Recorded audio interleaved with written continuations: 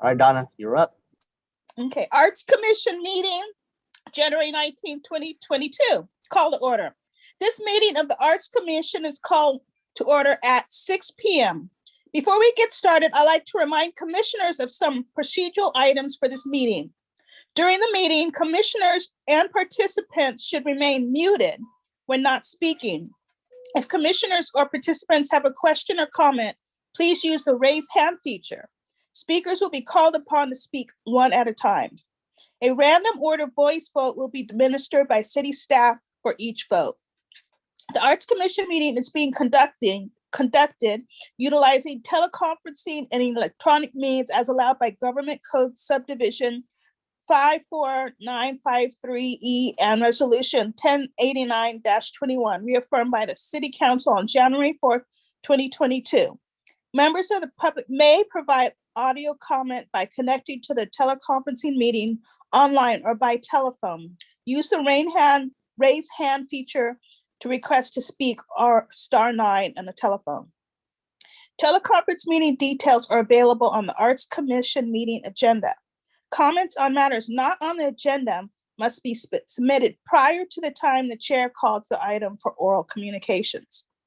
Comments on agenda items must be submitted prior to the time the chair closes the public hearing on the agenda item. Speakers are requested to keep their comments to a minimum of 3 minutes, and time limits will be enforced. Guidelines are posted on the Arts Commission meeting agenda. Automatically generated captions are available to viewers accessing the meeting via Zoom. Captions can be displayed or hidden using the live transcript button. Roll call. City staff, may we please have the roll call? Chair Eskridge. Here. Vice Chair Weiss. Present. Commissioner Vaughn. Present. Commissioner Cerrone. Present. Commissioner Lamb. It looks like we have 4 present with 1 absent. Okay, oral communications. As a reminder to the public, please raise your digital hand or *9 on a telephone if you wish to address the commission on a topic that is not on tonight's agenda. City staff will ask you to unmute your microphone when it is your turn to address the commission. City staff, do we have any members of the public wishing to speak under oral communications? We do have a hand raised up. Lisa, just to confirm, this is for items that are not currently on the agenda, and I will click on you to speak. Lisa, can you hear us? Yes, I can. And actually, it is an item on the agenda. I didn't understand that, so I'll wait. Okay, thank you very much. Thank you. And Okay. then Chair Eskridge, we have no one ready to speak. Okay, consent calendar. Since we remain in a virtual setting, I will ask my colleagues to use the virtual raise hand feature to indicate they wish to speak. City staff, do we have any members of the public wishing to speak on a consent calendar item? None at this time. Okay. Okay, I will now ask for a motion from my colleagues. A motion should be to approve the consent calendar. Do we have a motion? I move to approve the consent calendar. And do we have a second? I second. Okay, city staff, please conduct a random order voice vote. Commissioner Lamb.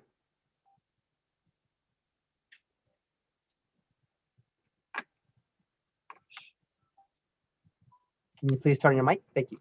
Oh, thank you. Present. Commissioner Cerrone.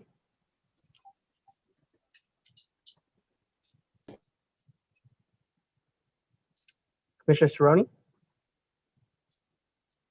We are approving the consent calendar. Can you please turn on your mic, Commissioner? Approve. Thank you. Vice Chair Weiss.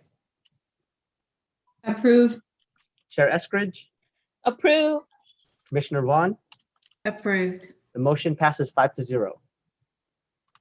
Okay. Next item 220208. Approve the Art Commission meeting minutes, November 17th, 2021. Do I have a motion to? I believe we just did that, Chair Eskridge. Oh yeah, we just did that. is that the consent calendar is the same as the agenda?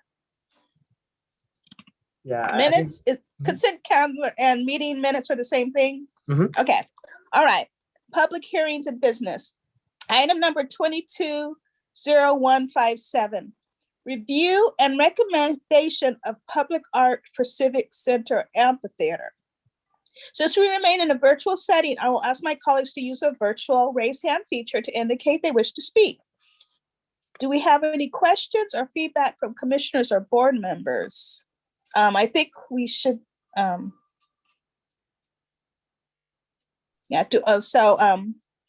review and recommendation of public art for Civic Center Amphitheater.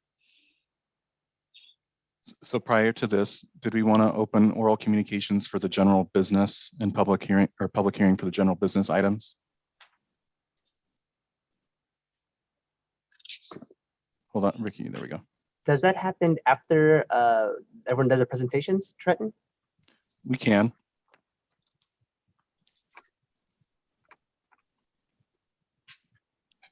Okay, so we'll go ahead. Mhm. Okay. All right, so good evening, everybody. We're really excited to be here with you this evening. The first project is one that you guys have seen some progress being made in our Civic Center development. And we're here this evening to bring to you phase one, or the public art component for phase one. And in particular, the public art will also be in multiple phases for this one. This one will be focusing on the amphitheater area. Just my notes. Sorry, flip back. So tonight we're going to bring to you, I just wanted to, just a brief recap of what we've done to get to this point. So an RFQ is distributed through all of the public art websites, as well as artist networks, and the city website, inviting artists to apply for this commission. And it was open to anybody residing in the United States. We had a total of 68 artists that had applied. And based on that, we had formed a 12-member community panel that reviewed those 68 artists. And that panel consisted of art professionals, some of the project staff, and various departments within the city, and they reviewed the qualifications of the artists. That panel juried and selected 5 artists, which you'll be hearing from tonight.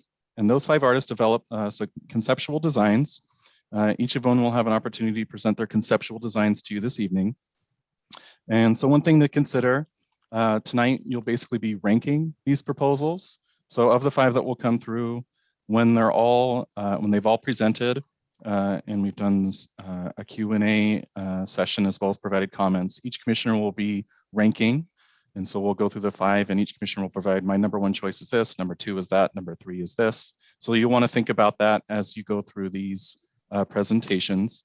We will average out those rankings and announce that to you tonight. And that will be basically, at that point, we'll ask for a formal motion from the commission to submit that recommendation to the city council. So this project is scheduled to be forwarded to city council for their final approval at the February 1st meeting. Is that correct, Ricky? Okay. So I just want to make sure. Previously, it had been February 15th, so I want to make that clear. It's actually going to be the February 1st meeting that council will review your recommendation as the Arts Commission body, and then they will provide the final approval. Some things to just consider for this one. Like I said, this is phase 1.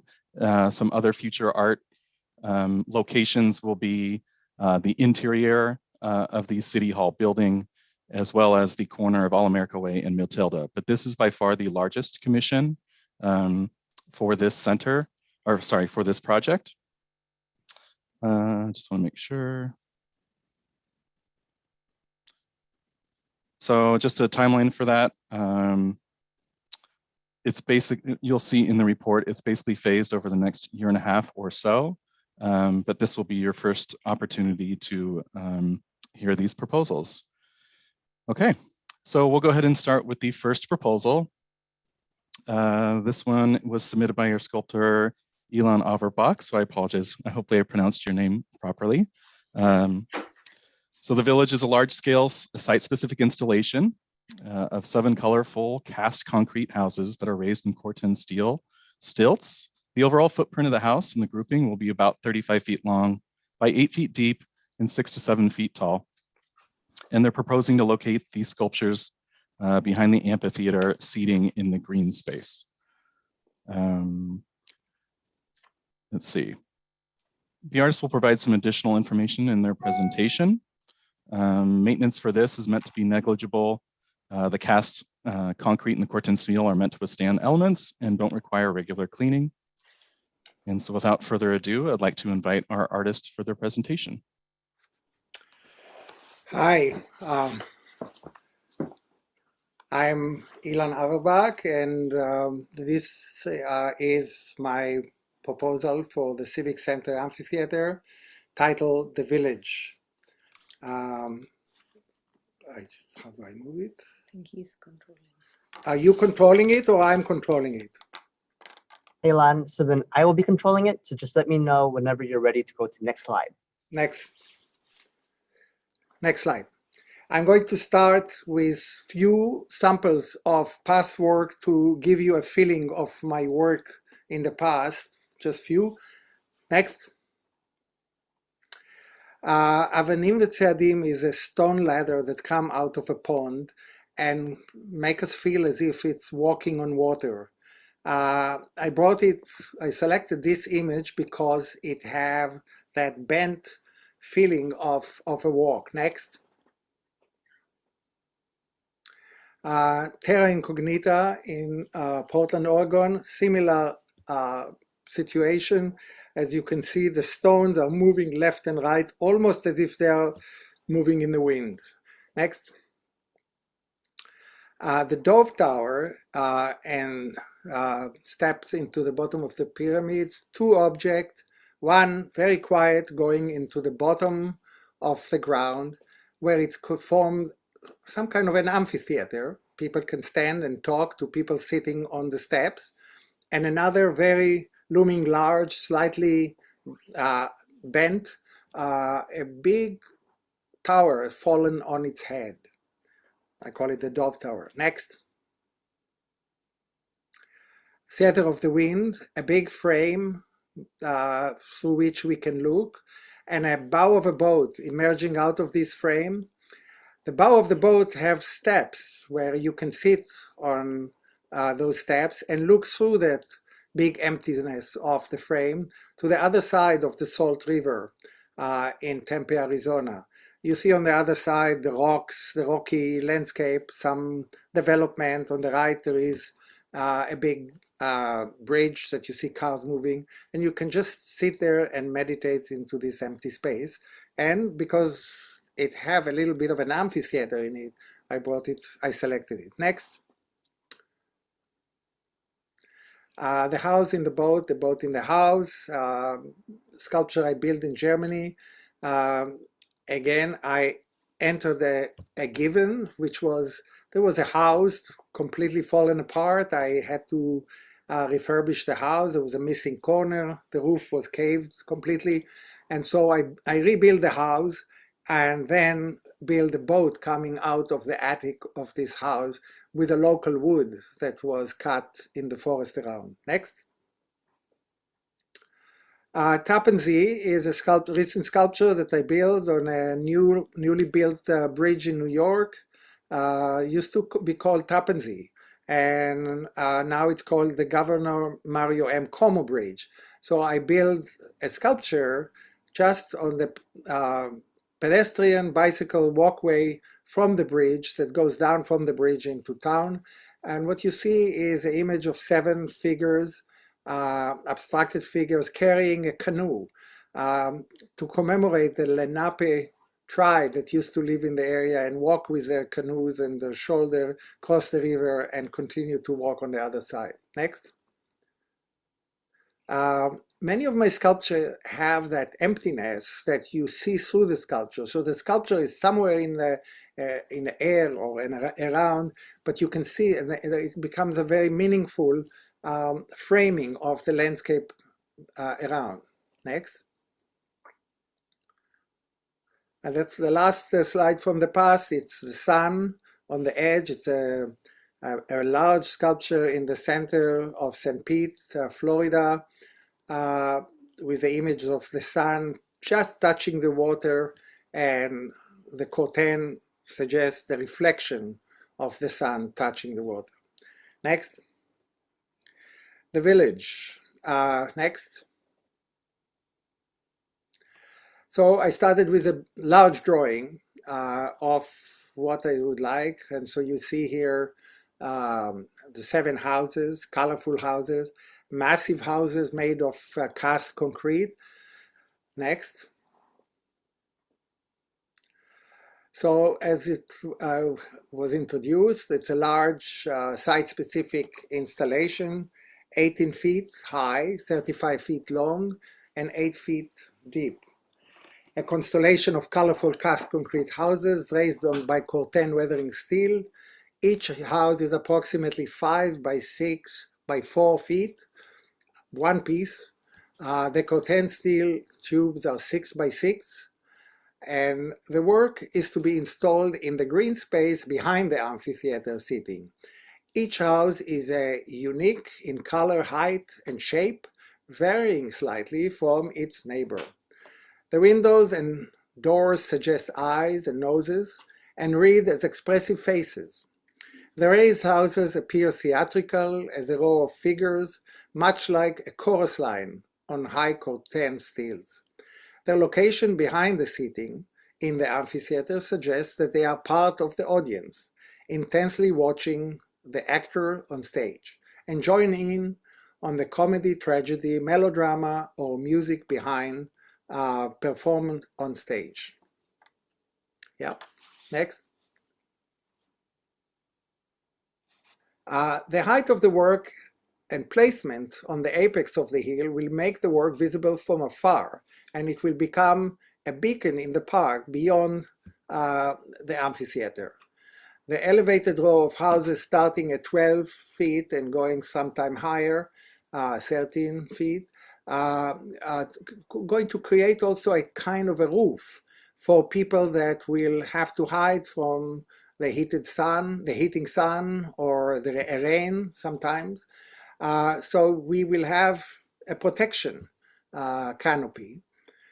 The elevated flowing houses create a whimsical dreamscape that invites the viewer's imagination to add his or her interpretation to the meaning of the work. The concept of the village conjures connotation of human connectivity through gathering, forming groups, friends, theatrical groups, and cultural communities. The houses are drawn together as if by magnetism and gravity, but the question of why each structure is raised on stilts remain, and the interpretation of theater or reality, of circus or global warming that brings fire and flood remains to be considered by the viewers reading of the sculpture. The village connects those seated within the amphitheater under the communal roof. It is representative of all the different people who will view it, whether briefly as they pass through the park or groups that gather for more meaningful experience within the amphitheater. Together, the village creates a timeless icon that suggests a confluence of different cultures and identity, paralleling the multiculturality of Sunnyvale in both its founding, current, and future population. Next.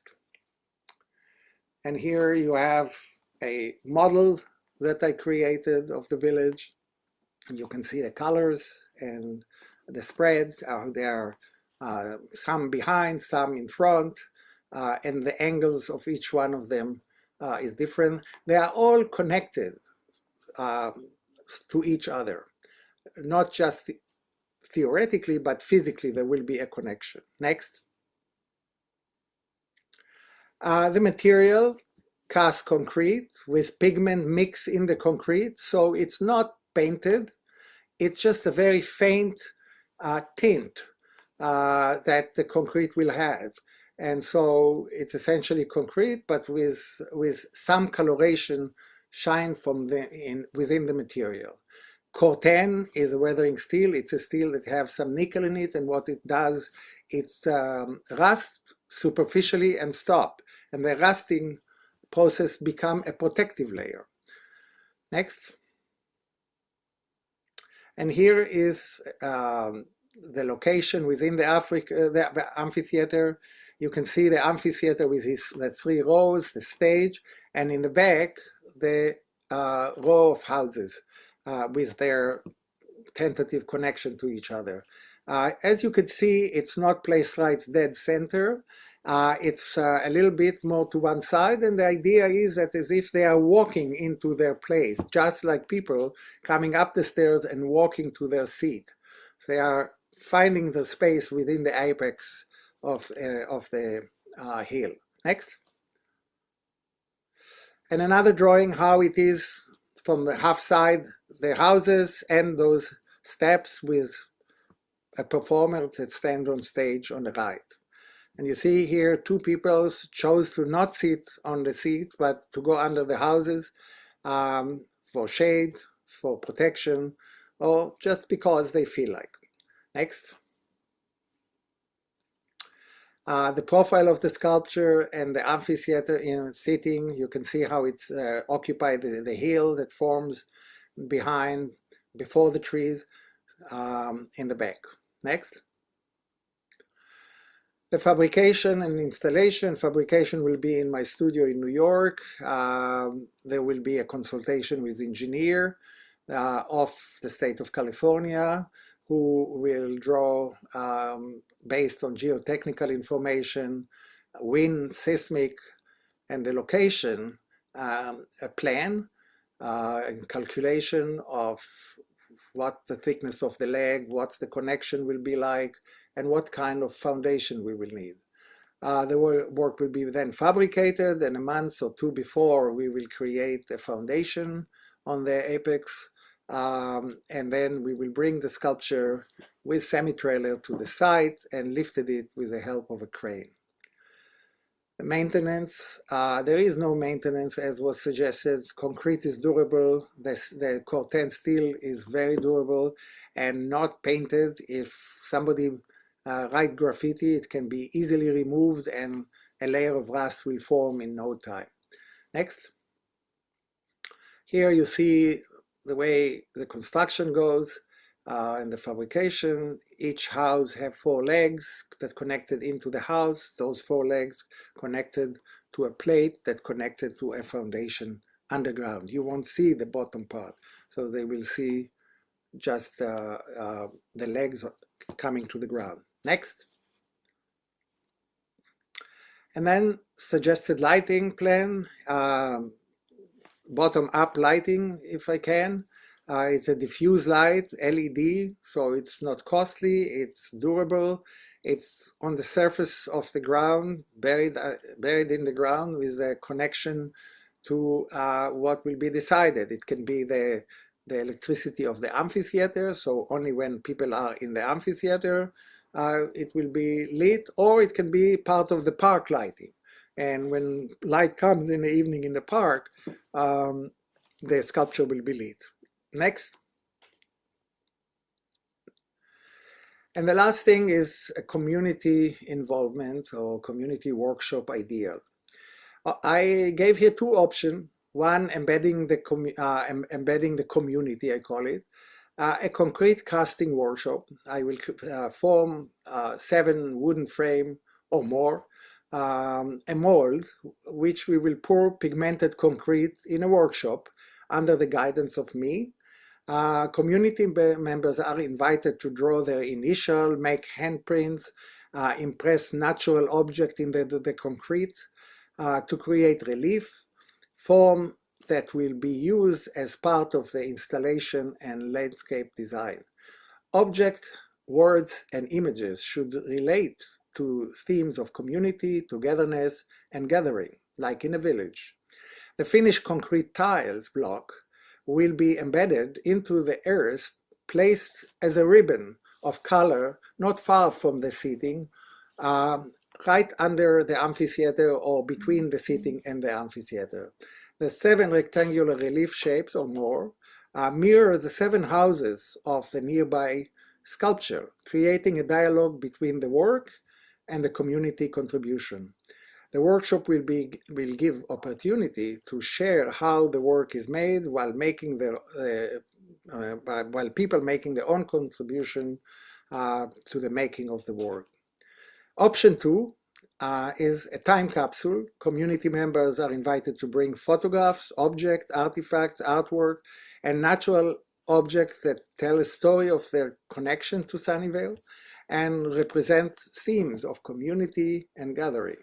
The object will be documented by photograph and inventoried.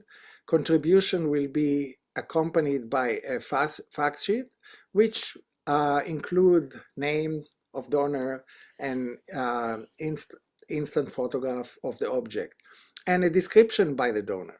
The documentation and photograph will be donated to the library collection, along with documentation of the artwork creation and instruction for opening of the time capsule.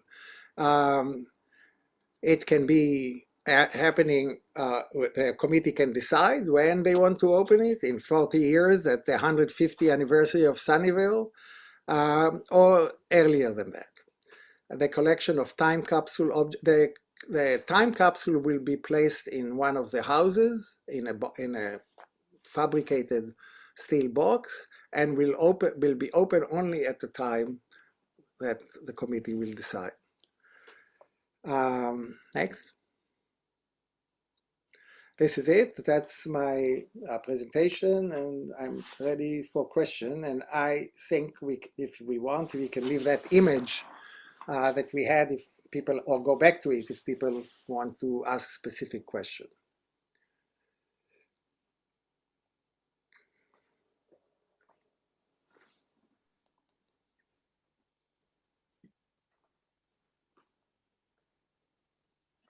Then Donna, can you please allow for the commissioners to speak?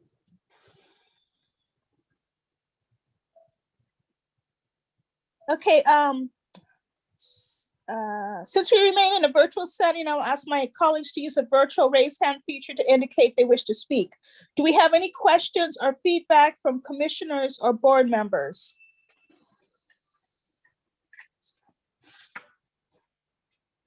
Commissioner Weiss?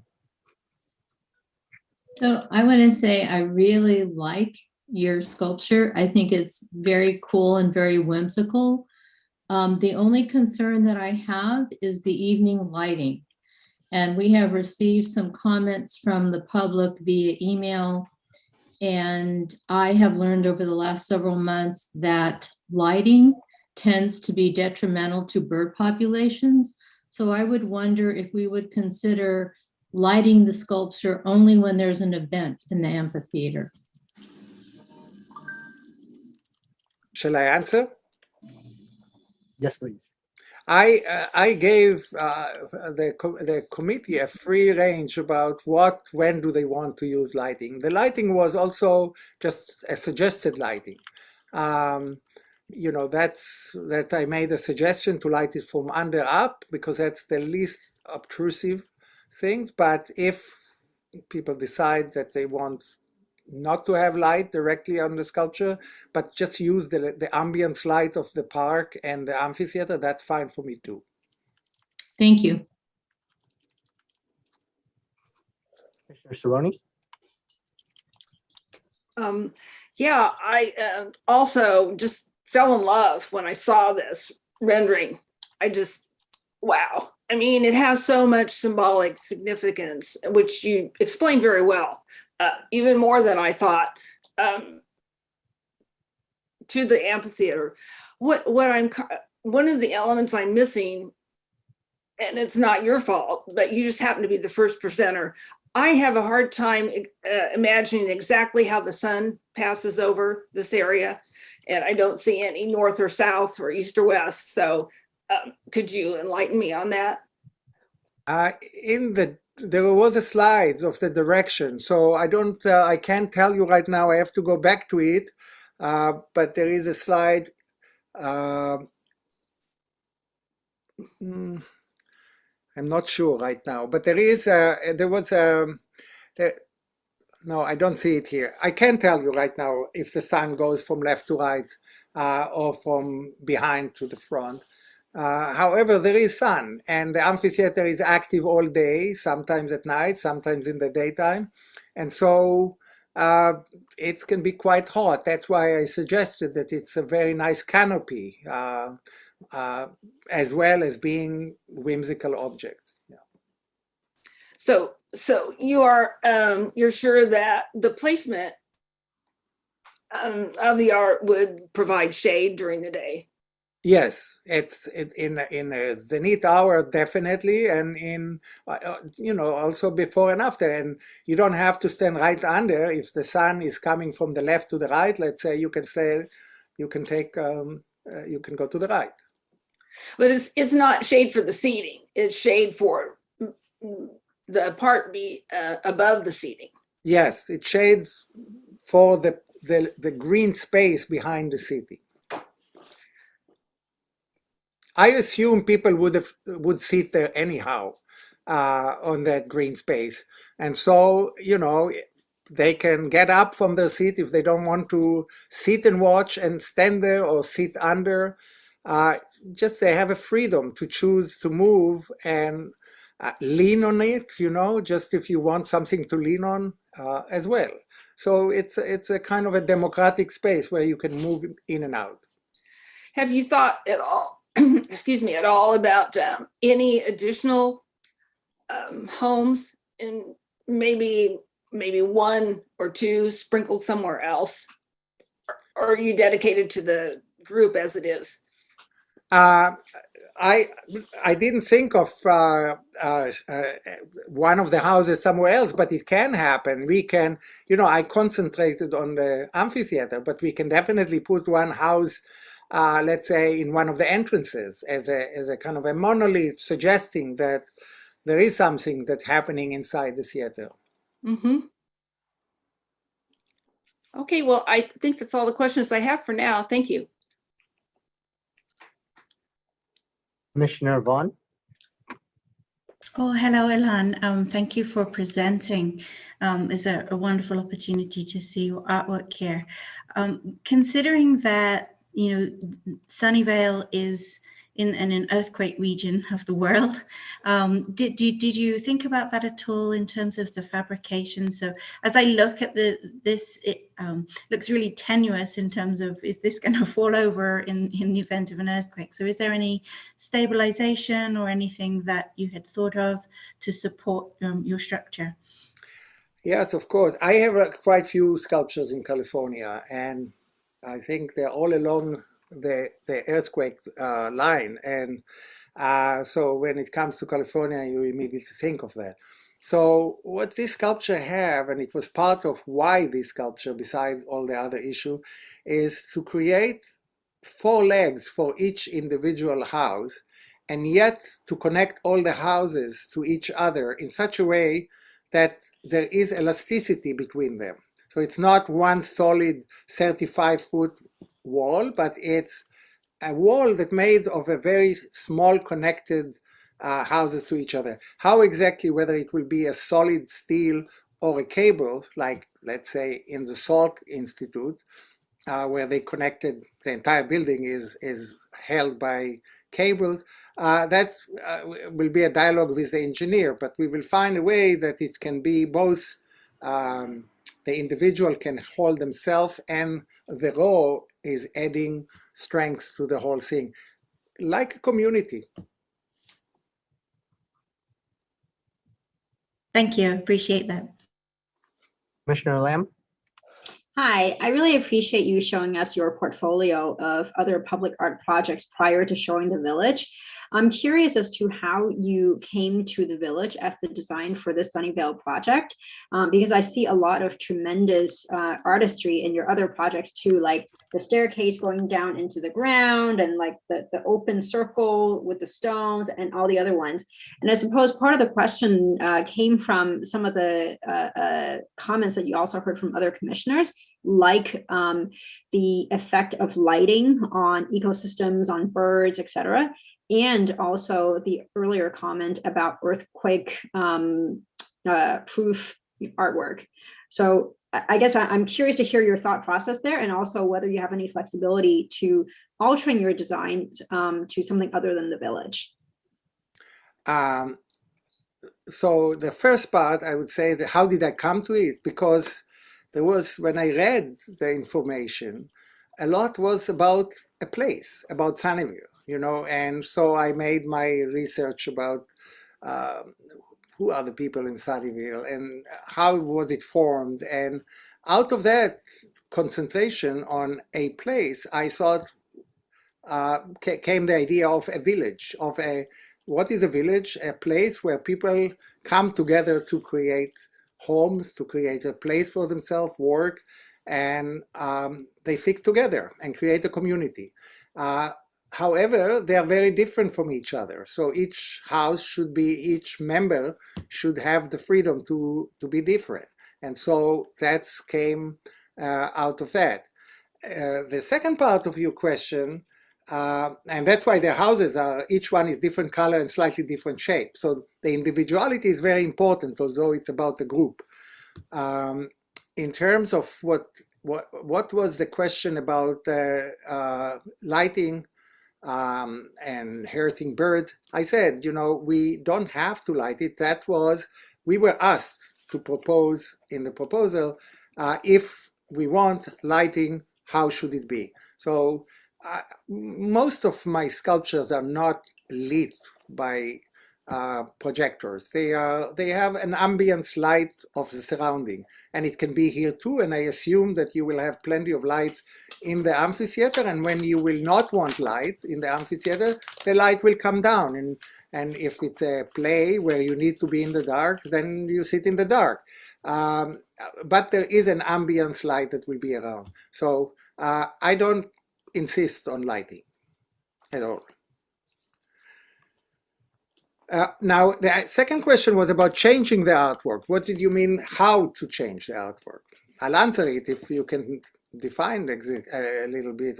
I was asked before about putting one house maybe somewhere else. Yes, I can do that. Not to take away from the 7 houses, but we'll build another house somewhere else. Maybe slightly different materials. You know, I work a lot with stone, so it can be a house of stone.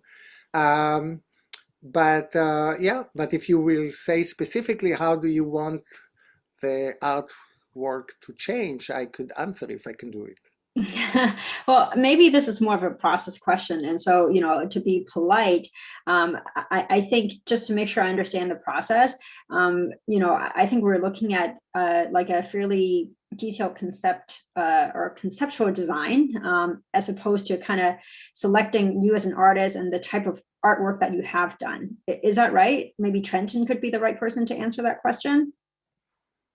You know, I am what I did, you know, and so that's why I brought the past work to show a few of what I did. I've done a lot more, you know, and you can go to my website and see many, many works. So it's, I just brought some that I thought that have relevance to the magnitude of the space, you know.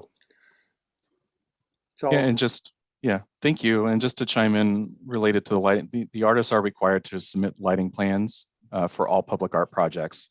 So in terms of what that actually ends up being, right now you guys are asked to rank and consider the artwork as it was proposed. Staff will be working with the selected artist to finalize not only the location, but also the lighting plan and other associated details. Got it. So this is not so much like an RFQ of the artist, it's actually approving the actual artwork or selecting the actual artwork that's being proposed.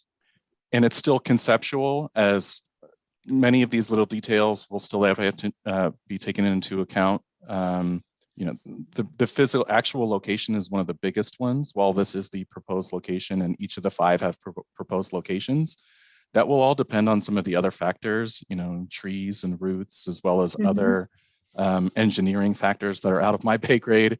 So a lot of that stuff will still have to get worked out, which will happen after the artist is selected. So consider the proposals as they are, and some of the details will be worked on in the future. Got it. Okay, thank you. Thanks for answering my questions. And then last but not least, we'll take Eskridge, and then Commissioner Cerrone, in the interest of time, since we have 7 other PowerPoints, we won't take your question again, okay? my question is that the houses are look really awesome, but I know they almost look like birdhouses, and as part of the artist process, or is there consideration that a bird might go in the house and make a nest? And, is that, is the size of the windows and the door gonna accommodate birds and all that stuff? Because they look like also that birds would be attracted and want to make birdhouses in that. That's my question. I showed an image of a sculpture in University of Connecticut. It was the two elements, the fallen tower and the steps into the bottom of the pyramid. And I called the tower the Dove Tower. And I really wanted a flock of dove to live there. But the University of Connecticut didn't want that. And they wanted none of that. And so we left it as it is, and we created a very fine, thin wire mesh, stainless steel wire mesh inside, so birds won't come in. So we can do the same thing here. It will be covering the window and the door. You won't see it. You will see these dark holes, but you won't have birds coming in, if that will be something to worry about. I like the idea of birds living with us, That might not be nice if something, right next to me here, there is a scarlet macaw, about 3 feet long, and I always just afraid that he will scream while I'm presenting something. So I do like birds, but everybody have his preference. And then we do have one public member's hand raised. Lisa, would this question have to deal with this particular artist? And I'm going to ping you to talk. Lisa, are you there?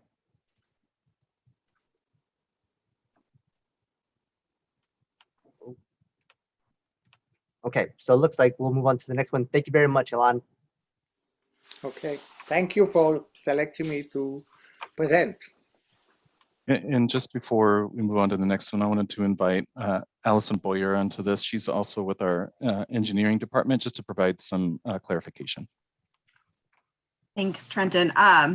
Sorry, just quick introduction. My name is Allison Boyer. I am Assistant City Engineer here in the Public Works Department. So it's my team who has the task of delivering this new Civic Center campus.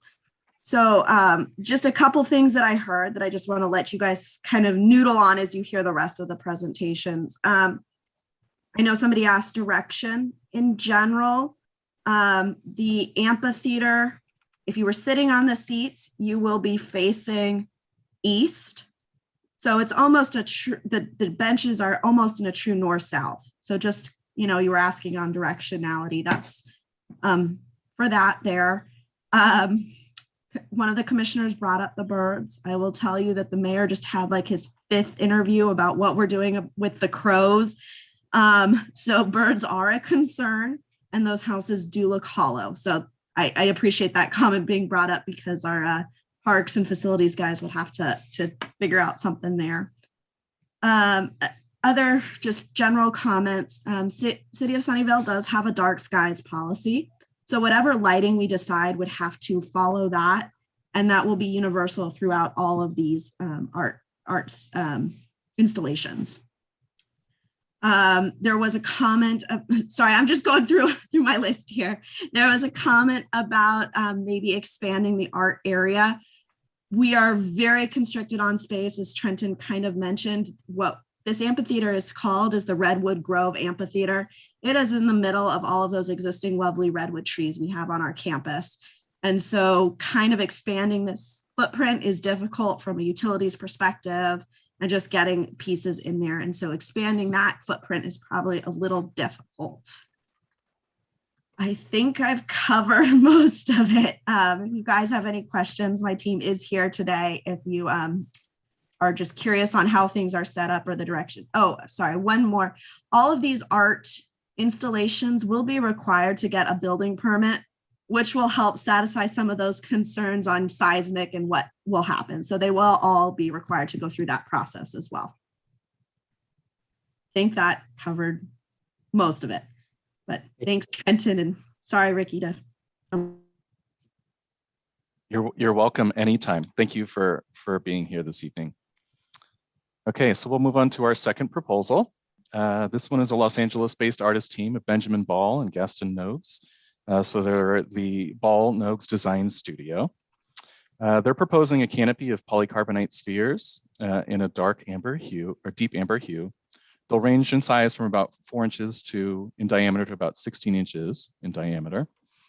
The spheres will cast fractional patterns of the colored light onto the ground, covering the visitors in a wash of amber light and circular patterns.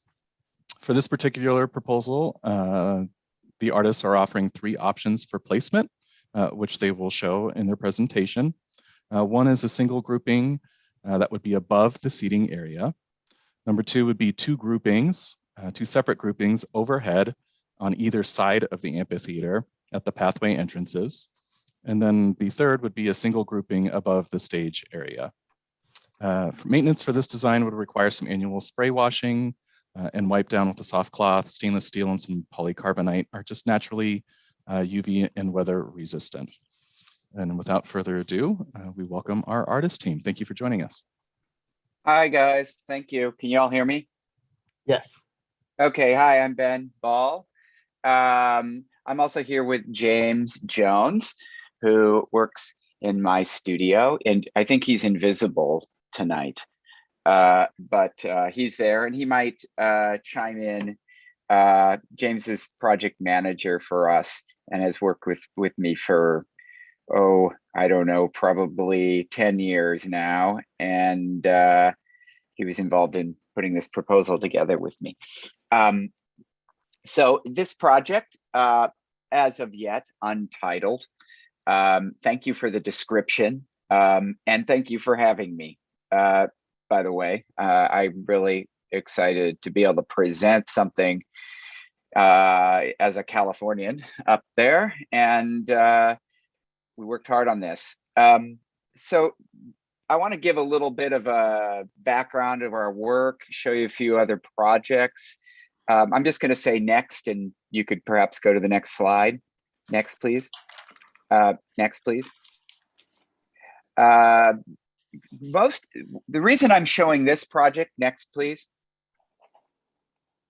is this project was done several years ago, but it embodies the qualities of light and space that I'm interested in doing in Sunnyvale. In this project entitled Maximilian Shell, the piece was made of a translucent light refracting PET mylar that cast fractal light patterns onto the ground. And these patterns would, of course, change throughout the day, but they made a kind of space underneath it, inside of the piece. This is the inside. You saw the outside earlier. They made a space that was cool, that was inviting, that was social, but also a space that was suitable for contemplation. You could get inside of the that oculus there. You see a little bit of white light. Yeah, you could stand inside and look up. But it's these kinds of effects, the fractal patterning and the qualities of light and space is what I'm after. Next image, please. And we've continued to explore that in other projects. This one was at PS1 in Queens, project entitled Liquid Sky.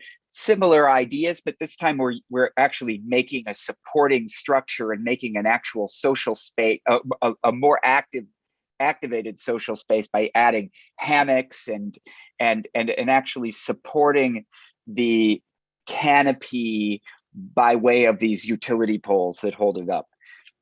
Next image, please. Another project in the light phenomenon category for me. This is a project called Getting There that we did about a few years ago for LA Metro. And this piece depicts the history of rail transit and bus transit, certain snapshots of it in Los Angeles County over the years. And what's unique about the media is, next image please, is that each of these trains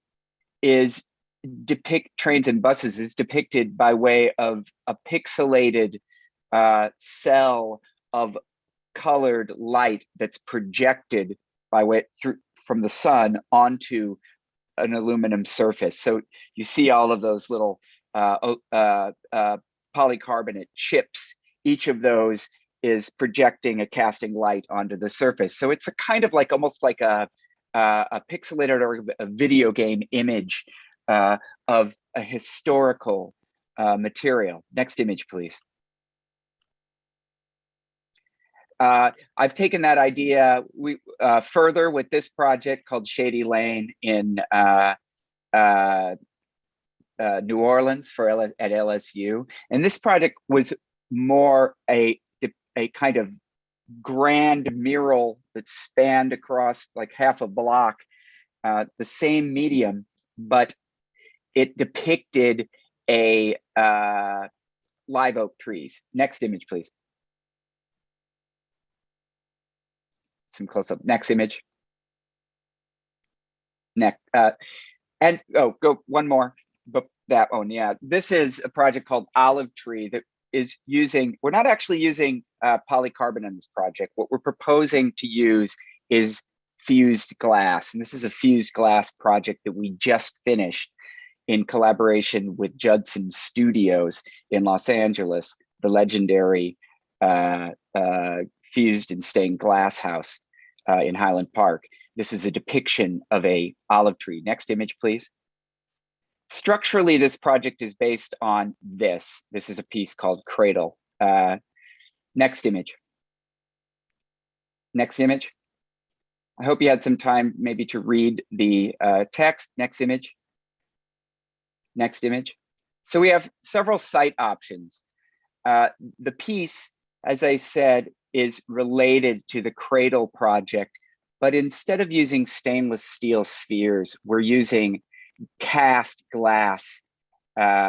Each individual cell, if you will, is a kind of artwork in itself, made of individually fused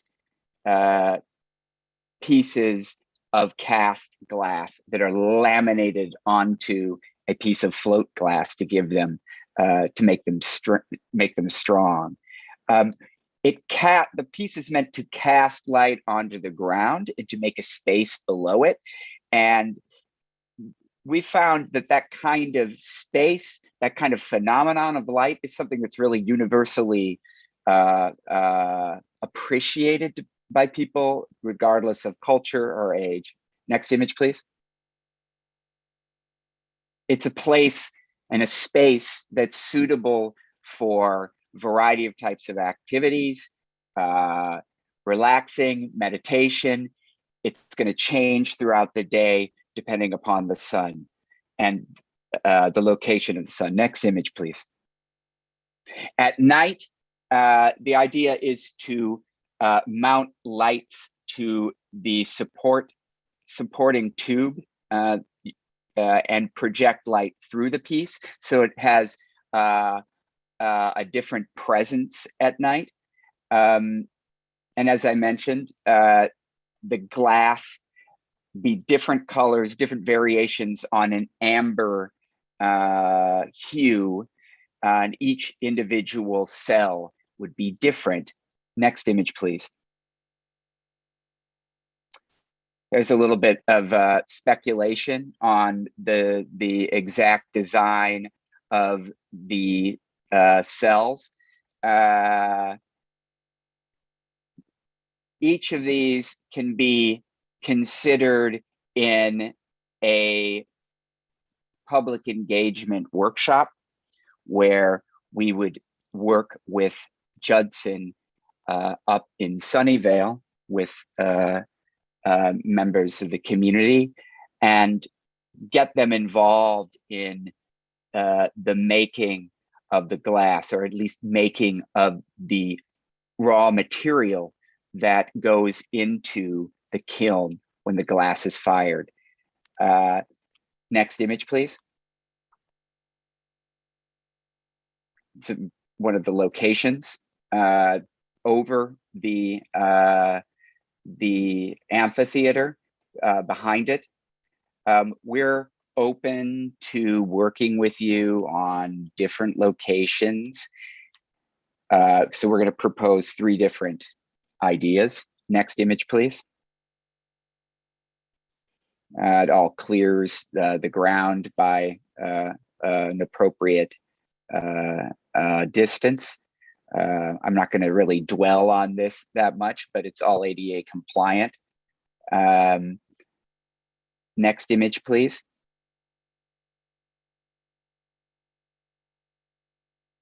This is a more kind of entryway proposal where it marks a kind of gateway to both entries to the amphitheater. Next image, please. There you can see it. And I should mention that this is suspended by steel rods.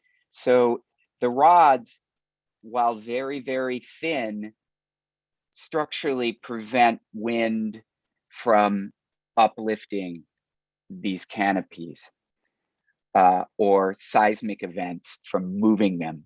So they look like they're hanging, but they're actually resisting uplift by way of a rigid body between the hanging pole and the actual cells. Next image, please.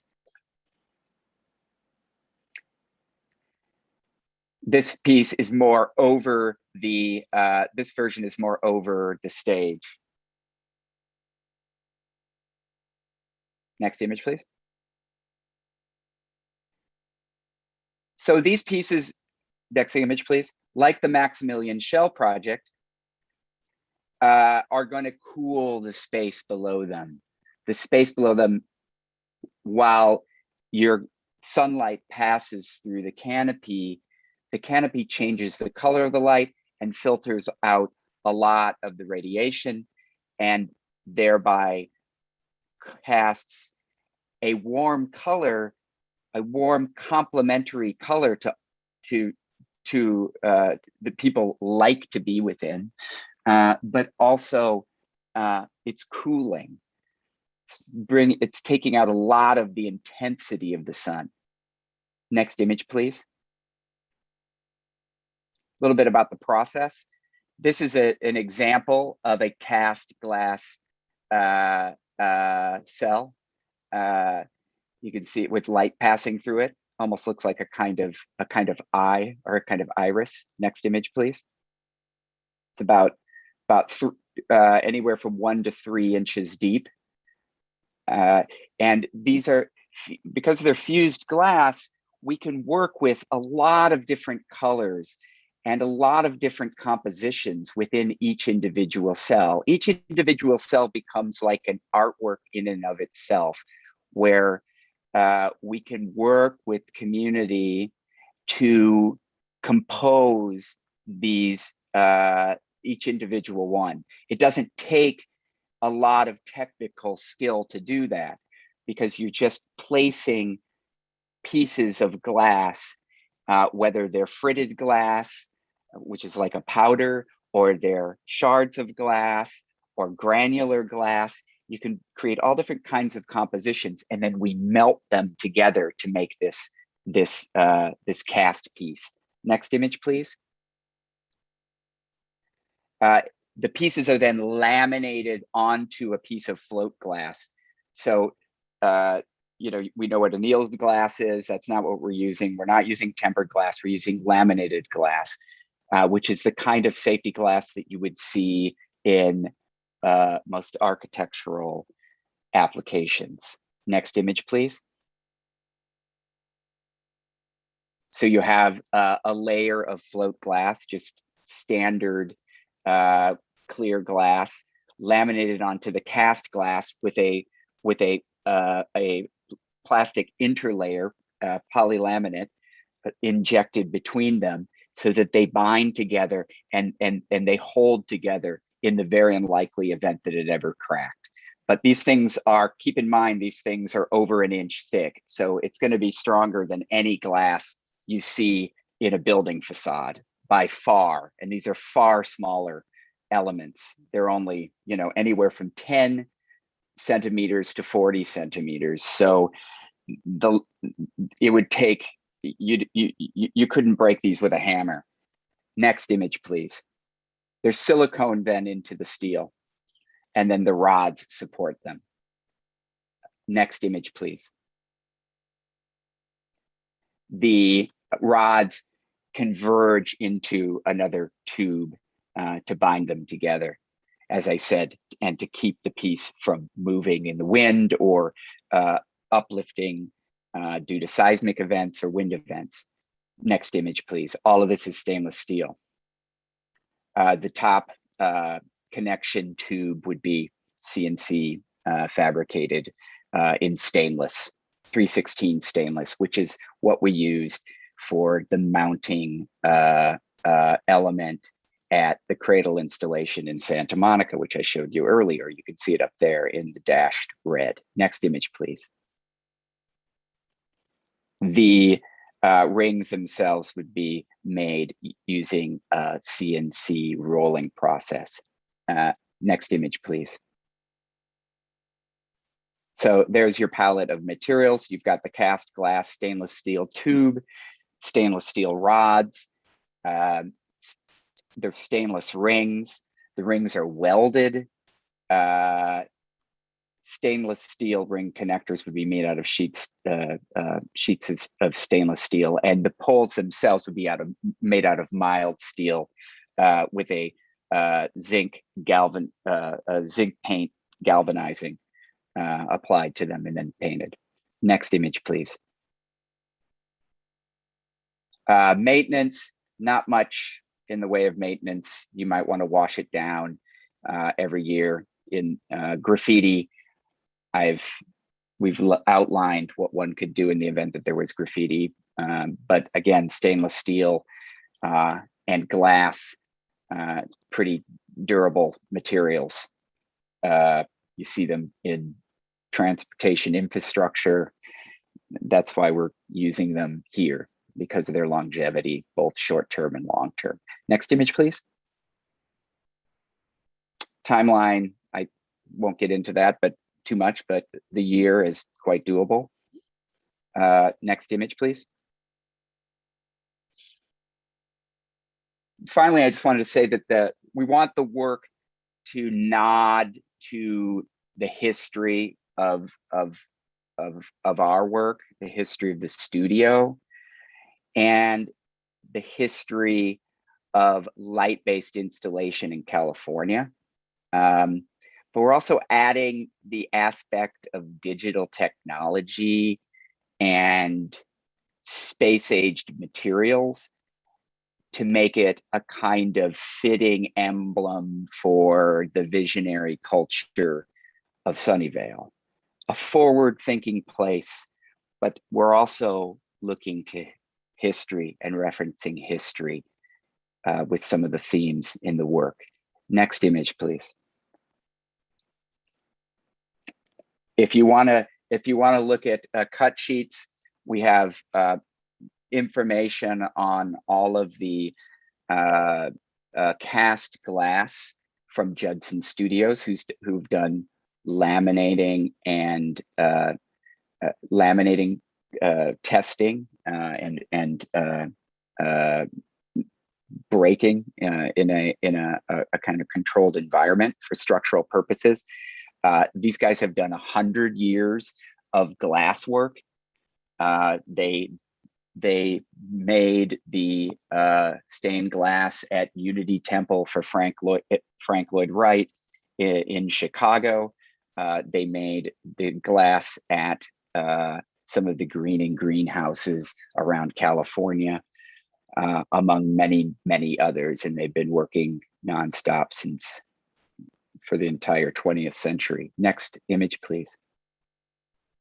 I think that's about all we need to say about the the details of the material, but there's a lot of information there if anyone has any questions.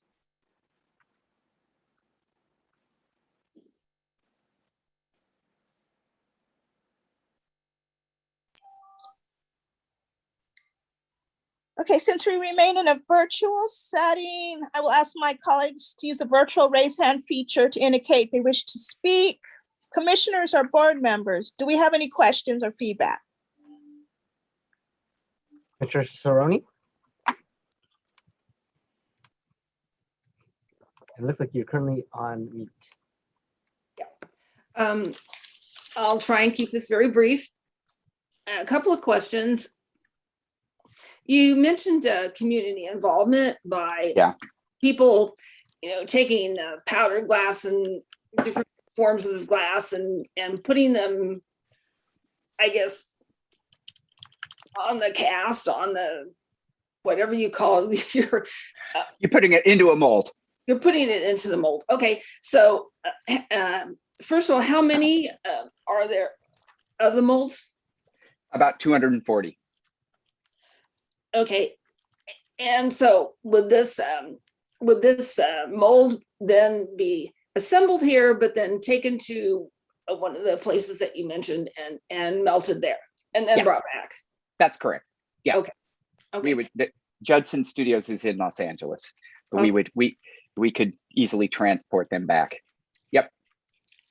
Oh, okay.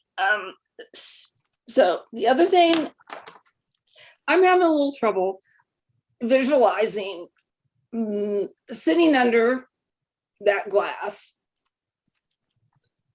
because it looks like it's warm. It looks, the color, at least in the presentation, it looks like it's hot. It looks like it's warm. And I know you said it filters out a lot of radiation, but I'm having trouble seeing how that would actually work out, even if it's psychological. I think I can say a couple things about that. The piece Maximilian Shell that I showed you, which was done in similar kinds of tones, was seen by over 5,000 people over the course of 2 weeks and was one of the most popular public temporary installations the city of LA has ever seen. It was first published in the New York Times, and it's really what put us on the map. And I never heard anybody say it was hot in there. It's a warm color. It's a warm feeling, which complements any kind of skin tone. It looks great on people's skin, and yet the air underneath it is cooled. So it might look hot, but it's not hot. I'm glad it looks hot. It looks hot. But it will be cool. You're talking about pushing light through over 1 to 3 inches of fused glass, which has a lot of bubbles in it. It's got a lot of different colors in it. It takes out most of the heat. You're not going to feel warmth. So the components that are put into the mold are going to be like random. They'll be all different kinds of colors, or do you limit that to one part of the color wheel? Or I want to limit it to the amber range, so everybody knows, like the kind of amber that we see ancient mosquitoes suspended in, like this kind of warm, golden, orange, red range of color, and all the variations within there. Because the color, the amber color as light is really appealing. I don't want to put green light on people or purple light on people. It doesn't feel, it's kind of makes people feel not as good. Makes it more like a sickly color. The red, the warmth, we can relate to it because we see sunlight at the end of the day at golden hour in amber and at sunsets. But we also are accustomed to firelight, which is amber, and warm, old school incandescent light. Mhm. You know, before the advent of LED technology, I actually have an old vintage bulb in one of the lamps that's on my face, and you can see like the light is a lot warmer right now, the light that's hitting my face, and it's that effect that I want. Okay. So I think giving it that range keeps it under control, you know, it keeps the vision, but giving people opportunity to work within that. Mhm.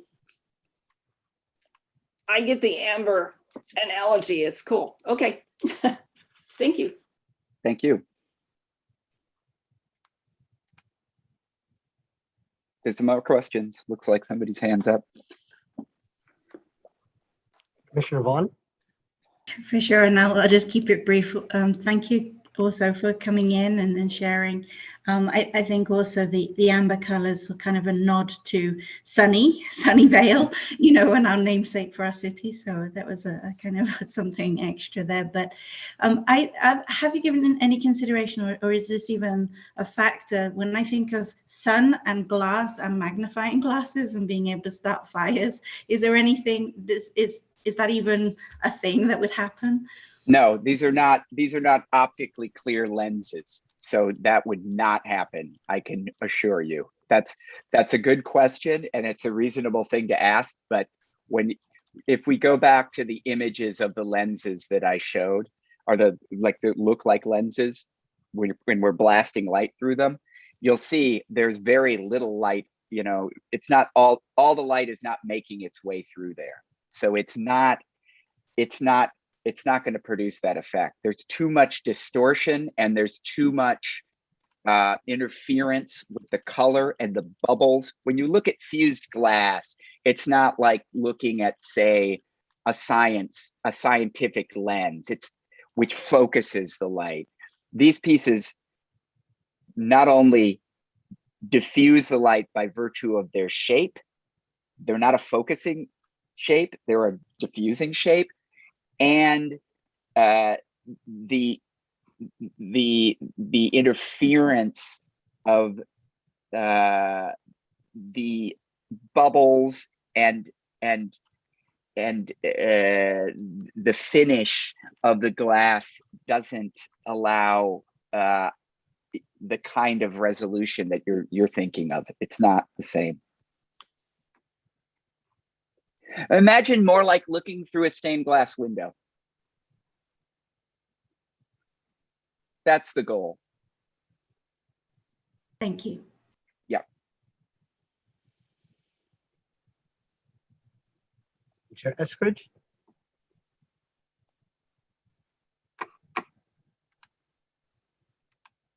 So I'm asking for if we have any questions from the public. None at this time. Okay. Okay, I guess we'll go on to the next presentation. Thank you. So we'll move on to proposal number 3. Thanks, guys. Thank you. Thank you. Thanks for having me. It's an honor. Take care. Proposal number 3 was submitted by the artist Linda Brunker, based out of Oak Hill View, California. The artist is proposing a series of Corten Steel cutout figures holding hands in unity. The figures would represent a range in diverse cultures, genders, age groups, and abilities, similar to the multiplicity of Sunnyvale's residential and business communities. Text, short sayings, poetry, words of wisdom, and detailed motifs will be weaved throughout the figures, and a gold leaf will be applied to highlight these details. The group of figures proposed could be or will be behind the amphitheater seating in the green space, and could be configured in one of 2 ways. One would be, which the artist will share, could be in a 25 by 30 foot diameter circle with figures ranging up to 12 foot tall, with visitors allowed to go in the inner circle. And then the other is approximately a 45 feet arc, mimicking the arc of the curved seating. If this artist was selected, further cost and engineering as well as site analysis would be determined for the final configuration of the sculptures. Maintenance for these is negligible, as Corten Steel is meant to withstand elements and doesn't require any regular cleaning. And with that, we'd like to welcome Linda this evening for the presentation. Hi, hello everybody. Thanks for the invitation to submit my proposal. Can you all hear me? Great. Yep. Okay. So firstly, I'd like to say thank you again for selecting me. It's always an honor to have the opportunity to be able to present my ideas. Like some of the other artists, I'd like to start by introducing myself and what I've done in the past. Tell you a little bit about myself. I've been a full-time professional artist, sculptor for more than 30 years now. Basically all my adult life. I realized very early in my career that making public art is what I was meant to do. Before I left university at age 23, I had installed my first public art piece. Next slide, please. Sorry, I should have been talking during that slide. Next slide, please. That's me just doing my thing. In my 30-year career, I've made almost 40 public art sculptures placed in all kinds of places around the world. I'll show you a very quick selection. I won't go into much detail because I know we haven't got much time. Next slide, please.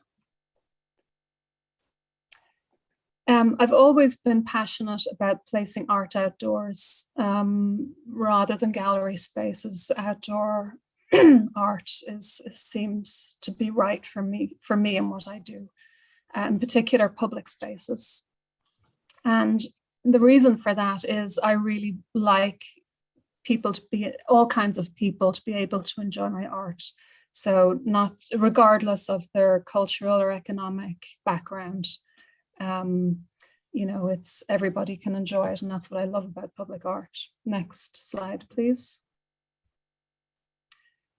I love the challenge of creating site-specific sculptures, making pieces that resonate with their surroundings, are inspired by the site and the place where they're located, and pieces that have significance for the people that engage with them every day and live with them.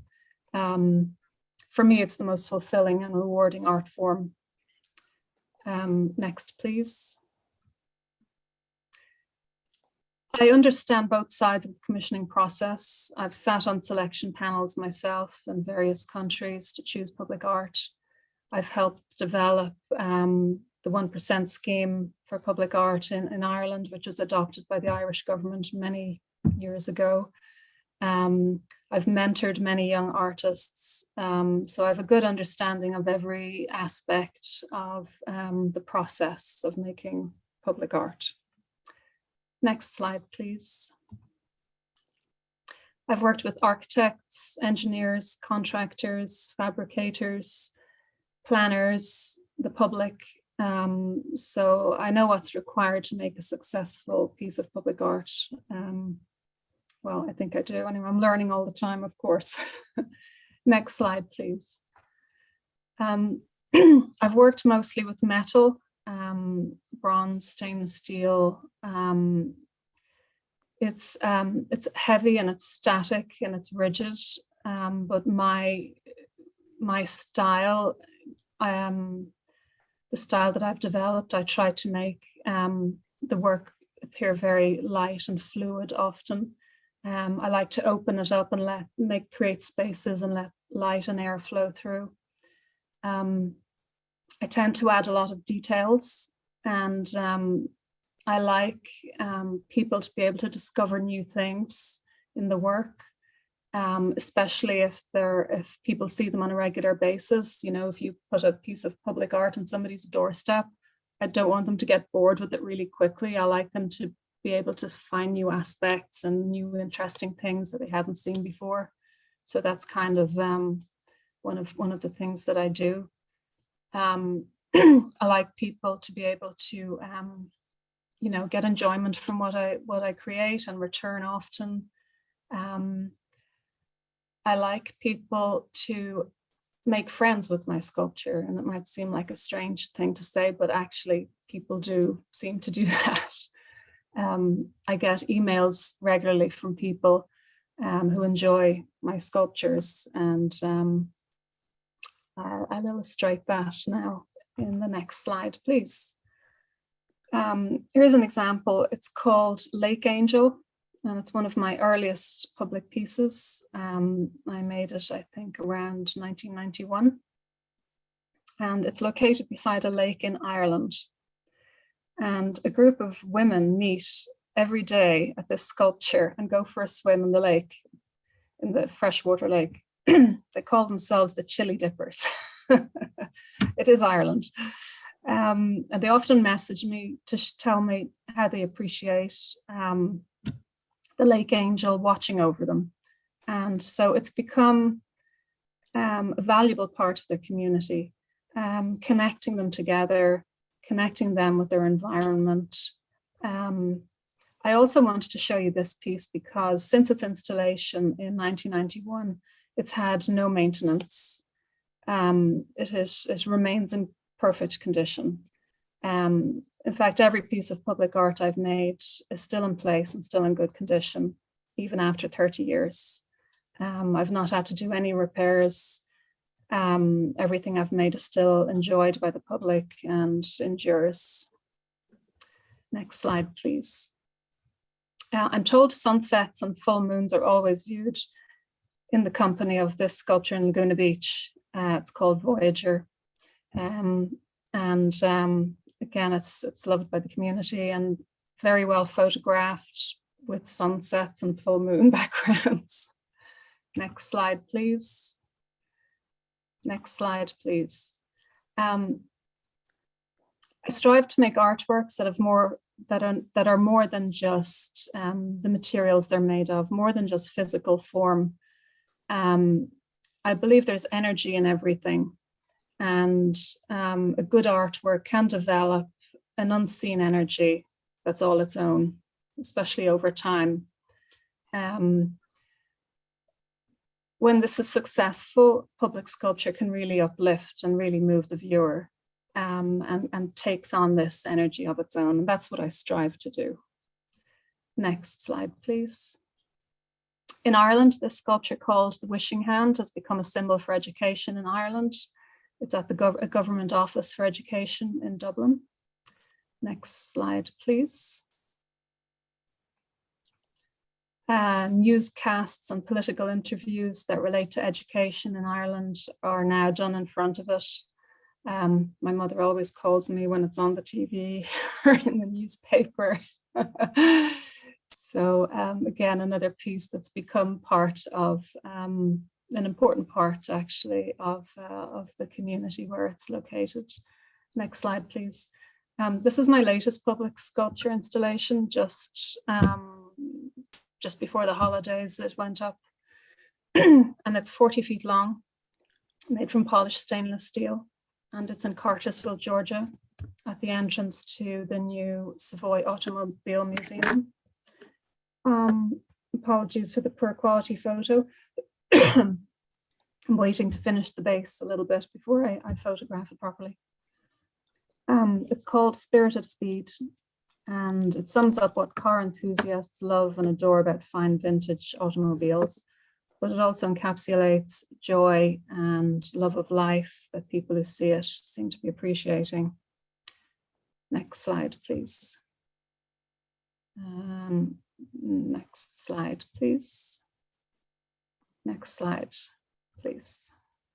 This is the last example I'll show you of past work, and it's also the largest one I've made. It's in the city of Suzhou, China, which is near Shanghai, and it's called Gaia's Garden, and it comforts people who miss their homes and gardens from the countryside. You know, people who live in the city. Next slide, please. It's 82 feet tall, And it's like a beacon of hope for the environment, and a reminder that nature will always overcome challenges. And I like to think it inspires people to do the same. Next slide, please. I'm going through these pretty quickly because I know time is short. So that's what I've done in the past, and that's a little bit of what I'm about and where I'm coming from. So on to my proposal for the new Civic Centre in Sunnyvale. Next slide, please. Civic centres are all about people, all about communities. The Civic Centre is the heart of the city and the heart of the community.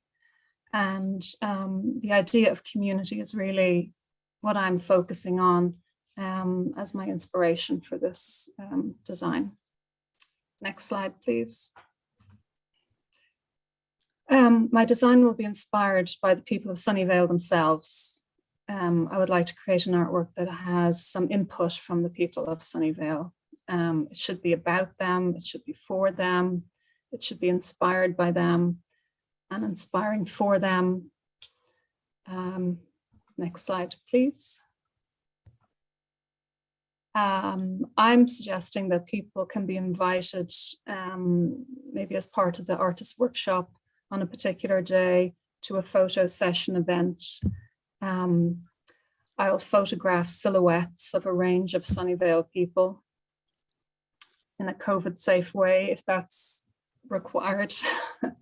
From this pool of images, I can choose the final content for the artwork and incorporate some of these images into my final design, subject to Arts Commission approval, of course. Next slide, please. So this is my idea. I propose to create a row of steel silhouettes of a diverse group of figures holding hands. The steel silhouettes will be formed to create an arc or a circle, depending on the location, and after consultation with the designer, the project designer or engineer or whoever, to find the best location. The figures will be cut from heavy gauge Corten steel, probably 1/2 inch Corten steel. Detailed images and text will be cut out, creating negative spaces and like a filigree design on each figure, similar to paper cuts, you know, like traditional Chinese paper cuts. Gold leaf will be applied to highlight some details. I think possibly the upper edge can have gold leaf detailing. The lettering might be gold leaf, and some of the smaller details. Next slide, please. Each figure will tell a story and have words of inspiration that will engage people, uplift people, motivate people, comfort people, entertain people, inspire, unite, all of those things, and more. The community can be invited to contribute text for possible inclusion in the artwork. It could be poetry, words of wisdom, whatever they feel, something historical that relates to Sunnyvale. It will all be considered by me to be included in the artwork in the final design. The sculpture will represent a diverse range of people.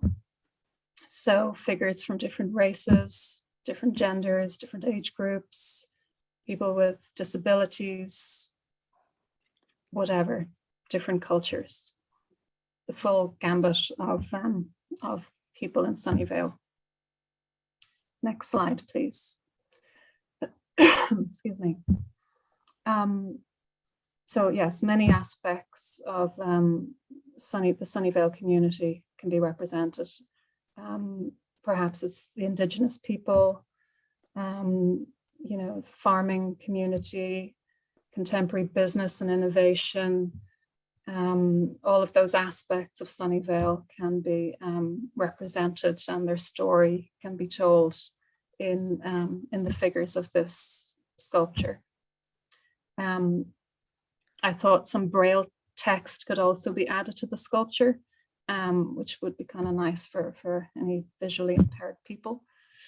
I envisaged the tallest figure to be about 12 feet. People should be able to walk through some of the arm spaces, and if it's the circle format is chosen, people can walk through some of the spaces and into the center. Next slide, please.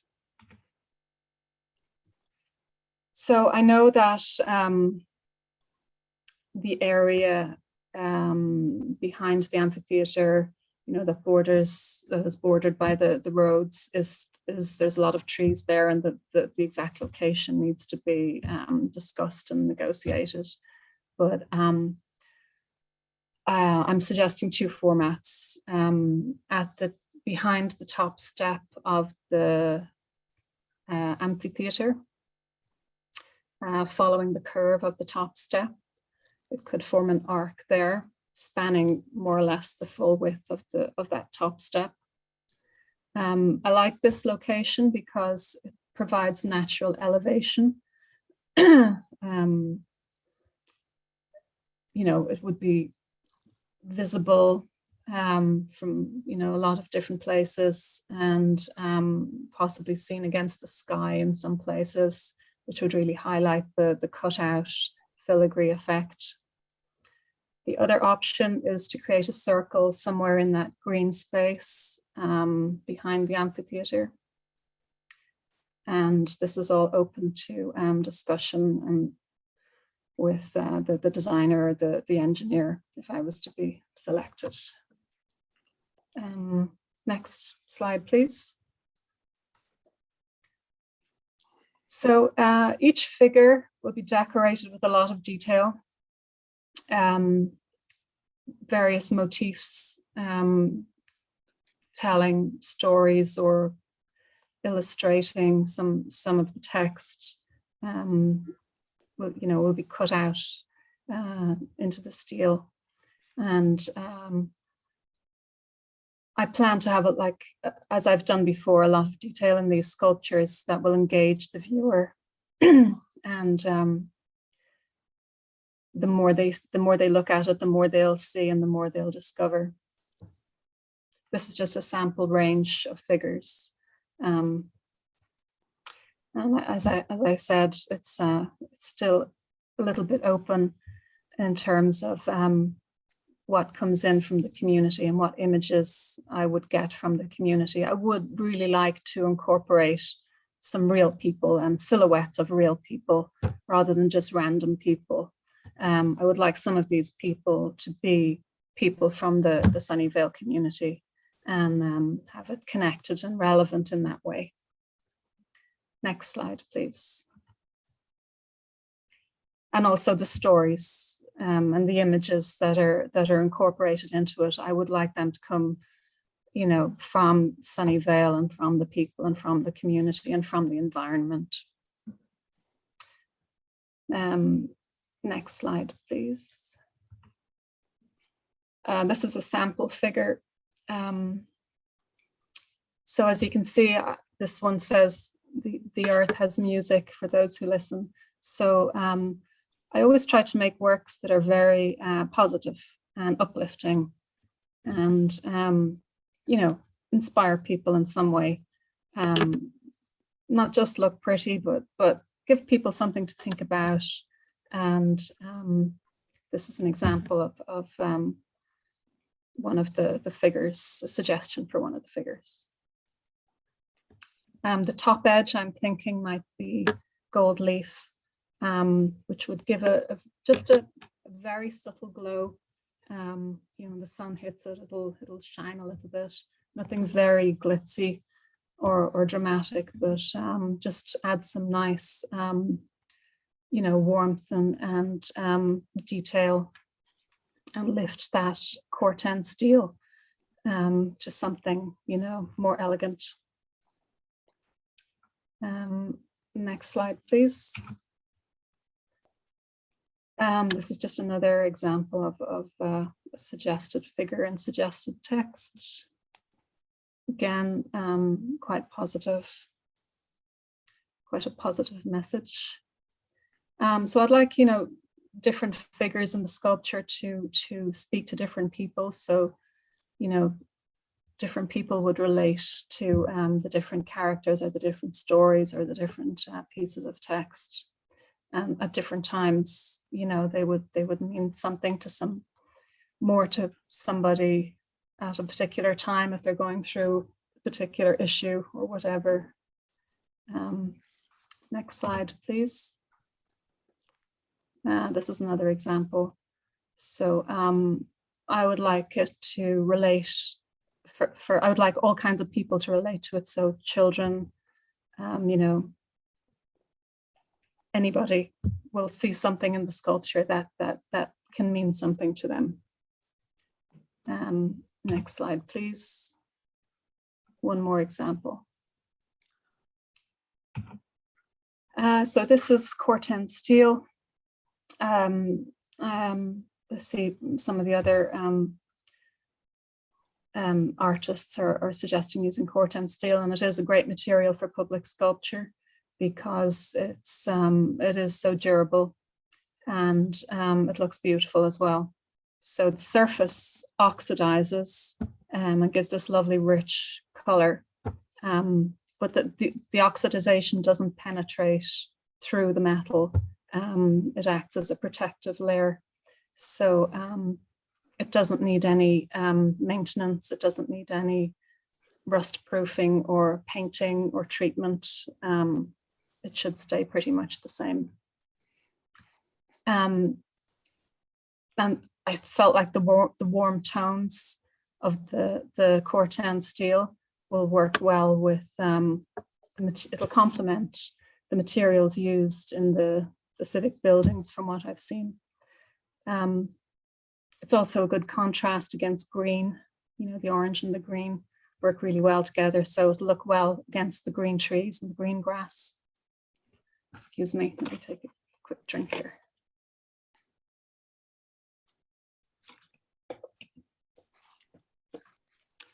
Okay, next slide, please. So I would like to suggest the artist workshop be done in advance of finalizing the design. And therefore, I could incorporate images of silhouettes of figures from the community. I could incorporate those images into the sculpture. I could also engage with them, learn about them. They can contribute ideas for text. If the decision is made to invite the community, it could be done and have an event. It could be done without physical contact, because I know COVID is a thing at the moment still. When I came up with this idea first, I hoped it was all going to be kind of done by now, but that's not happening. So I thought, my original idea was I envisaged people getting together and holding hands in circles, and we'd take pictures, but I don't know if that's going to be a runner. So I thought we could have maybe like a photo booth, outdoor photo booth. People can have fun with silhouette images, and they can make little paper cut sculptures. But if it's an environment of fun and participation and inclusiveness, and they will create images that are fun, and I think that would be a great start. Okay, next slide, please. So these are just some sample sayings. People can be invited to contribute their own words of wisdom or poetry or whatever.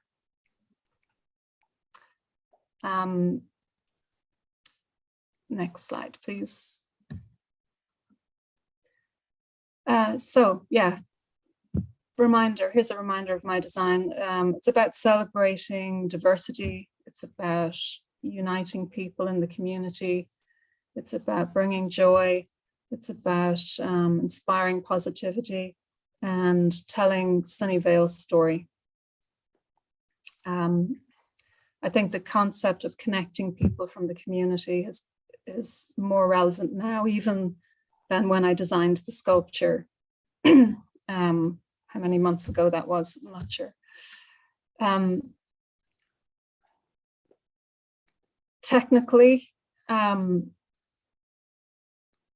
if you have any technical questions, I'll answer them afterwards. Half-inch Corten steel would have to be made in a pretty, heavy-duty fabricating shop. It's not something I will do in my studio because it'll require pretty heavy equipment. I'll obviously work on all the designs. I work closely with engineers to figure out the, structural aspect of these kinds of sculptures. Scale-wise, as I said earlier, about 12 feet high would be the tallest figure. The arc would span about 45 feet, something like that.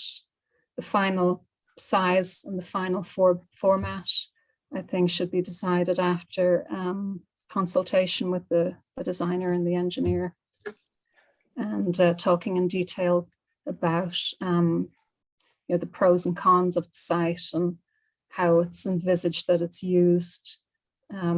So I'm open to letting it evolve a little bit as the process goes along. I find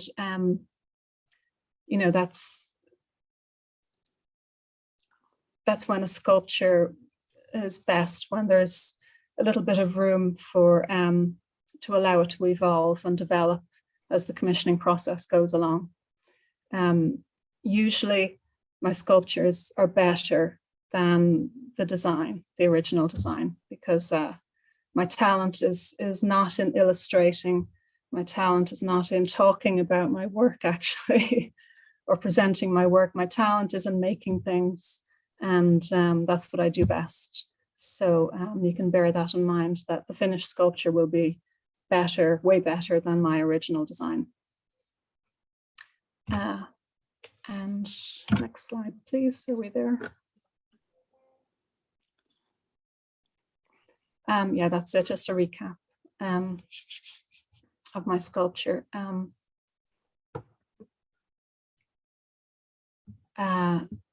Sorry, can you go down? Next slide, please. Yeah, this is a reminder of my sculpture, sorry.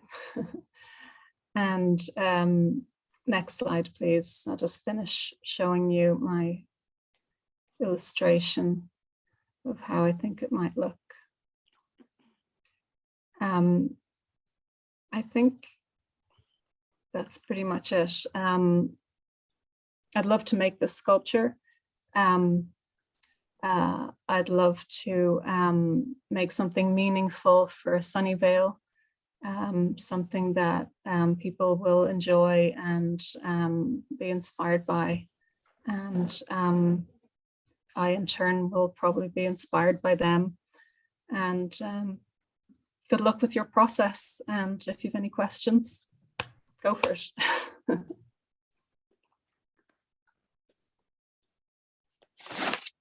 Okay, since we remain in a virtual setting, I will ask my colleagues to use the virtual raise hand feature to indicate they wish to speak. Do we have any questions or feedback from commissioners or board members? Commissioner Vaughn? Well, thank you so much for the opportunity to really listen to your inspirational piece here. You know, for me, I just wanted to, there's so much in it. It's so rich in culture and inclusivity. I don't know if you've had the opportunity to visit Sunnyvale. We have a sculpture here called Out to Lunch, and it's right by our library, and it's been there for years, and children grow up, they play around it, they sit on it, you know, everybody knows it. And for me, everything that you were talking about kind of just resonates with that whole bringing the community together. And so I really see this as a piece that our community can get behind and feel part of, and especially if there's a workshop that allows us to even have some input into it too. So very much like your ideas, and appreciate you coming today. Wonderful, thank you. Commissioner Weiss? So it's interesting that Commissioner Vaughn had mentioned Out to Lunch, because when I heard you speak and saw your pieces, that is the first piece that I thought about in Sunnyvale, and that is absolutely my favorite. I have no questions, but want to thank you for conveying the importance of community, especially in this piece. So thank you. Thank you.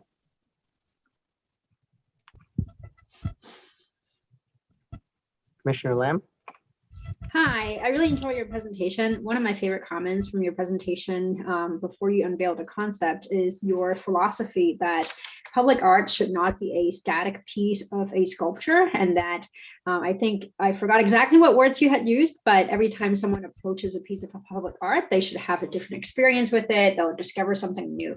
So my question for you is, if someone is looking at this piece of art that you're proposing for the 30th time, because this is in a very public space, what do you think they'll still discover that's new and refreshing?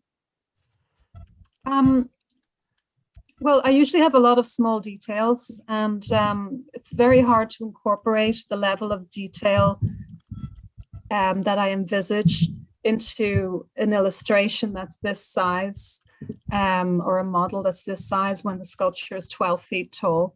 So, you know, when the scale goes up to that size, you can really fit a lot in. So they might read something they hadn't seen, or they might see an image of something they hadn't seen before. The light will also have an impact. So as the light changes, so too will their experience of the sculpture. These kinds of pieces with so many cutout shapes, they create really interesting shadows. So the shadows will change, and that will change their experience. Great, thank you. Thank you. Commissioner Eskridge? Yeah, I really enjoy your work. I really love the Gaia sculpture and all of that. And I really like the sculpture in, I guess it was Laguna Beach, where when you took the photo at night, you could see the sun setting. With the sculptures for Sunnyvale, is there any consideration for how the sun setting, since it's going to be, I'm assuming, facing west, more western direction, of how the sun setting will go through the images? I know one of the images you had like a partial full moon. So is there any like astrological correlation to you know, how the planets go through and how the light will shift through the sculpture? Well, I haven't looked at it from an astrological point of view, but I do have an astrologer friend I can consult. But looking at the orientation, if it's to go at the back of the top step of the amphitheater, you would be able to see the sun setting, looking from the steps and from the amphitheater side through the sculpture, depending on what's behind it in terms of trees and buildings.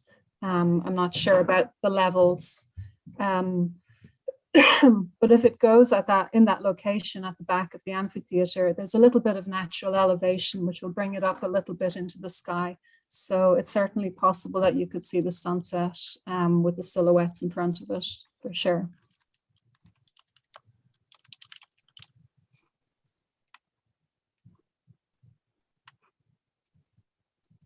Also, actually, on that subject, shadows should be really interesting as well, because these cutout shapes will almost act like a projector.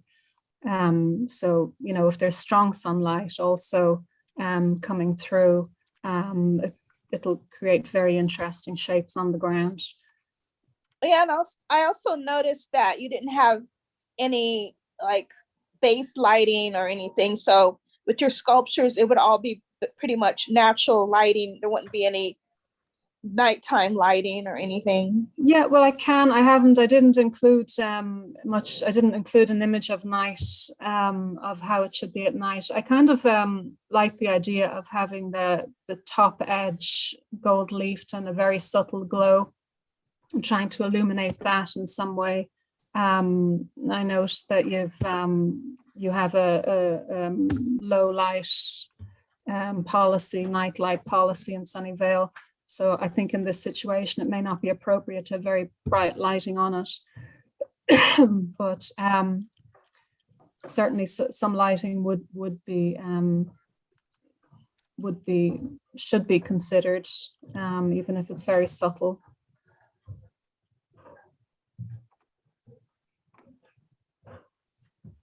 Thank you very much. Okay, thank you.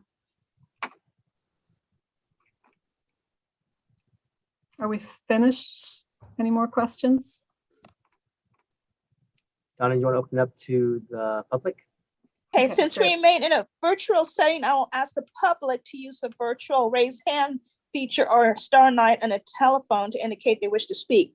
City staff will ask you to unmute your microphone when it's your turn to address commission or board. City staff, do we have any members of the public wishing to speak on this item? None at this time. Okay, I guess we'll go on to the next presentation.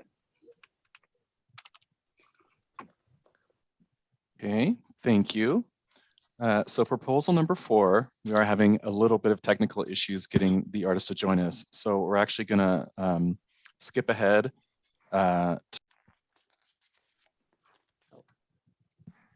Trent, it looks like your mic got muted. We're able to catch any of that? Not the last 5 seconds. Oh, okay. Sorry, that might have been me. I was trying to do something else and I might have done that accidentally. Oh, no worries. Sorry.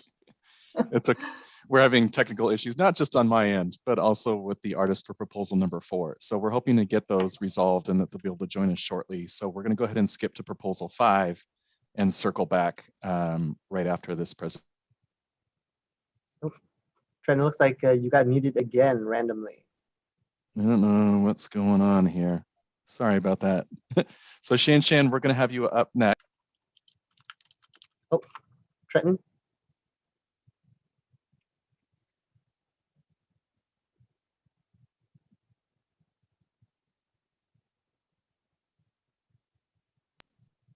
All right. Sorry about that. Can you hear me now? And hold on, I need the screen too. Yes.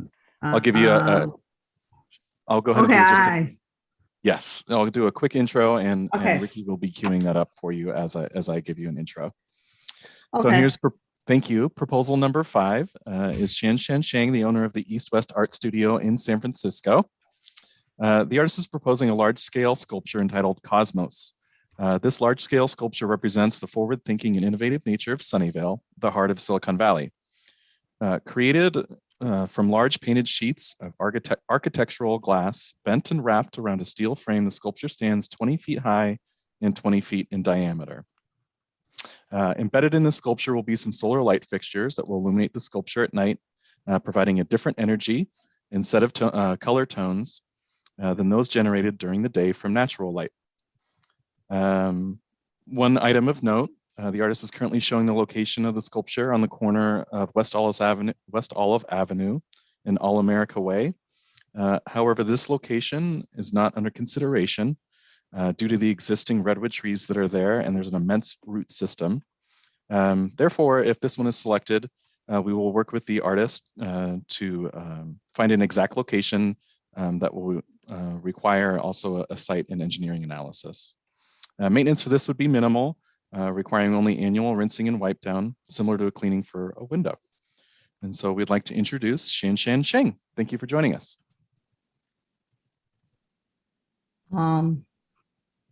Hi, did you see, you don't see me, So they'll be able to see your face, but mostly they'll be able to see the presentation. Oh, hold on. All right, what's in the face? Okay, I don't know why I couldn't see the face. Maybe here, right? Can you see it now? A little bit, right?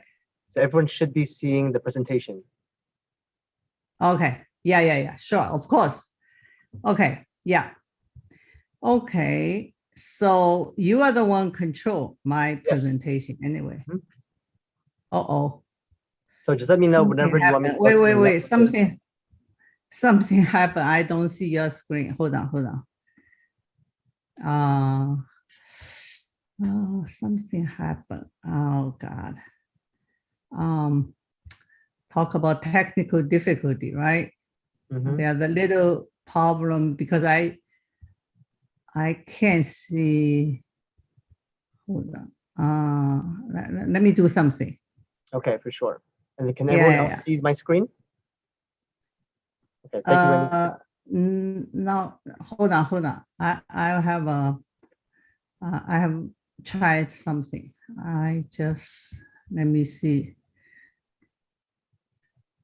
Okay, I think I got it. Okay, perfect. Can you Whenever hear you're me? ready to begin. Yep. Yeah. Can you hear me? Okay, great. Yeah, you probably don't see me, but that's fine. And most important, you see my work. It's okay. So it's great. It's a great honor to presenting to you my sculpture for Sunnyvale. Okay, next slides, please. As a team of interdisciplinary artists, architecture, and engineer, lighting designer, and a glass fabricator, to this day, we have completed over 65 large-scale, permanent installed public artwork around the world. So I show you 2-minute video. Please, next one. The video will have some of these, but not all 65. Yeah, I've been doing this for almost 40 years. Yeah, since 1986. Can't hear your sound.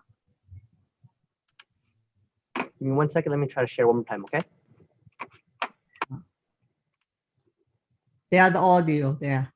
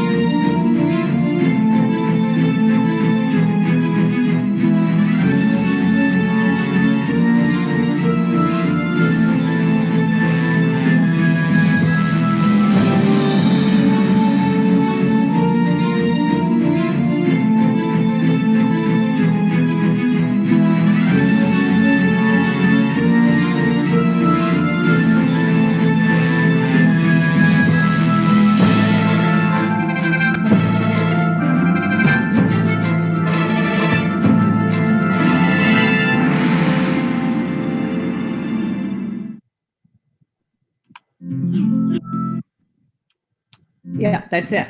That's it. Next slide, please. Next slide. Next slide. No, next slide, please. I'm trying. Give me 1 second. Sorry. You don't want to repeat it. There it goes. Yeah, here it is. Great.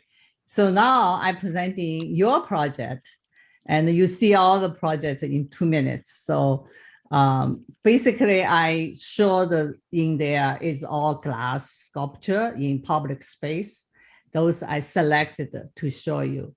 I also do something, maybe slightly different in early work. But this,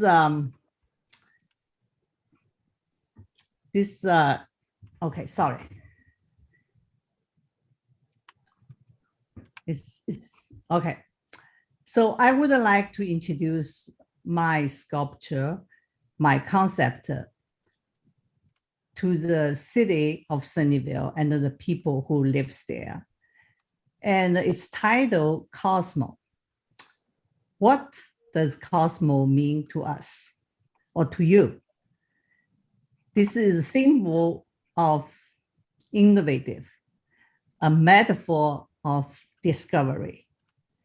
This is a portal leading people to the world of unknown. This is a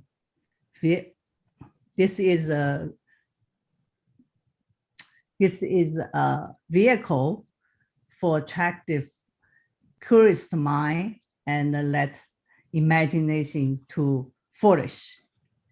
Next slide, please. It's a video. No, this is finished. It's slide number 6. This I just said. So slide number 6, please, Rick.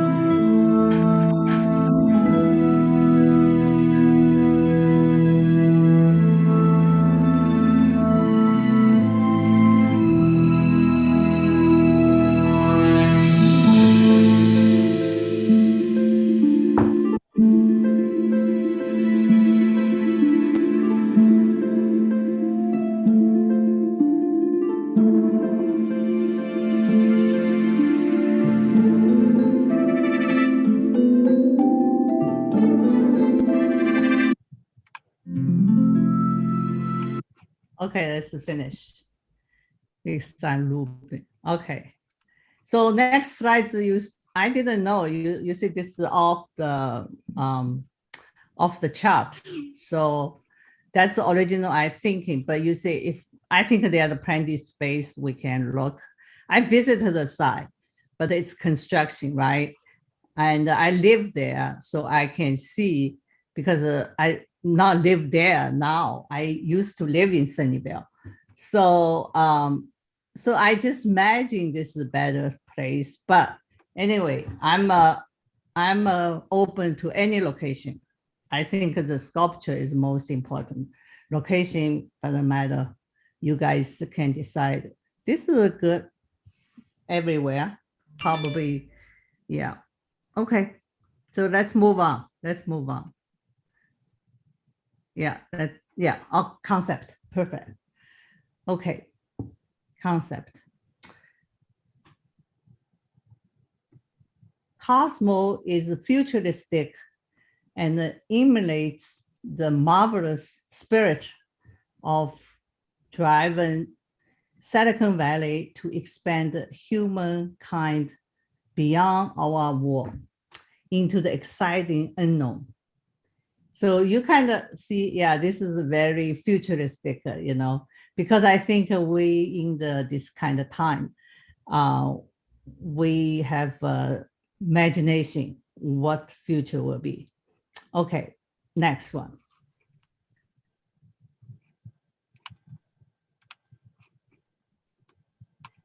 Cosmo is inspired by UAP, unidentified area phenomena, formerly the UFO. It is a culmination of many futuristic translation into glass, steel, and light. Next one, please. Cosmo will deliver a new visual experience that aims to create a sense of place and universal belongings. Next, please. Visual impact. So I have some chapter concept first, and now we talk about visual impact. Okay, next slide. Next slide, thank you. Cosmo utilize, no. That one, sorry, the one before L. Cosmo utilize approximately near 1,000 feet of square glass and measure 20 feet high and with a 20 feet diameter. Next.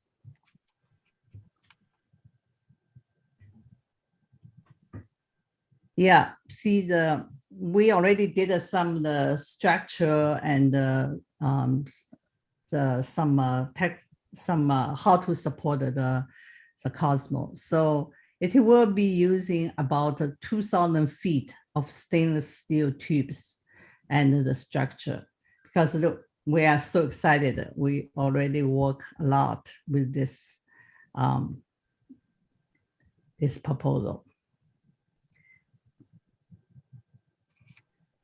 Okay, next, please. So we're still talking about visual impact. Cosmo is a monumental sculpture that will be engineered to deliver an instant and a recognizable symbol and icon in the Silicon Valley and the Sunnyvale.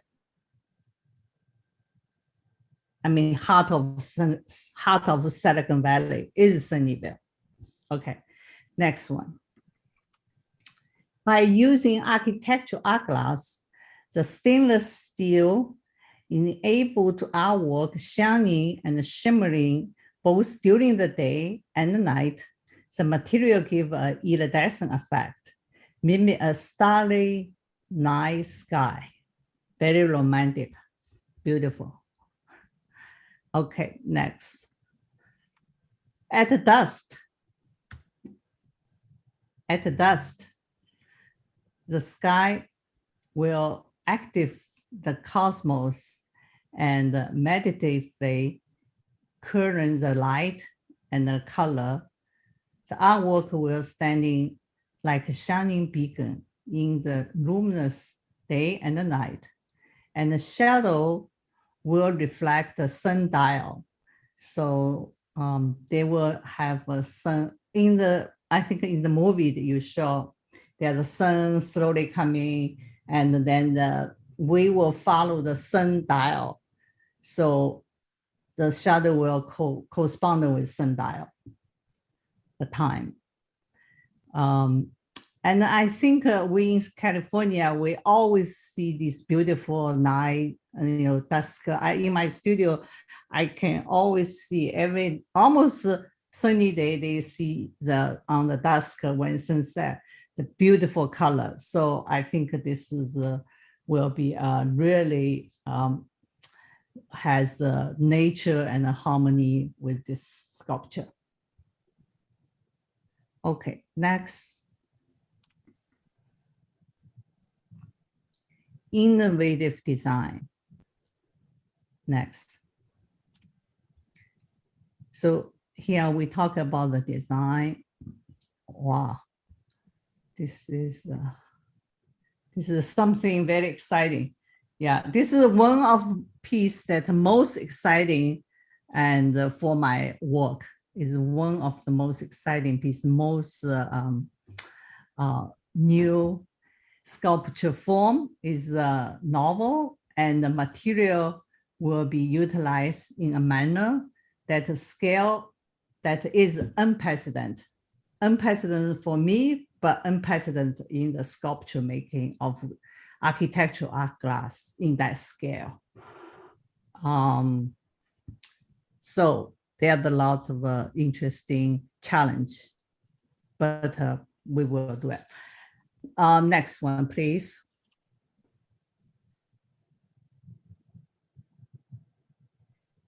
So the compound curved glass is not only unique in complex, but also technically difficulty level will be reached to the peak. It will be the first time such a grand piece of glass sculpture in this kind installed in Sunnyvale. So yeah, this piece will be, nobody did that kind of thing before. Nobody see that thing before.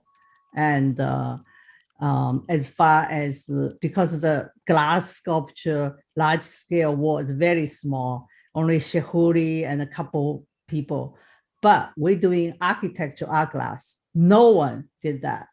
No one do something like that. So that's why I want to emphasize of the unique design, innovative design, like the Silicon Valley. The spiritual is innovative design, right? We are in the center of the high-tech innovative design, innovative for everything here. So art, actually, we don't see lots of innovative art, to be honest. The art is very traditional or something not in war stage. So I actually made 65 large scale sculpture. I have one in San Francisco. I'm installed one in Fremont. That's the two in Bay Area. Oh no, one more. So interior, one more in hospital. So anyway, I just think, I have this chance to do in my homeland, in my Bay Area, where I lived for almost 40 years. So no, 30 years, sorry. And so I think this is a great opportunity to presenting what Sunnyvale is. Yeah, because when we got this project as a finalist, they told us Sunnyvale is the most, every high-tech company is headquartered in Sunnyvale. So Google, whatever, Apple also have office here, and anyway, there are so many. To Sunnyvale is their home office and a headquarters. So that's one to presenting this spiritual. Next, please.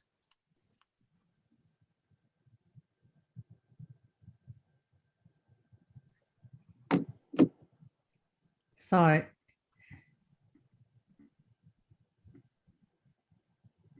Okay. So photovoltaic technology may be used for this sculpture and to operating renewable energy, ensure a net zero design. So we will use renewable energy, like a solar panel, photovoltaic, and so we can use this since we are really in the sun cities here, so we can really do something technically advanced and save the planet, save the earth, for children to learn what is new, what happening, we don't know, unknown. So it's like a science fiction. Next one, please. Okay. So so this is technical information. I think lots of people probably always have a question about the glass sculpture. So I very happy to tell you how the glass made. I make all different kinds of glass. You see my the video. You see I do Venetian, hand blown glass for large scale sculpture, and I also do architectural art glass for large scale sculpture. But large scale sculpture architectural glass is, you see, usually always is flat, straight. You see the you see Apple Store, they have 18 feet glass window, right? That's special made. But to curve the glass in that scale this is 20 feet, you know, but it's a large span panel. So, so each panel is long, but also curved, and by hand and with the machine, with not I mean, it's not really a machine, but with hand, with an innovative method. So you can see I have a video to show you how we're gonna do it. Next one. Oh, sorry. Didn't talk about glass will be protective clear finish and would protect the UV from a UV ray. So apply the glass, apply the color, sorry. Apply the color pigment on the glass at a temperature about 600 to 800 Fahrenheit from a permanent bond. This will form a permanent bond, the color into the glass, and the color will be never faded. It is a lifetime guarantee from us, from the fabricator, from maker. So it's a lifetime guarantee. The color is already melted into the glass with this high temperature. So there's no worry about how will fade the sun, how the reflection, because the glass is a very permanent material, and you can't destroy glass. They can be, you know, like destroy and throw away, or you can like, you know, it's a very strong material, and it's a material that won't be disappeared except you recycle. Otherwise, glass, think about glass is not something they will disappear. So it's a lifetime material and a lifetime guarantee from us. Okay. Next one, please. Next one, please. So this is a material sample. Yeah. You see the early one, just see early one more times. The early slides one more times.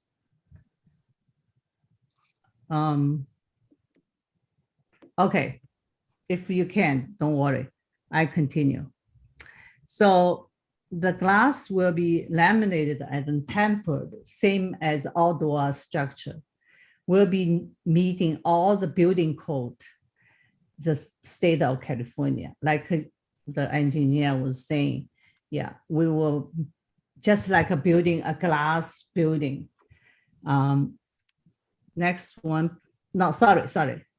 So our work is structurally engineered, withstand the natural disaster such as earthquake, 8.2 magnitude, and the Hurricane Sandy, as strong as Hurricane Sandy, because this sculpture you see is in Cleveland, and they threw Hurricane Sandy was passing through there. And the university was very happy. They called me, they told me the sculpture is no problem. And so, yeah, we will see this, how we make this size glass. Okay, next one. No, sorry. Structure engineer, of course, structure engineer will supply the sealed structure document. My structure engineer is earthquake specialist. His company is worldwide. They started in California,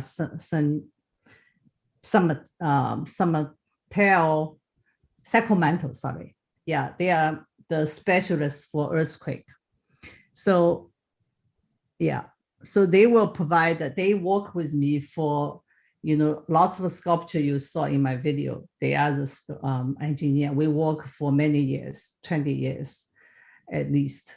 And the maintenance of the glass is just like glass in the building, and there are almost no maintenance, just like, wash you can use water and to shoot, because it won't be color faded. So you can just use some hose, water hose to wash it out. Okay. Next. Connecting to Sunnyvale. Next slide.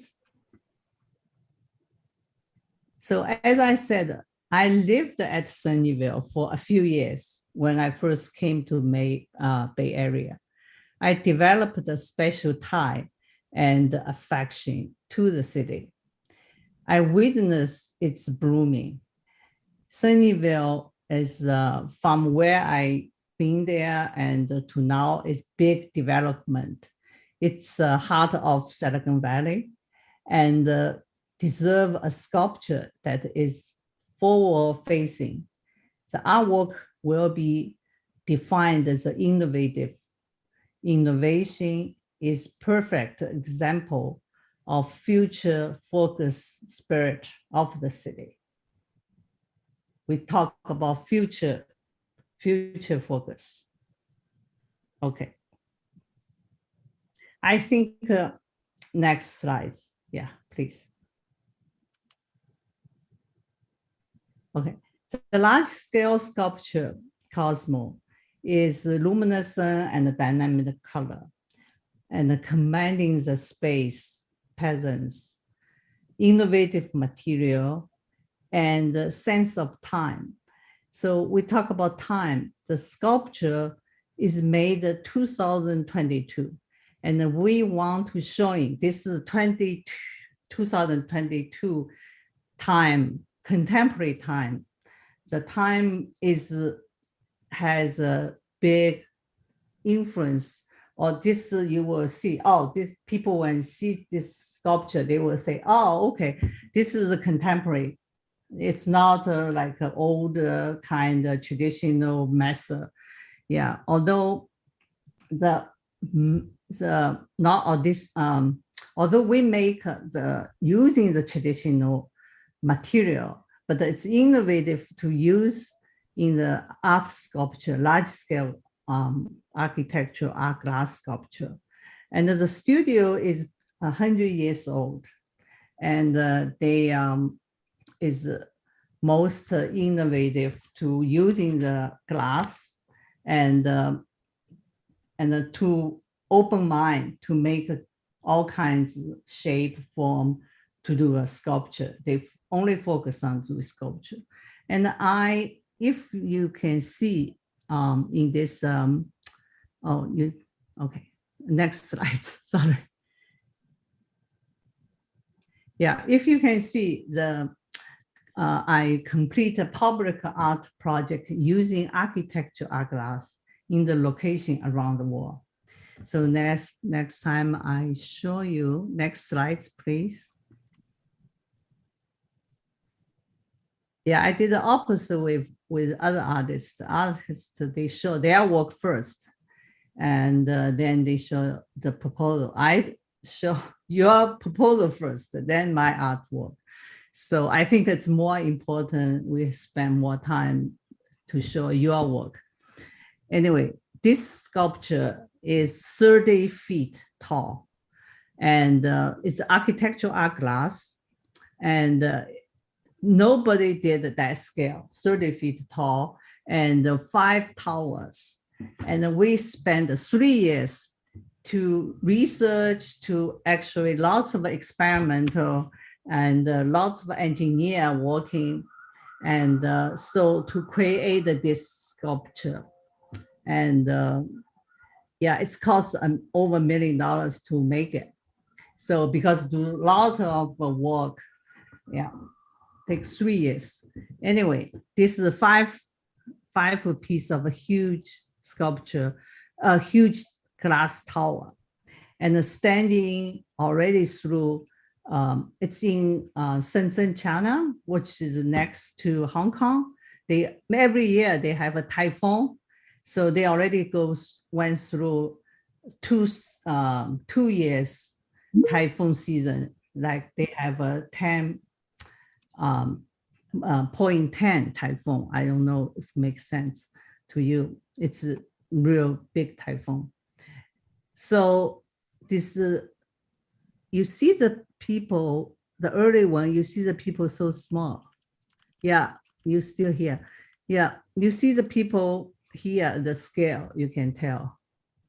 All right, next slide, please. Hey, Shen, in the interest of time, would we be able to wrap up in the next few minutes? Yeah. Okay, Because it's all my work then finished. Uh-huh. Okay, yeah, I didn't know. Did I talk a lot? Oh, no, Okay. no, you're all good. Okay, so yeah, let's just go quick. This is daytime, right? Next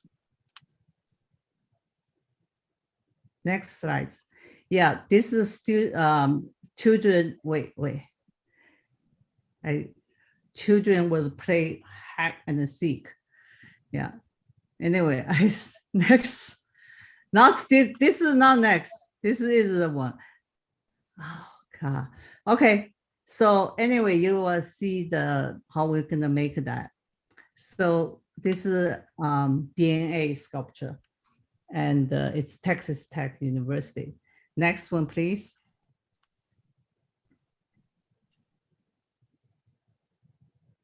Yeah, this is the most recent one, 2020. So I didn't go install. I did a remote control supervision to install that piece. Usually I always go to the site. It's in Cleveland. Okay, next.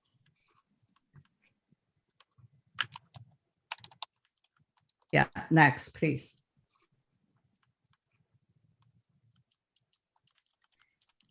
Yeah, this is another piece of architectural art glass, and it's about 28 feet in diameter.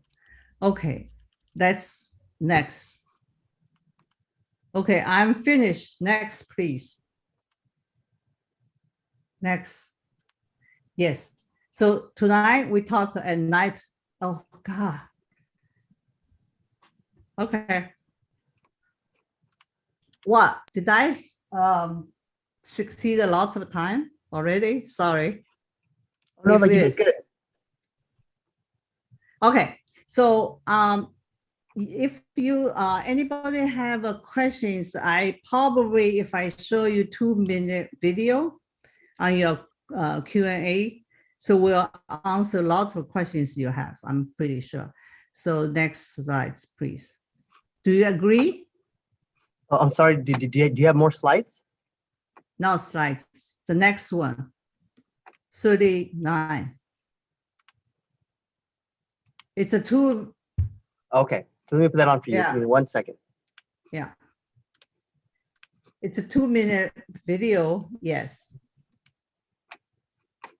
It's a video. Yes. This I show you how I painted.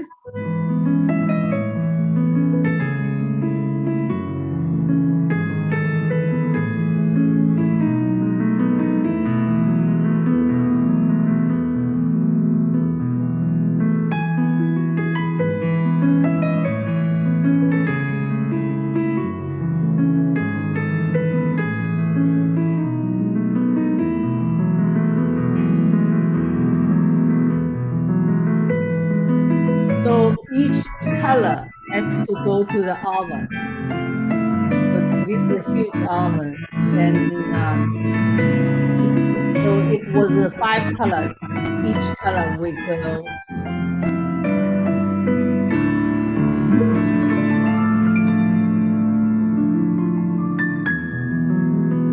So this is a clear sculpture, clear.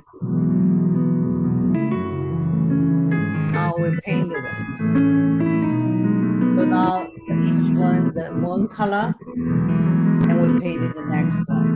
Because I actually had my MFA degree is oil painting. So I'm usually a painter. Not usually, I'm still a painter, but I just translate my painting into the glass.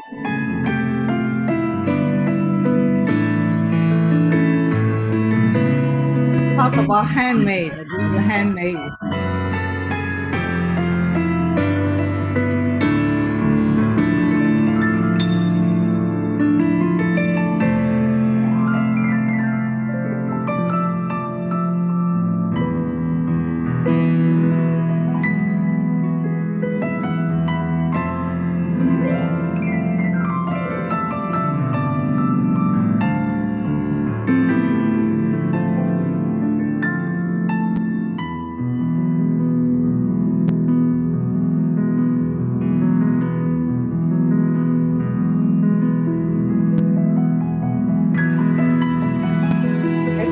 That's a piece that you saw earlier.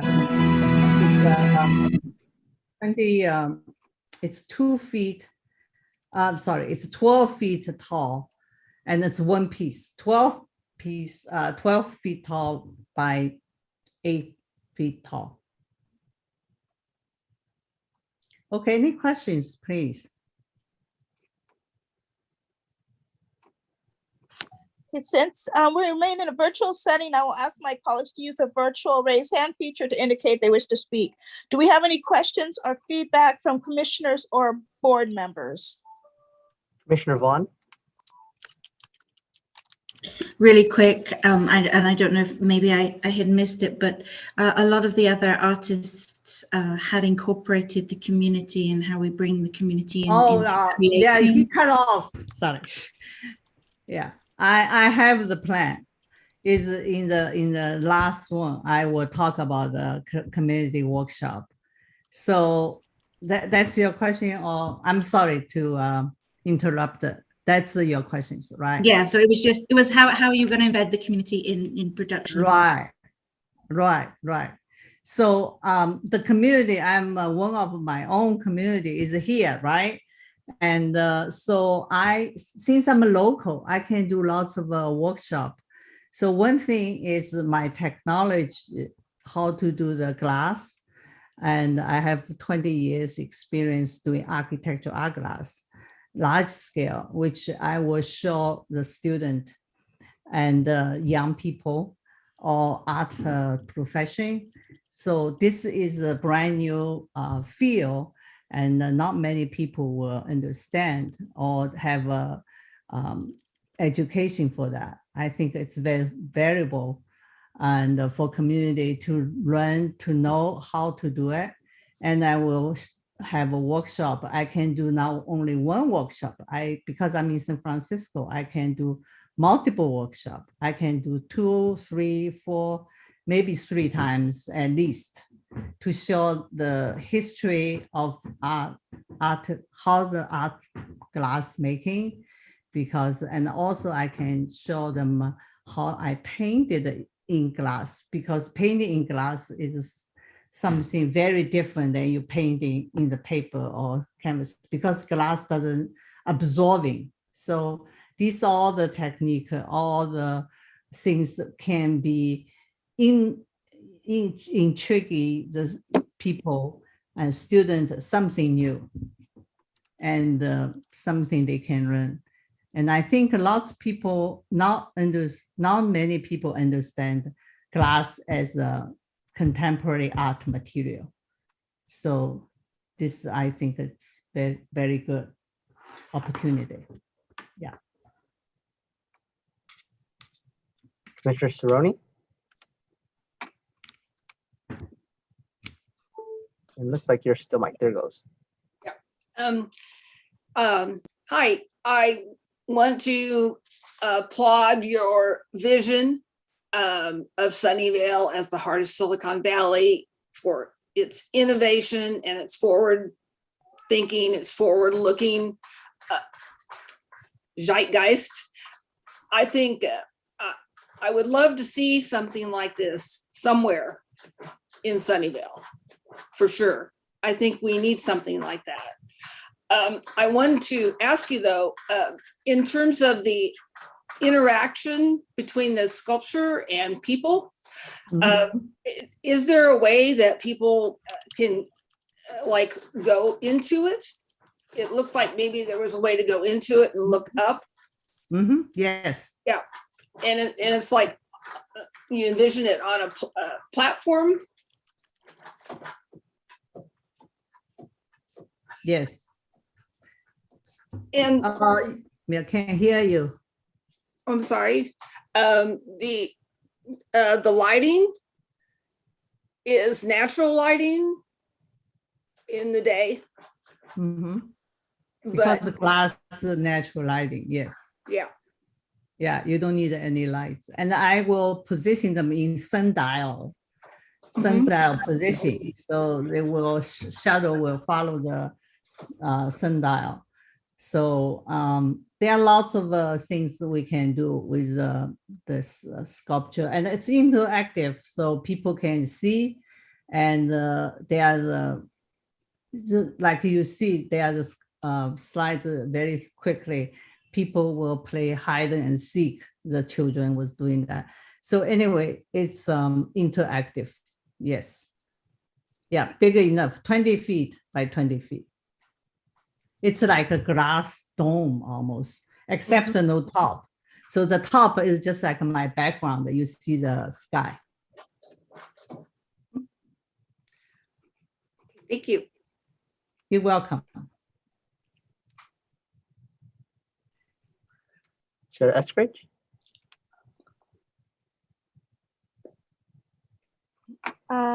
Since we remain in a virtual setting, I will ask the public to use the virtual raise hand feature or star 9 and a telephone to indicate they wish to speak. City staff, you will ask you to unmute your microphone when it's your turn to address the commission or board. City staff, do we have any members of the public wishing to speak on this item? Not at this time. Okay. On to Thank the you, Sean. next. Thank you.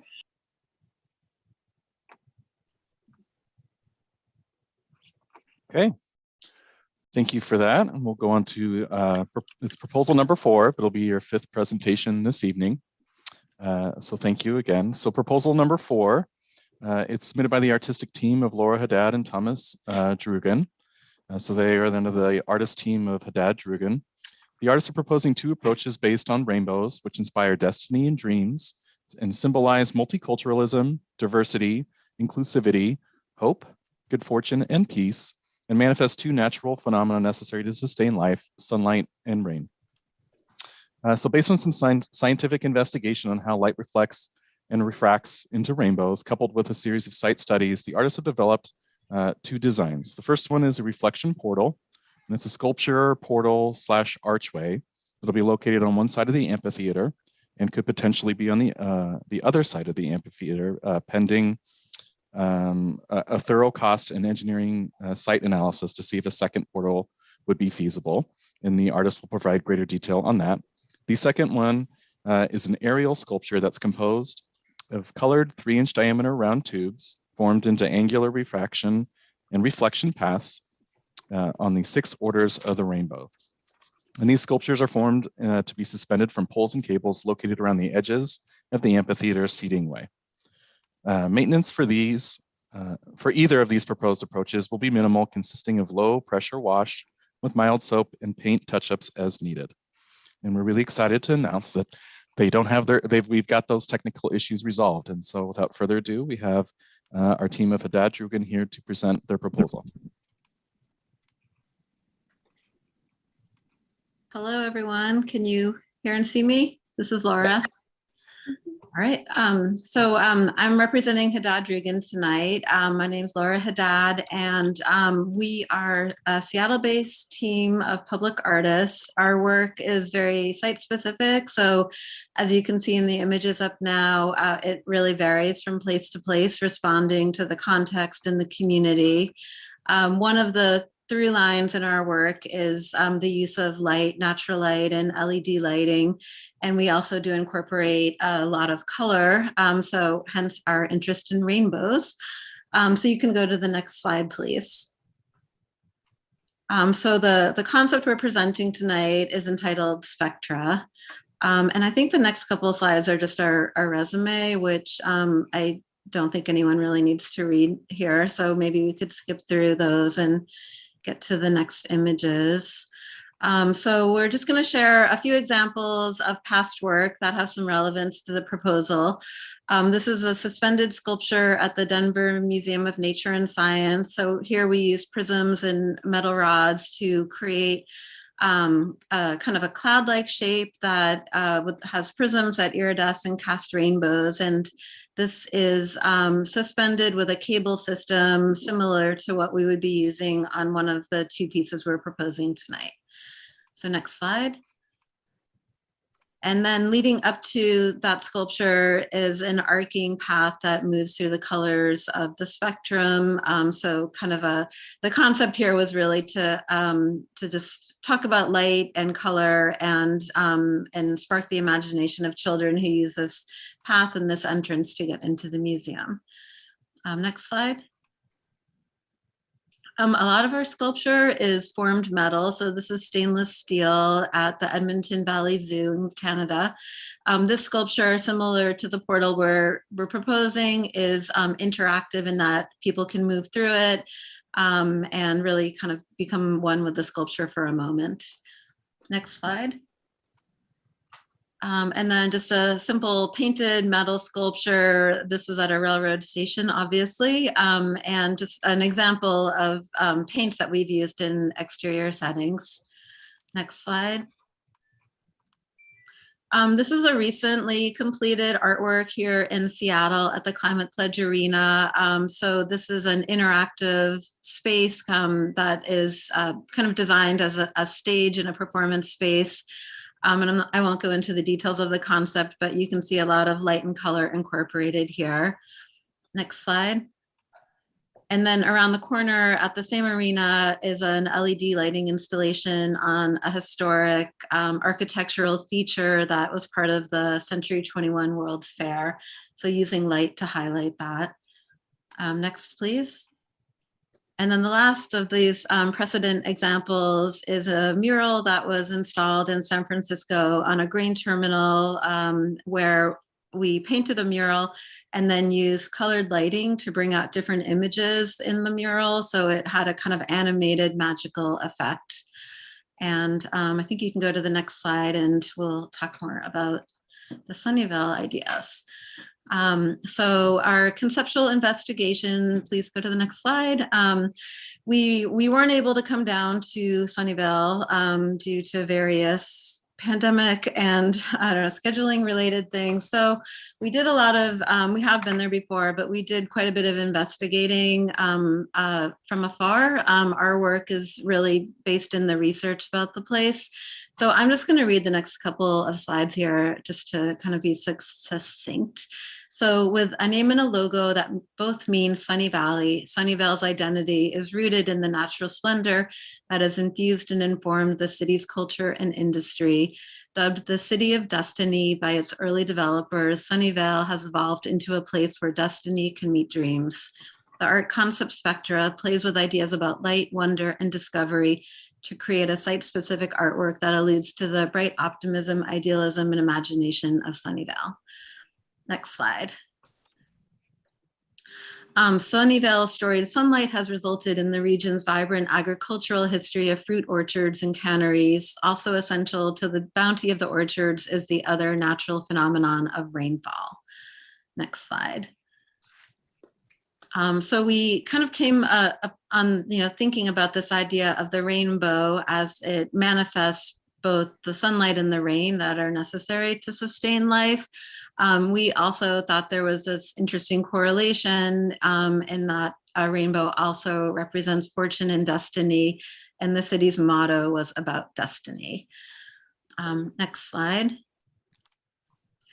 And rainbows, of course, are associated with many of the entrepreneurs in Silicon Valley. The logos seem to have a common theme of rainbow motifs. Next slide. And then thinking through diversity and inclusion, rainbows, especially in California, do have a rich multicultural history as a symbol of hope, cooperation, and peace. Rainbows are identified with inclusive coalitions and movements such as Gay Pride. I think there's a strong association, at least for people outside of California, to think about rainbows in California. Next slide. So we dove kind of deeply into the science of rainbows here. And here we're looking at the light spectrum, where we're looking at the wavelengths of light, which change depending on the type of light. So the visible spectrum is in the center, and then to the left is the ultraviolet spectrum with the tighter wavelengths, and infrared on the right with the more the wider wavelengths. So for the proposal, we're primarily dealing here with the visible spectrum. Next slide. We did a bunch of research about rainbows, and we're really struck by this kind of commonality of investigation and experimentation and inquiry that linked the early explorers and scientists. Rene Descartes did this diagram, and just kind of, it made us think about the exploration and innovation that happens in Sunnyvale.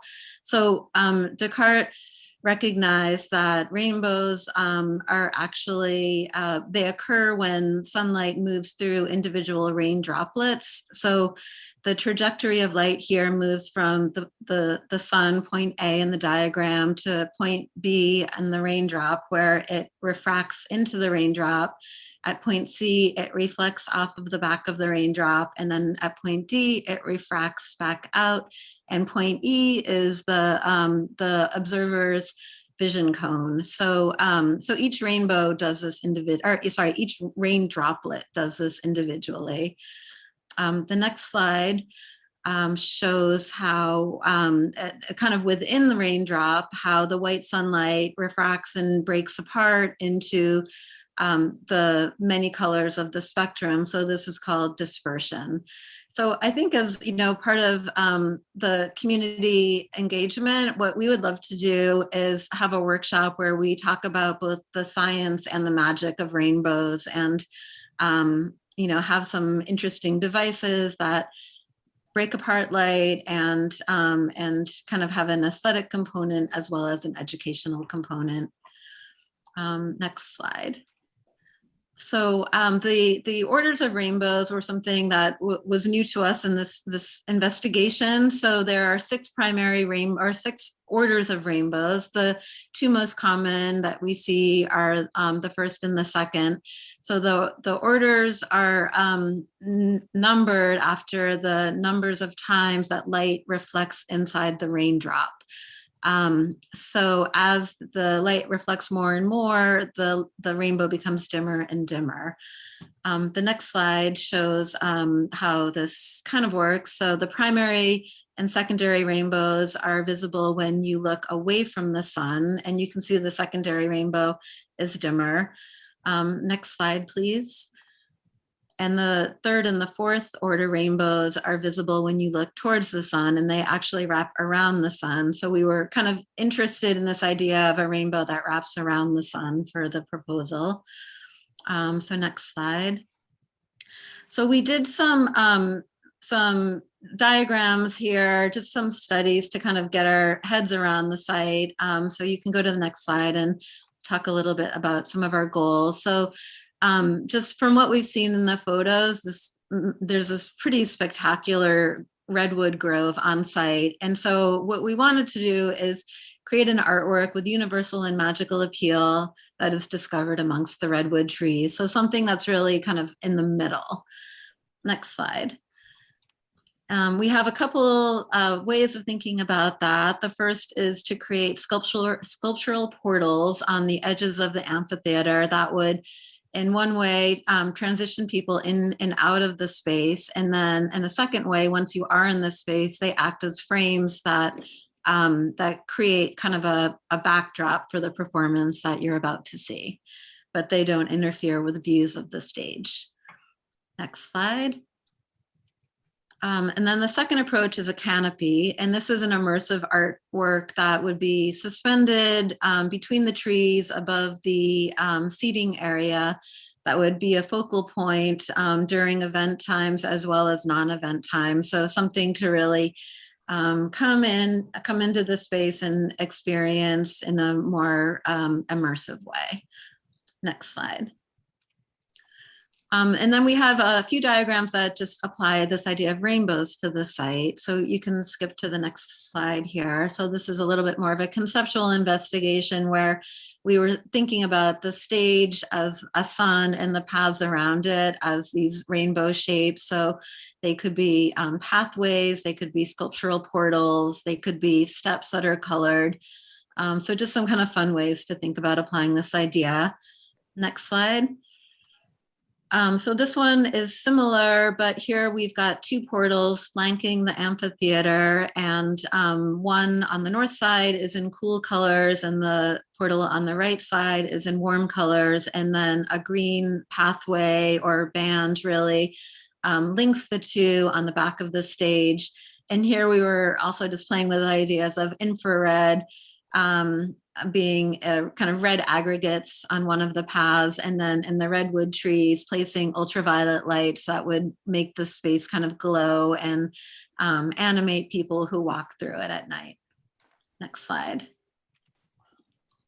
And then finally, a suspended sculpture, which I'll talk more about in a moment. So we can go to the next slide where we are getting into our two sculpture approaches. And we really, we approach this whole proposal as a conceptual investigation where, you know, there are many ways we could apply the ideas behind the light and the color and rainbows and this link to Sunnyvale to the site. But we did come up with two sculpture ideas. Well, we came up with many sculpture ideas, but we decided to just share with you these two.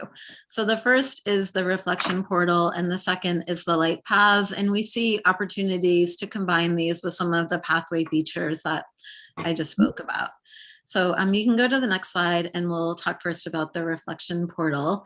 So this is a portal composed of 7 individual pieces of a square metal tube that is cut and welded together into the form of the 3rd order rainbow. So this is the one that wraps around the sun. So these pieces would be graduated in size, and the size of the tube as well as the size of the portal, so that if you go to the next slide, you kind of see this telescoping effects from certain vantages. You will see the shapes all coalesce together to create more of a traditional rainbow shape. I mean, not a curving one, but an abstraction of the rainbow with the colors all linked together. Next slide. And then these just show some of the views, the approach from the south parking lot. We thought many people would probably enter through this way. And so if we were to do one portal, we would probably locate it on this side.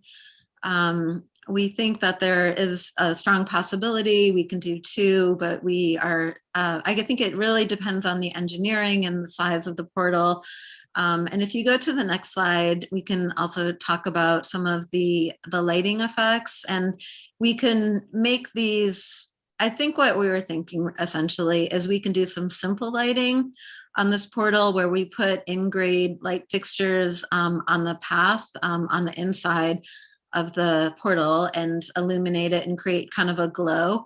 And this would be simple and affordable, but if we wanted to be a little bit more, add some more detail to this piece, one thought we had was the lower inside sections of the portal could have internal lighting, and the panel that you see kind of glowing here would be a translucent piece of acrylic or glass. And then the upper inside section would be a reflective piece of metal that would be colored.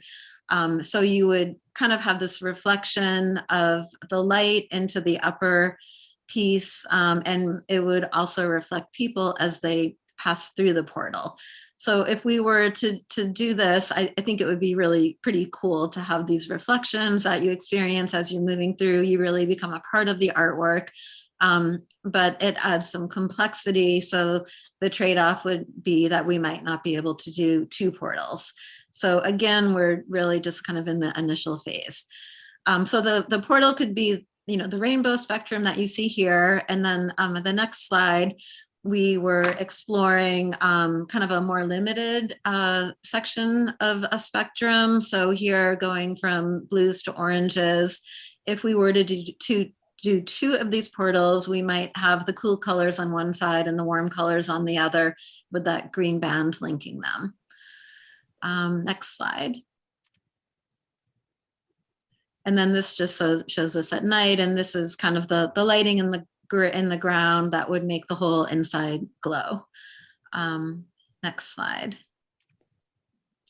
So our second idea is a concept we were calling light paths, and these are metal tubes, most likely round tubes, that are cut and welded together to be in the shape of, I think actually, if you go to the next slide, I'll be able to explain how this works a bit more. But so there are 6 of these tubes, and each one of them represents one of the reflection paths of the 6 orders of rainbows.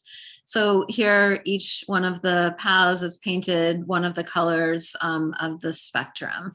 So the next slide, we can see how they might be suspended from columns, and the columns you see here are just really quick, like these are not where they're going to be in reality. These are just quickly to show that this will be a suspended sculpture where we use as few columns as we can to support the structure with a cable system, similar to the iridescent cloud, where we ended up using only 3 columns to support a 70-foot wide sculpture. And this is about the same size.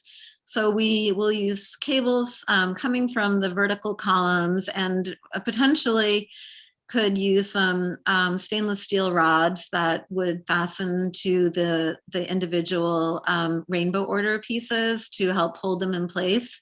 We also imagine that the colored pieces would all be locked together in the field when we install it. So they'll have some structural integrity just with their connections to one another. But this piece, we have quite a bit of engineering ahead of us to work it out. We're very confident we will, but we can't say for sure where all the cables and support pieces will be yet. So next slide, please. So here, just a view during the daytime where all of the paths are the individual colors. And then if you go to the next slide, the other way we were thinking about painting these would be that each of the 6 pieces would have all of the 6 colors or the 7 colors or the many colors of the rainbow within each piece. So they are kind of going through color fades and rainbow effects just within the order. So next slide. So we'll illuminate this at night with floodlights that are mounted to the posts. So this would be just white light. If you go to the next slide, we'll go through the different colors. So similar to the Bayview Rise mural in San Francisco, where different colors of light bring out different parts of the mural, we would use colored light here, potentially with this paint motif, to bring out the different colors in the sculpture. So the red light is highlighting the parts that are red, yellow, orange, and pink. And making the greens and blue go dark. And then the next slide shows kind of the same thing, but with green light, bringing out the greens and yellows and cyans. And then the next slide is blue light, bringing out different blues. So I think, yeah, if you could skip, just kind of move through. I think this is more effective if you see it kind of going quickly, but the idea, okay, maybe that was a little too quick. So one thing I wanted to say, yeah, so I think you get the idea, like there's this dance of color in the sky, and we would compose the lighting so that it's really, you know, creating this, what we were kind of thinking of, this like musical composition or a visual ballet in the sky.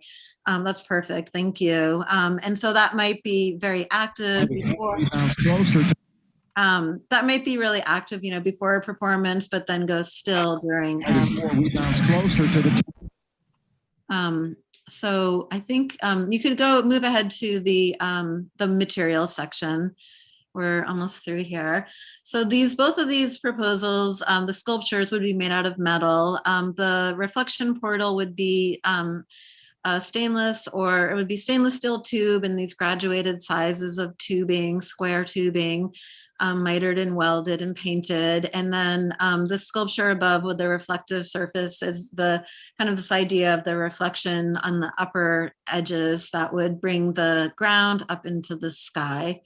And then for the light paths, we would be using round steel or aluminum tube for the sculptural elements, and then the columns would be most likely round stainless steel tubes, and then a stainless steel cable system similar to what we had on the iridescent cloud.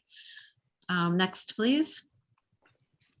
And then painting, so we have recently been working with a painter here in Seattle who is like the paint wizard of the Pacific Northwest. We're so happy to have found him. He's a boat specialist, and he can basically do anything with paint. These reflective surfaces, matte surfaces, metal flecks, and sealants to make the colors very durable in UV lights. We do feel like the paint in the sculpture will be pretty light safe because it is in this redwood grove and won't get a lot of direct sunlight in the daytime. So next slide. And then if we were to do some of the paving elements, it would most likely be a material we've used quite a bit before called lithocrete, where glass aggregates are embedded in concrete, and we can add stain over it to highlight the colors. And then on one of the early concepts, we were looking at using red aggregates and ultraviolet aggregates to convey the other spectrums, parts of the light spectrum that are not visible during the day. Next slide. Lighting, we do a lot of LED lighting. So the floodlights on the right are the ones that we used on that big column at the arena recently. So this is what we would use for the light paths mounted to the columns. And then for the reflection portal, we would use either in-grade light fixtures like you see on the left, or internal white lighting that would backlight the colored acrylic or glass. And I think for the reflection portal, we would most likely use only white light, so no data control would be necessary. But for the light paths, we would use a DMX controller similar to the one in the upper left that allows us to put in the light shows and timelines and triggers. So, you know, different days of the week can do different things. There could be a light show for performances, a light show for, you know, the different seasons. So a whole lot of different things we can do with that. And next slide is, I think this is our last slide. So, so essentially, you know, the annual inspections to make sure things are bolted tightly still. That the suspended sculpture in Denver has been there for 8 years, and there's never been a single prism or anything that's come loose on it. Annual cleaning is always nice, low pressure water to not disturb the paint finishes. The paints will use finishes that can be touched up in the field, but we expect that the LED light fixtures and the paint will be really solid for, you know, 15 to 20 years. And at that time, there may be desire to repaint or update the lighting. But that's essentially it. So that's the end of our presentation, and I'd be happy to answer any questions.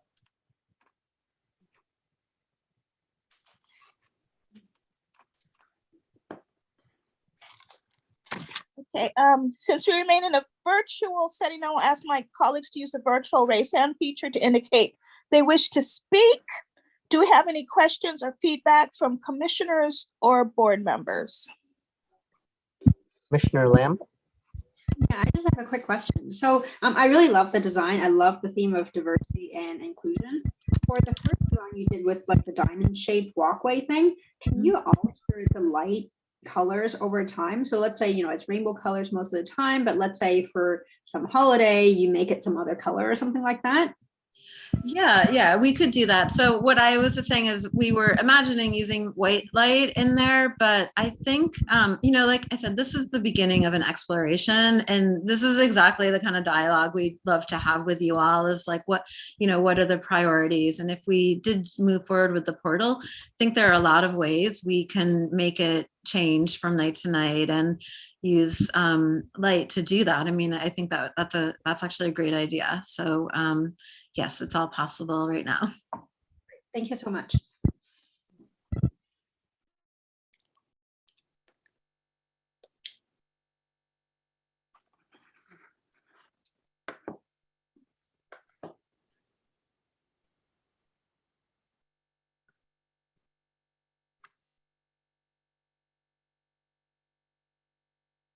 Sue, do you have a question? Looks like you're muted right now as well. Sue? It looks like you're muted. Now can you hear me? Yes. I'm sorry, I couldn't hear you there for a while. Just a really more of a comment and maybe a question. We've had a lot of discussion from the public in particular about lighting concerns. I don't know personally, you know, how this project or other ones we've looked at actually, you know, fit into the existing codes that we have. There's somebody else, you know, on the team here tonight that can answer those questions later, I suppose. So that aside for the moment, what I really like about your proposal, besides the rainbow concept and the way you dived into that, is the way your concept of using it for pathways, for using it in the ground. I think that could be an amazing feature for that part of the civic complex. It could even be extended, you know, to make markers and make ways for, and you could use the rainbow concept for those kinds of, for paths in the ground for people to go to different locations and maybe even in the seats for the amphitheater. So that's my comment. And that's cool. Yeah, I love that idea. There's something like very Wizard of Oz-y about it. Like it's a rainbow, but it's a yellow brick road. And I think there's like kind of a magical quality. And it would be fantastic to have an opportunity to work with the landscape architects who are designing the amphitheater and see if there are ways that, you know, we can collaborate and integrate some of these ideas and really kind of stretch the art budget to do more with the concrete that they're already pouring and how to do that. So yeah, that would be great. Okay. All right. Thank you. Yeah. Commissioner Vaughn? Yeah, just a comment. One of the items I really liked that you talked about was bringing the community into the workshops and actually engaging with, you know, it sounded like younger people to sort of that exploration of, you know, prisms and light and the refraction of light creating the rainbows too. So, you know, would love to see what that really looks like in terms of engaging folks, because one of the things that you want to do for students is to stimulate them to be participant and I think the science and art are combined in your proposal here. So that looked good. Yeah, I think that'd be really a lot of fun actually, and we can try to create rainbows with misting water and just show really how simple the science is, but how beautiful and fun and innovative, and try to inspire people to be kind of citizen art scientists, I guess. Yeah. And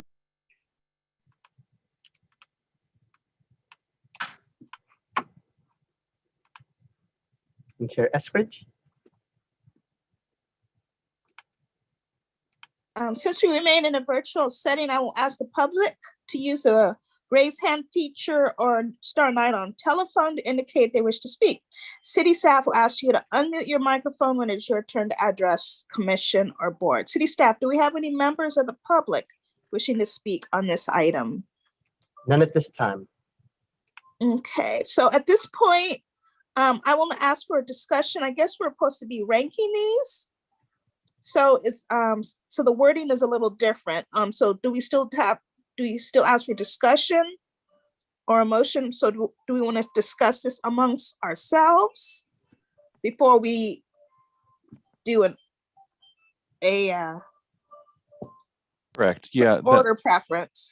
Yeah. So if there was any public comment or anything else, so we can go through just one more time briefly, and this would just be if any commissioner has any one last additional comments that they would like to share.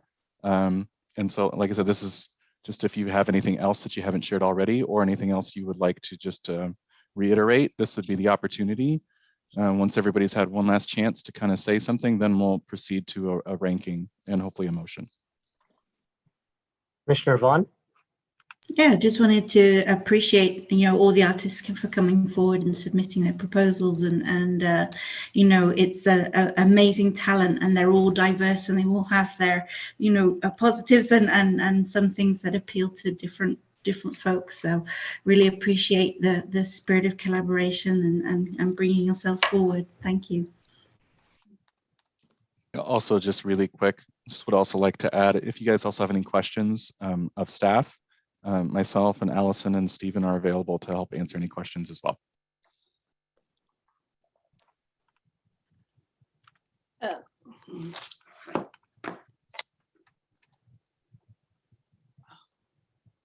This is Laura. I guess do you want the artist to be here for the deliberations, or is it better for us to sign off? What's the protocol here? Great question. Yes, you're happy to stay and listen in. From this point on, it will be questions of staff and just commissioner comments. So there won't be any additional questions of artists at this time. Great, thank you. Commissioner Cerrone. Yeah. I was going to ask Trenton something. Now I've forgotten what it was. I had a great weekend. Thanks for asking. Oh, yeah. How's your family? Everybody's staying COVID free. Oh, I know what it was. I wanted to ask you if you could kind of briefly summarize what the process was to bring us to this point. How were 68 artists vetted and we wound up with these 5? Sure. I mean, this is an amazing collection of folks, and as Commissioner Vaughn said, a real diverse kind of field to, I mean, it's really hard. Mm-hmm. But yeah, it was. What happened? Yeah, so with all public projects, similar, to capital improvement projects such as this one, there's a selection team that's put together that consists of community members, arts commissioner, sometimes a council member, and then also members of the public. Generally those that are, if it's neighborhood specific, it would generally be in that neighborhood, as well as staff teams from various departments that are vested in the project.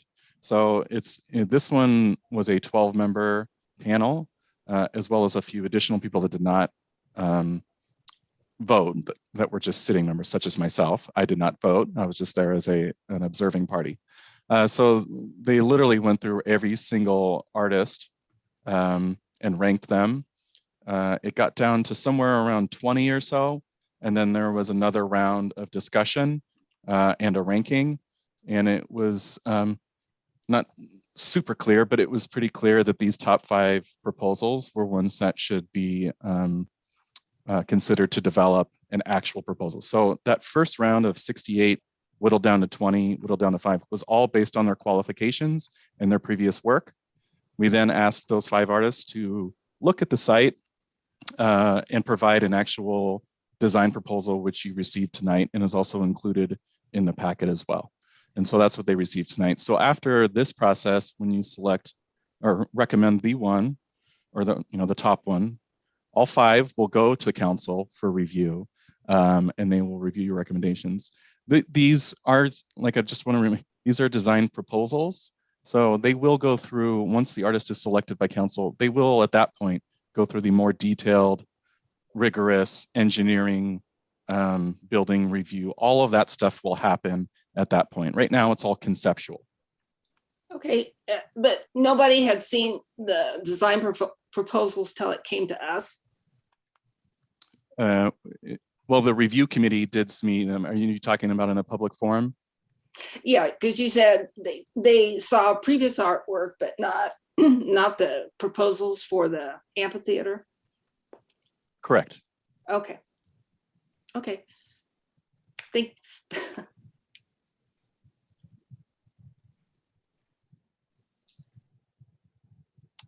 Commissioner Vaughn? Yeah, so just point of order here, Trenton. So the idea behind what the commission is put forward to do is to rank them based on, you know, what we've seen today and how we feel like they responded to the request. And then that information is shared with the council, but it's not, today is not the determining, you know, we're going to say, okay, this is the one piece that's going to go forward. It actually is the council that will make the final decisions, correct? And it looks like you're muted. Correct. As the Arts Commission is the advising body to the City Council, specifically for projects like this, as you may recall, this also happened with I believe it was the Washington Community Swim Center, where there was a ranking by the Arts Commission. However, Council went with a different recommendation. So they will review your recommendations. They will review the minutes, take that into consideration. They'll also receive presentations at that council meeting. And then they will provide their final vote from there.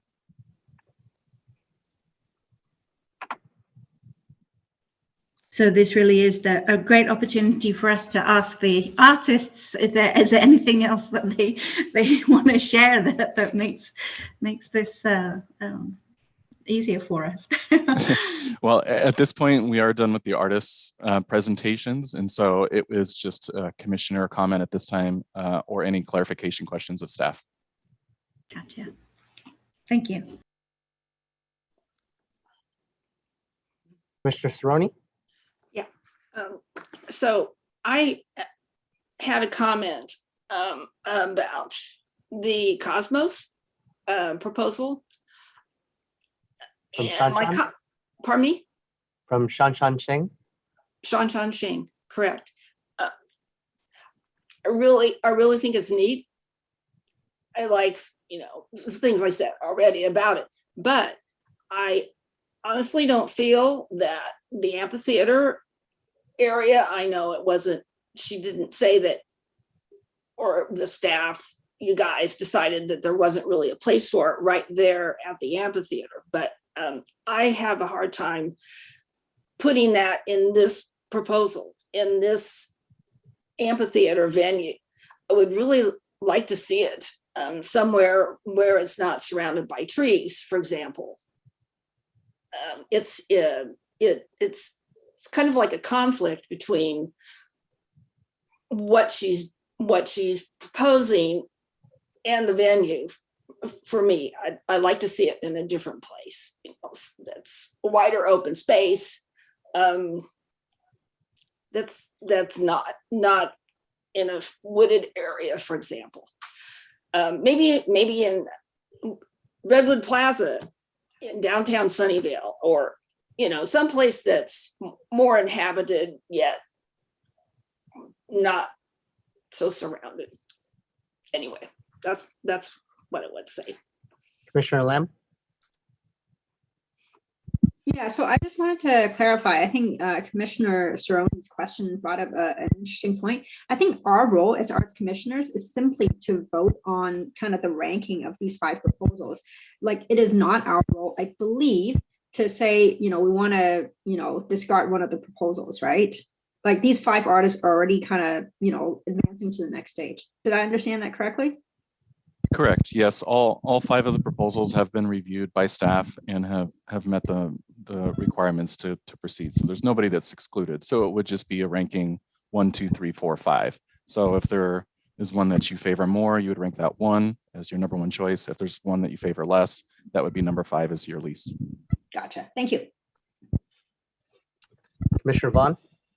Yeah, so for the other commissioners, as I was listening to all of them, I'm jotting down my notes.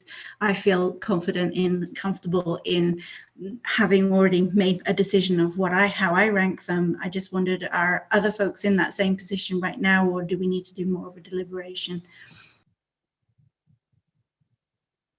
All right, so we'll give commissioners another few minutes to jot down their notes. Then when ready, Trenton will ask, and then I will jot down the numbers and tally the votes. Maybe just by a show of hands, is there anybody that needs additional time?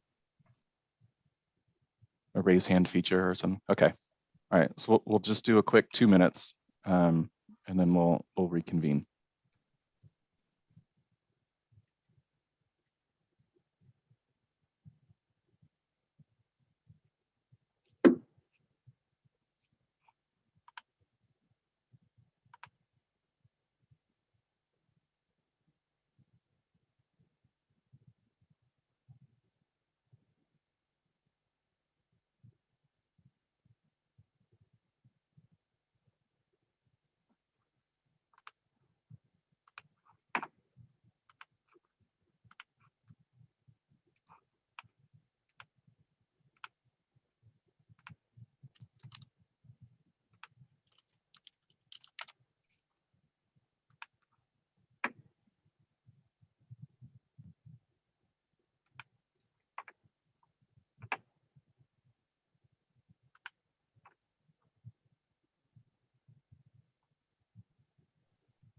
We'll do about 1 more minute, 1 more minute.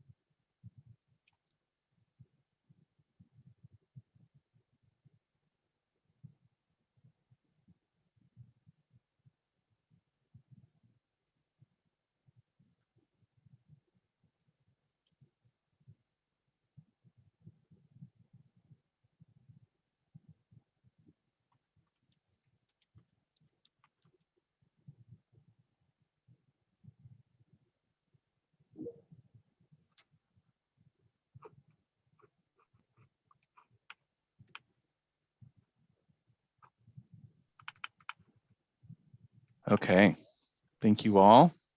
So we'll go ahead. We've got a spreadsheet here that will just help us average out the average scores. So Ricky, if you'd like to go ahead with the ranking process. Yeah, so I will call through each commissioner 1 by 1. If you could provide me your rankings, 1 being the highest, 5 being the lowest, for each of the artists. I will jot down the numbers. I will first go with Commissioner Eskridge. When you're ready, please provide me your rankings. And Commissioner Eskridge, you're on mute. I'm not sure if I have the right artist with the right name, but yeah, let me just really quickly clarify. So I just like to, we did go in order for artists 1, 2, and 3. Number 4 went last. So if you're talking about in terms of the order, it was proposal 1, proposal 2, proposal 3, proposal 5, and then proposal 4. Okay. All right. So, okay. So I guess okay. So I think my first one would be the Spears, which I think is the ball Noges one, which is the spears with the little amber lights. That would be my number one. Number two would be the figures from the Irish artist. Number three would be from Shen Shen. Number four would be the rainbow one, which I guess is number five, and then the fifth one would be the stilt house, the island, Elon. And just to confirm, did I get that ranking correct? Yes, correct. Yeah, you made the correct change. Okay. So the spears number one, figures number two, Shen Shen number three, Drugan number four, and an island number five. Commissioner Vaughn, you are next.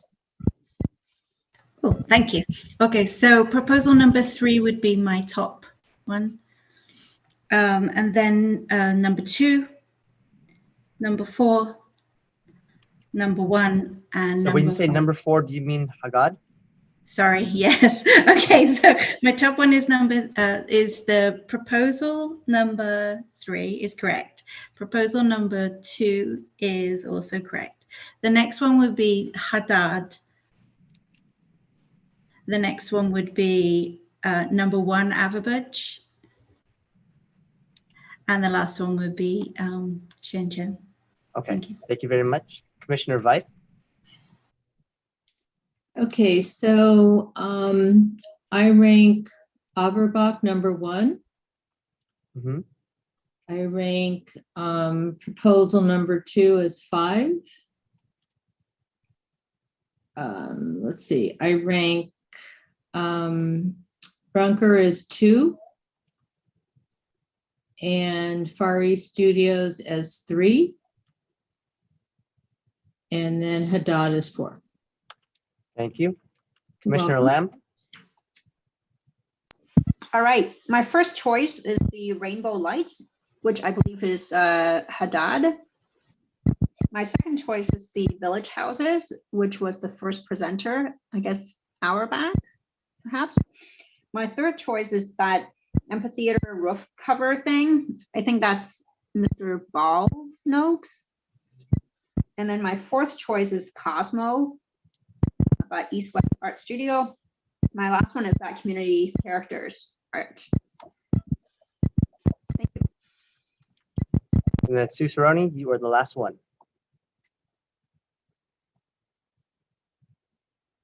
And you may be on mute right now.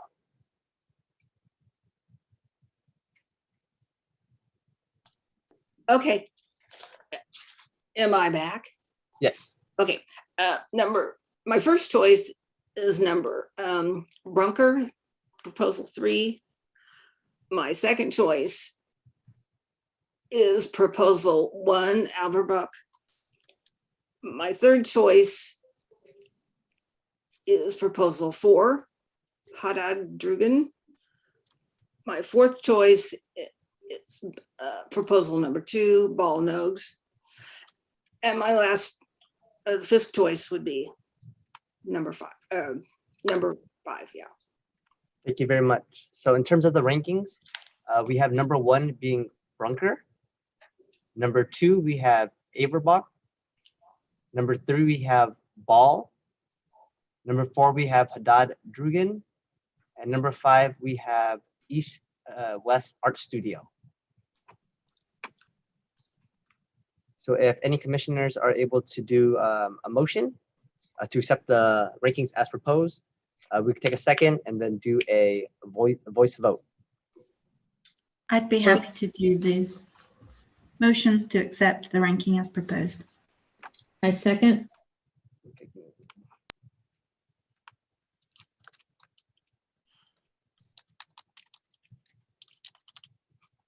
Chair Eskridge, would you like to cue me up for voice voting? Okay. All right. City staff, please conduct a random order voice vote. Commissioner Lamb?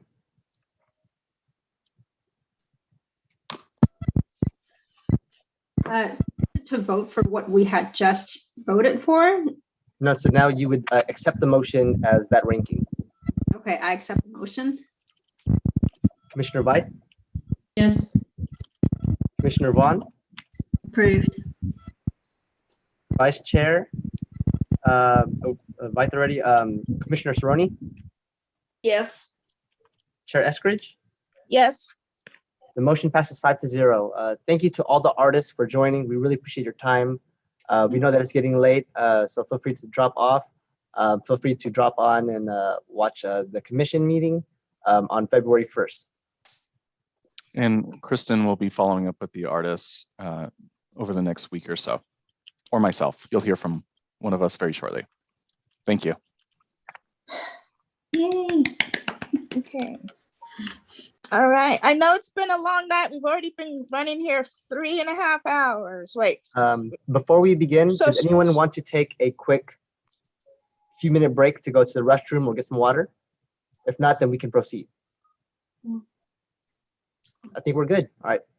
All Coach right. Eskridge. All right. Hope you have plenty of caffeine running through you tonight. Okay.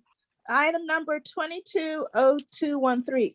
Approve art and private development project Google Caribbean 300 West Caribbean Drive. Since we remain in a virtual setting, I will ask my colleagues to use the virtual raise hand feature to indicate they wish to speak. Okay, next presentation. Thank you. I will give a brief just intro and then pass it on to our developer who will also introduce the artist this evening. So this evening, under the city's art and private development ordinance, this requires public art as part of Google's project at the 300 West Caribbean Drive development. The public art component must be equal or valued to 1% of the building valuation for this project. The minimum expenditure is 1.8 million and change. Just as a reminder, the Art Commission's role in the approval process, they're here to review the artwork. And just under 5 considerations. Number 1, review the artist's background, including their experience and their ability to fabricate and install large-scale artworks. Number 2, review the artwork to determine whether the nature and style of the artwork is appropriate for the site. Number 3, determine whether the proposed artwork is appropriate in scale for the overall development. Number 4, review the location of the artwork for accessibility to the public. And number 5, review the maintenance and durability of the artwork. The purpose of this is for the Arts Commission to review and approve the proposed artwork. Under the Art and Private Development Ordinance, the Arts Commission is authorized to make the final determination of this proposed artwork. The City Council is not scheduled to review or consider this item. Without further ado, I'd like to introduce our team from Google as well as their selected artists, and I'll hand it over to you guys. Thank you, Trenton. This is Chandra Cerrito. Hello, everybody. Good evening, commissioners. It was really inspiring to see what you've already been reviewing tonight, and thank you for hanging in there for an extra long meeting. I have been working with Google on as a public art consultant for this particular project. The project name is Caribbean, and we can go to the next slide. So Caribbean is a new corporate campus along West Caribbean Drive at North Matilda Avenue. It is directly across from the Bay Trail Recreation Area. Next, please. The campus consists of 2 office buildings that are set back from the street and a utility and parking garage building at the corner of Matilda and Caribbean. Next, please. The Google team identified the Caribbean-facing side of the garage as a highly visible place for artwork. Not only will it be seen from bikes and vehicles along Caribbean, but it will also create a viewing destination for those along the Bay Trail across the way. Next, please. Oh, we might not have the correct presentation up.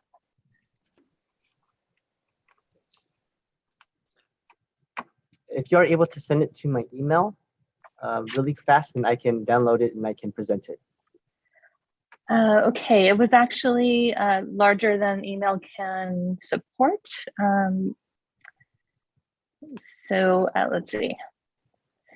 Can I just chat with Ned, who's on the line? Ned, it's your presentation. I think what they have available on the screen is our submission, and it doesn't appear to be your actual presentation, which shows your past work. So that might actually be important. So, all right, what can we do? I could send you a link, Ricky, if you want to download from Dropbox. Okay, yeah. Let me do this. Then you have my email? I believe I do. Okay. Yeah, perfect. Let me just get the link first and then be able to send you something. Okay. Sorry about that. No worries. Okay.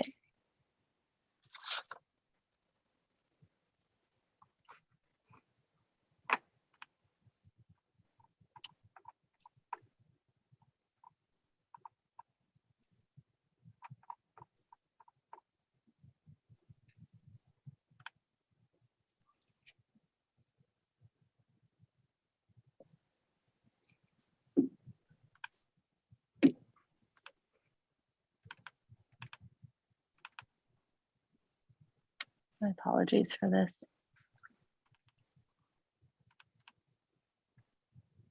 Okay, I'm going to forward the email that I sent to Kristen, and that will have the link.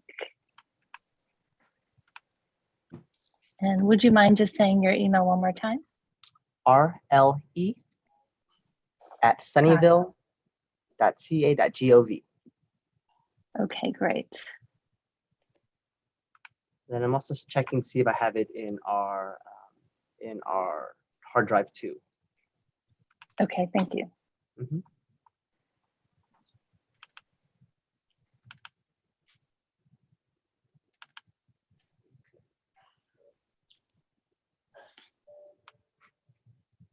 So I just got an email from you.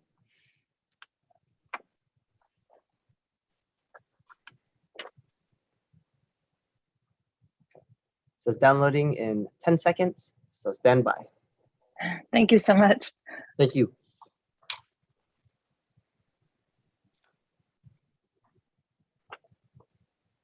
Actually, while that's downloading, a visual isn't necessary for the short introduction I have for Ned, so I could go into that to save time.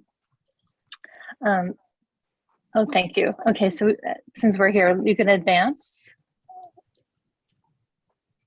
Okay, and you can stay right there.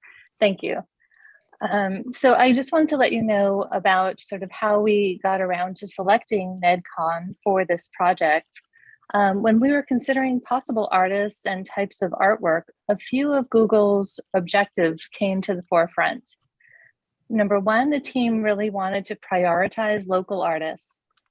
They also hoped that the artwork would relate in some way to the natural environment, given the site being so close to the bay. And possibly they wanted the artwork to incorporate movement to capitalize on the wind that was coming off of the bay. Clearly we had a facade structure on which this artwork would be placed. So that, with all of those ingredients, there's nobody who stands out more in the art world than NedCon in terms of hitting the mark on every one of those. Despite that, however, that NedCon is the first one who came to mind, we did actually look at about 15 different artists and interviewed 2 of them. And Ned was definitely the clear choice, and we're very honored to be working with him on this project. From there, I'll just turn it over to Ned and let him introduce yourself and share with you some of his past work, and then he'll share with you his proposed artwork for this site. Thank you. Thank you, Chandra. Thank you, everyone else, for hanging in there all these hours. We'll try to be brief. Yeah, so Ricky, go ahead and roll through these slides here. So the first one, I'll show you just a few relatively recent projects that all, excuse me, have some correlation to what we're proposing for Google in Sunnyvale. So the project you're looking at, it's another parking structure. It's in Columbus, Ohio, for the convention center. I clad the facade of this structure with these huge curtains of polycarbonate plastic chainmail that blows in the wind. All those waves that you're seeing are actually kind of a visualization of the waves and the wind. Next slide, please. Looking at it straight on. Most of my work is, excuse me, I'm getting over COVID, so I'm losing my voice a little bit. All these projects somehow relate to nature. They all involve movement. They all involve kind of trying to dematerialize facades of buildings, kind of merging buildings with nature, with the atmosphere. Next slide is a detailed shot showing this polycarbonate chainmail blowing in the wind. Next slide is a large shade structure in Singapore, a collaboration with architect Moshe Safdie. And I included this slide because this relates to some of our thinking about lighting. All the colors and light that you're seeing in this facade is reflected from just the surrounding ambient light of the city, of passing cars, of street lights. The facade itself is a giant cable net with 500,000 small hinged metal panels that move in the wind. The next slide is an enormous parking structure in Australia, in Brisbane, Australia, at the airport, over 1,000 feet long, hundreds of thousands of hinged perforated aluminum panels moving in the wind.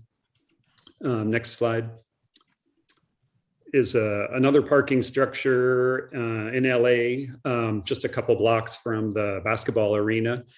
This is a parking structure for a condo development called Circa. And next slide is a detail of that same project.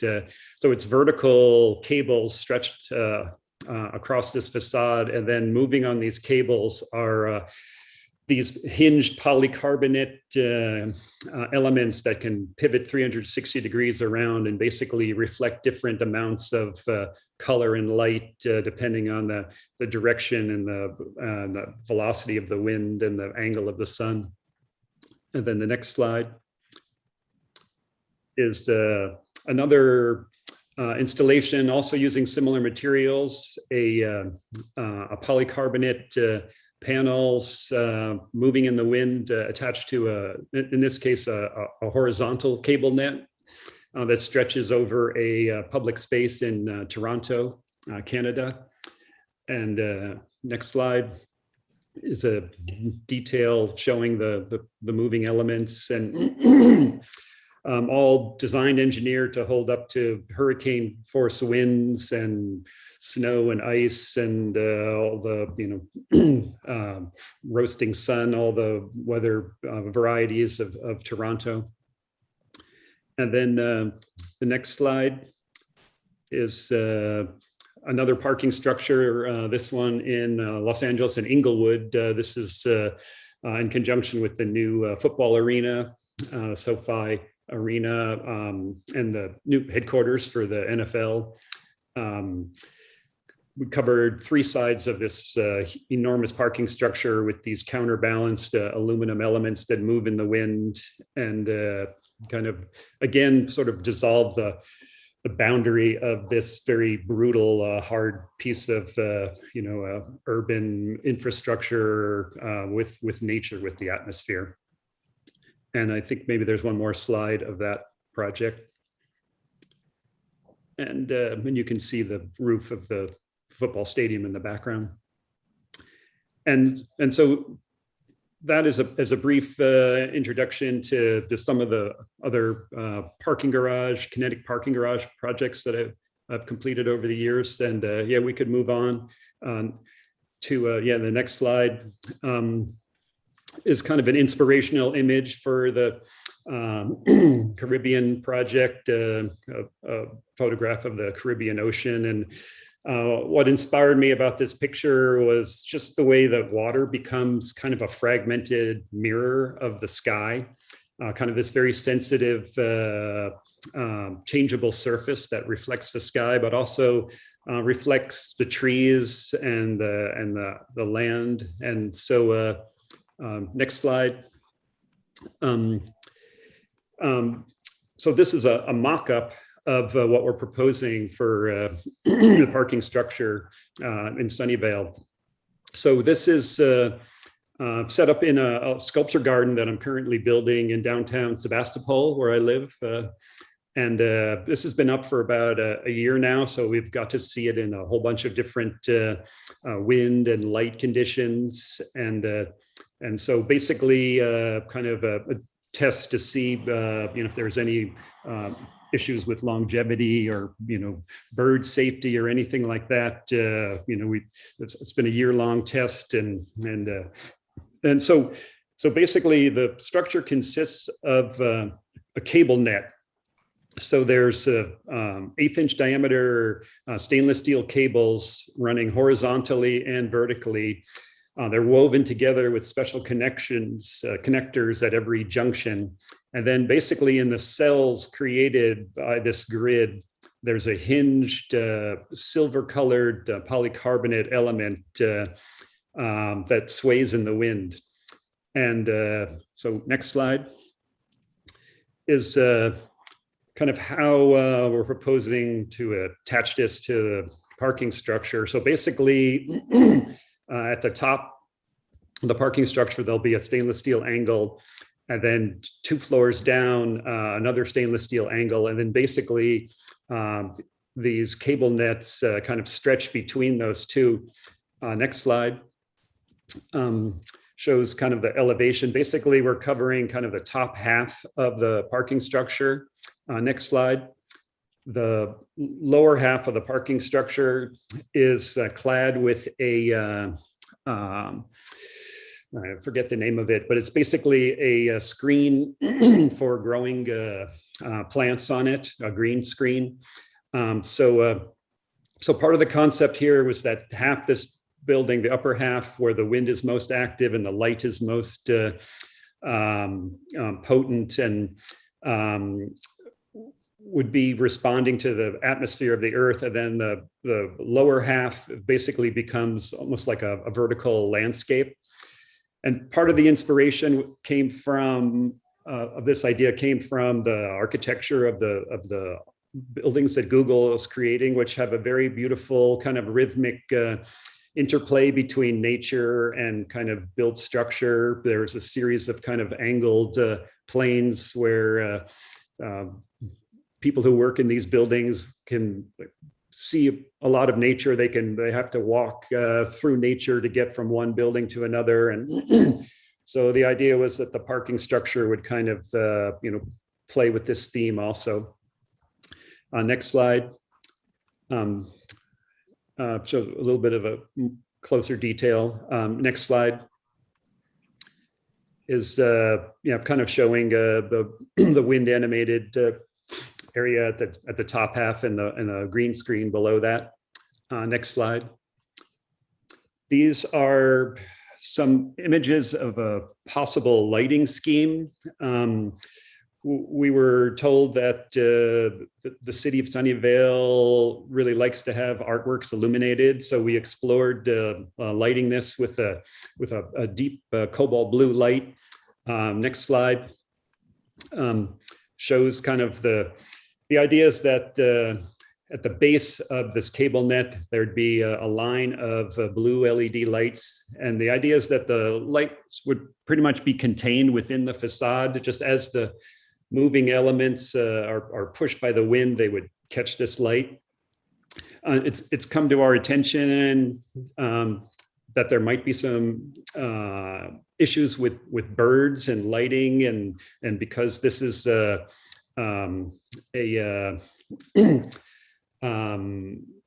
sensitive habitat being so close to the bay, there were some concerns that the night lighting might be disruptive to birds. And so we're presenting this as kind of an option.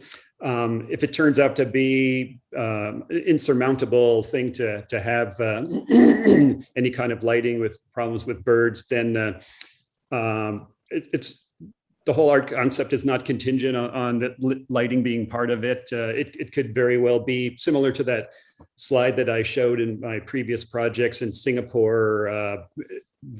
Could be just a facade that responds to the ambient light, the light of passing cars, the light of the moon, the light of the sky, the light of interior lights in the parking structure.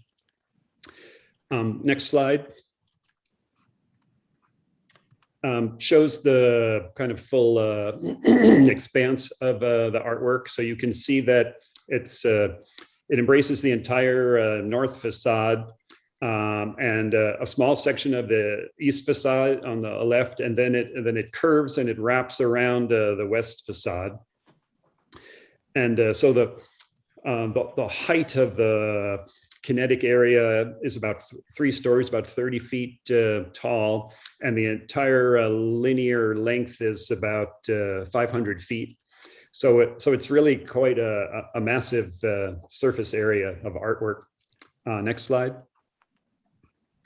And just the detail of kind of how it wraps around the corner. Next slide. What I was trying to capture with some of these images is just how this whole huge facade would be composed of, I forget, something like 100,000 plus of these individual moving elements. Each individual element is about 1 inch wide and 9 inches tall, about 1/16 of an inch thick. And so essentially it's 100,000 plus pendulums, and kind of the thematic kind of underpinning of the whole idea is that a pendulum is kind of this symbol of kind of Newtonian physics. It's one of the few things in physics that actually you can write an equation and a pendulum will do, what the equation says it will do. But when you link a few pendulums together, their interactions become incredibly complicated, and it actually starts to break down kind of linear, understandable physics. And then when you get 100,000 pendulums, it puts it into a field of science that's referred to as emergence. And so the idea is that when you have a huge field of interacting particles, patterns emerge, and often very beautiful patterns. And so the whole concept of this artwork is that each one of these individual pieces add up to these global movements, waves and vortices, and all of this is a very subtle and abstract metaphor for kind of the whole functioning of Google's platform, where at any given moment, there's millions of people all around the planet, using Google's system. So all these independent people, and then you have kind of these large scale kind of patterns emerge from all those interactions. And so so not in any figurative or obvious way, the artwork kind of very subtly kind of taps into kind of some of the underlying physics of Google's actual functioning. Next slide. Just some various perspective shots. Next slide. That shows one of the individual elements. You can see that they have a bearing that snaps onto the cable, and then there's a small weight at the far end that kind of increases their activity with the wind. Next slide. Shows we basically mix in metallic pigments into the polycarbonate when we cast these. So they have a metallic sheen to it, but it's not a mirror. It's actually kind of a very matte surface. So it just catches different degrees of intensity of light.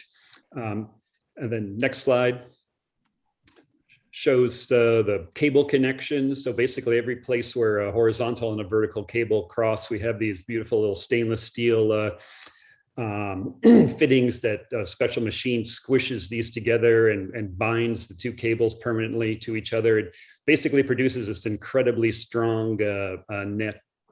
Next slide. Shows kind of where the cables attach at the top and the bottom. There's basically a double nut and that allows us to tension the entire system. So basically we're fabricating it in 10-foot wide by, I think they're like 30-foot tall panels. There are about 50 of those. And so each one gets installed, tensioned, and next slide. A cross section kind of showing there's a steel beam that's part of the building at the top and a steel beam that's part of the building at the bottom. And we're attaching a stainless steel angle to that the cables will mount to. Next slide, please. And then again, some other images of this mock-up. And then the next slide is viewing it from a different angle. And then next slide. This shows us lifting a test panel up to about the height that it'll be in the real thing. This is having sunlight bouncing off the front of it. This is kind of pointed south in the actual installation in Sunnyvale. It'll be on the north side of the building. So there'll be rare that direct sunlight hits it. So it'll be a much more a muted palette. And then I think that might be it. Is that the last slide? Just a detail showing kind of the movement of the pieces. And yeah, so here we're just hanging it. So there's a bar at the bottom and a bar at the top. So in the real thing, those will be rigidly mounted to the building. And then is there one more slide? Oh yeah, so now, some renderings, I forgot about these. All right, so this is a view from the roadway.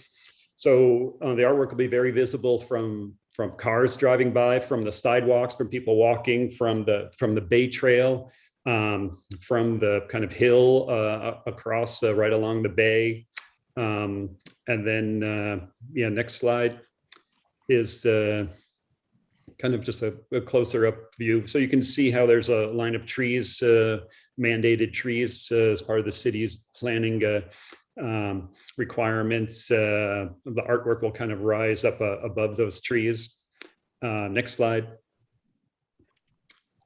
is a view from the other angle. So, as you come around, I guess it's Matilda, where Matilda kind of turns into Caribbean, I guess.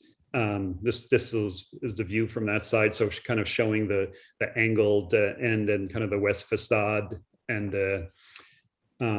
then next slide, same view, just a closer in view. And then the next slide. To suggest what the lighting might look like if we ended up doing a lighting, if it turned out to be compatible with the birds. And then I think that might be the last slide.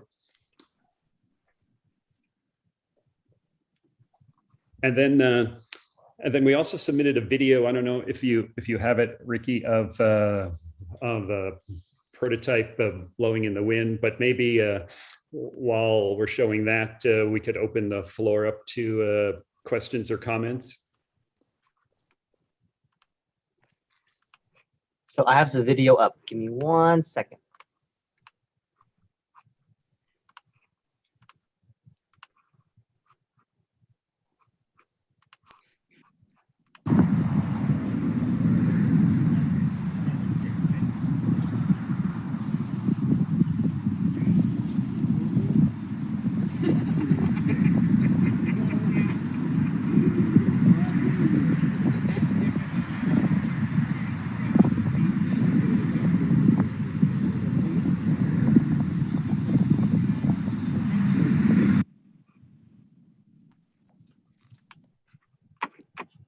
So all the sound you were hearing was just kind of wind noise in the microphone of my phone. The piece is actually almost perfectly quiet. I mean, in a severe storm, you might hear a little bit of sound, but there would be so much other wind noise that sound. It's really kind of essentially a relatively silent artwork. So questions, comments, anything? Thank you very much. Commissioner Vaughn?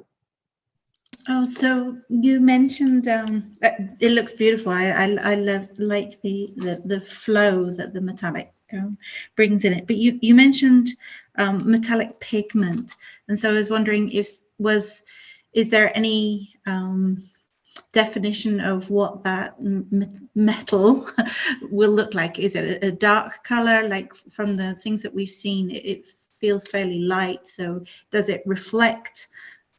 Is it kind of more mirrored like in terms of reflecting the light from the natural sky, or is it more muted and dull?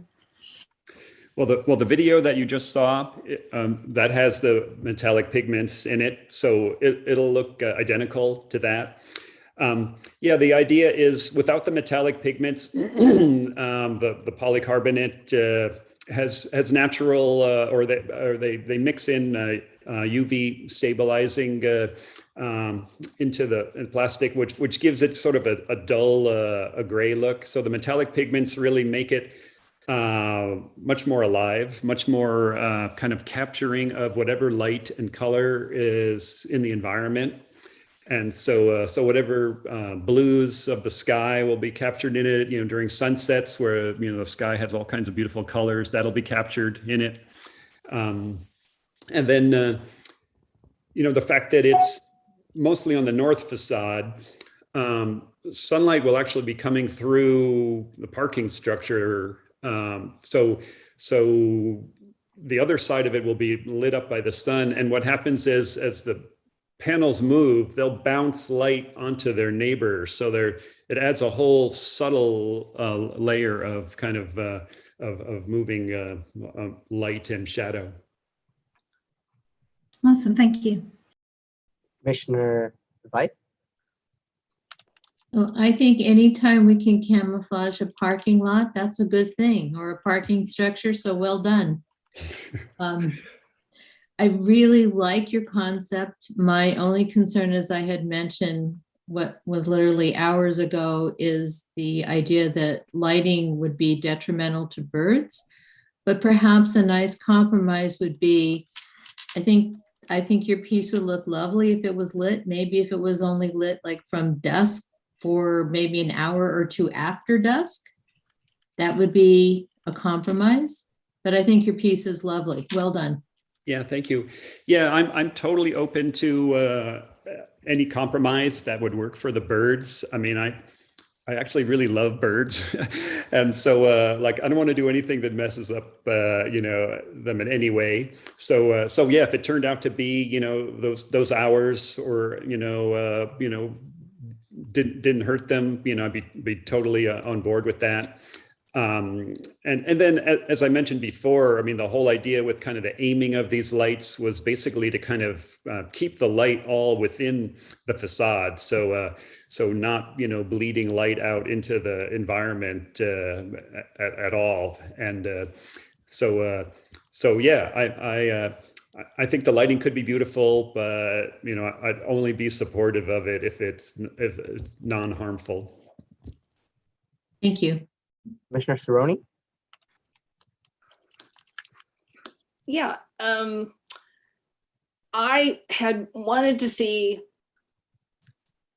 what you showed of the prototype actually as it is in the open air, so you could see what it would look like out there with the sun and the wind and whatever.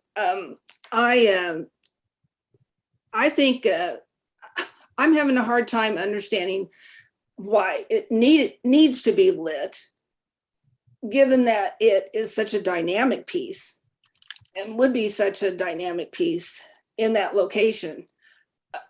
that it reflects light back into the garage, it seems perfect to me. That some of that light might, in fact, though, add to the glow or whatever is going on behind the actual pendulums. That's kind of an interesting. I don't know how that would work out, but I think I guess I would say that unless everybody felt that it really needs to be lit, that I think the best path forward would be not to do it. I have heard from the public, I've heard from a wide variety of people actually that are very concerned, mostly for insects, which is which everything depends on, and that blue light in particular is not a good, is more of a attractor than other light. But I can't, as a commissioner, we don't have any guidelines along those lines. And I've asked that the city council perhaps take up a study issue on this subject so that there can be a body, ours, that would look at these kinds of things in art, see what the full environmental impacts of the art might be, because it's kind of a loophole. The Planning Commission is not allowed to say anything about art, and we're not allowed to say anything about environmental impacts, basically. So I think it's kind of a loophole, and I'm hoping that that will be addressed in the future. But for now, it's a wonderful concept, and I do hope it goes forward as you've planned it, but not necessarily with lights. Yeah, well, I completely concur with you. I mean, the piece doesn't need the light. It would be totally fine without the light. And in some ways, just philosophically, it's this huge kinetic facade that's completely powered by wind. So this beautiful renewable energy source. So it makes some sense then to not introduce a whole electrical, lighting system, which then, needs, power from the grid. And so I'd be totally fine letting go of the lighting aspect to it. And as I mentioned before, just the ambient light of cars going by. I mean, you're going to have all these cars. It's a free source of light energy. There's always so much moisture and pollution in the air in the Bay Area that at night there's always a glow or almost always a glow to the sky. So it'll reflect those colors, and the moon will look amazing. And so. So again, if there was some compromise where it could work out with the lighting and not harm creatures of any sort, I'm not opposed to that at all, but it's not a crucial aspect of the artwork. And just to chime in, just to provide some clarity, you're right, Commissioner Cerrone, in terms of the role of this body is to evaluate the things that we had mentioned at the beginning of the presentation, which does not specifically include the light plan. With that being said, a lighting plan for all artworks is a requirement of the ordinance. So it does have to be in there, but it does not specify that it has to be a certain type or this kind of thing. And that's where the role of building and engineers and all of the codes that are existing now. So city staff will be working with the developer and the applicant just to make sure that they're aligning with all of those, and then all of these considerations are taken into account to make sure that it's not a giant beacon of light or some other kind of area that would harm the environment, or some other things that would not comply with codes and other such ordinances. Thank you, Trenton. Commissioner Vaughn. So in terms of, if we're making a motion to accept this proposal, is it, can we amend, can we make a motion that has like a subclause that you look into that specifically? Is it, or is it necessary to do that, or can we just assume since you've just said that, Trenton, that will be part of the process. Correct. It's already part of the process. One thing I know is that Google and the applicant are committed to doing this. So part of working with the city to ensure that compliance, they've already discussed bringing on a consultant and working with an ecologist at their expense, just to make sure that all of these factors are taken into consideration and that they comply with everything that the city requires of them.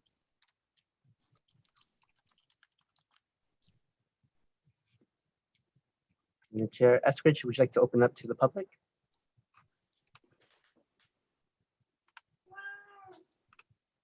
Okay, since we remain in a virtual setting, I will ask the public to use the virtual raise hand feature or *9 on the telephone to indicate they wish to speak. City staff will ask you to unmute your microphone when it's your turn to address commission or board. City staff, do we have any members of the public wishing to speak on this item? Yes, so we do have a current of 5 with their hands raised. Kadishio, you are first to go. Please unmute your mic and you have 3 minutes. Thank you. Hello, my name is Dashiell Leeds. I'm the conservation assistant for the Sierra Club Loma Prieta chapter. We do have concerns about the proposed lighting emanating from the structure, particularly since the art projects uses LED blue lighting, a color temperature that's very harmful to the environment. We're also concerned that the lighting plan identifies that LED uplighting is to be used, and uplighting is an especially damaging technique for lighting. As was discussed earlier, birds are harmed by this kind of lighting, and insects too, and many of which come out in the evening. So the dusk compromise mentioned earlier might still be ecologically damaging. In our opinion, the uplighting and the large square foot light expanse included in the project contradict the following policies in the existing Moffett Park specific plan. On page 70, it says, quote, lights, spotlights, floodlights, reflectors, and other means of illumination shall be shielded or equipped with special lenses in such a manner as to prevent any glare or direct illumination on any public street or other property. Lighting shall be directed downward when feasible in consideration of preserving a dark sky, end quote. And on page 88 of the Moffett Park specific plan, as part of design item 7, it states, quote, exterior lighting for all types of uses, such as building facades, art, signage, safety, parking lot, shall be designed downward. Shall be designed to shine downward to prevent light pollution affecting efforts to preserve a dark sky and to avoid light trespass and glare onto adjoining properties. Creative fixture design is encouraged as an accent to the site, end quote. So the proposed unshielded blue uplighting does not comply with the Moffett Park specific plan, and it's incompatible with the goals of light pollution reduction. And additionally, Sunnyvale's bird safe design guidelines include some measures that are also relevant to this. And I'll quote here, which is to prohibit uplighting or spotlights, and also quote, shield lighting to cast light down onto the area to be illuminated. So because of these policies, and given the fact that these pendulums will interact with the light coming from inside of the parking structure and other light sources as well, special care should be taken to minimize light pollution that could come from all potential light sources emanating from the project, not just the blue LEDs. And we do strongly recommend that there be no blue light artificially and no uplighting especially. All lighting impacts on the site should be analyzed given the site's proximity to bird habitat. In addition, we asked for a comprehensive public outreach to the community to engage environmental organizations and community members who recreate at the Baylands and the landfill. Thanks for your time. Thank you very much. Now I'll go to the next person.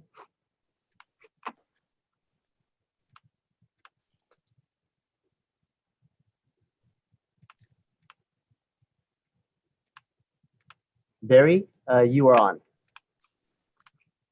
Hi, thanks. Can you hear me? Yes. Hi, my name is Barry Langdon-Lassane. I'm a longtime Sunnyvale resident, and I'm also president of the board for the Santa Clara Valley Audubon Society.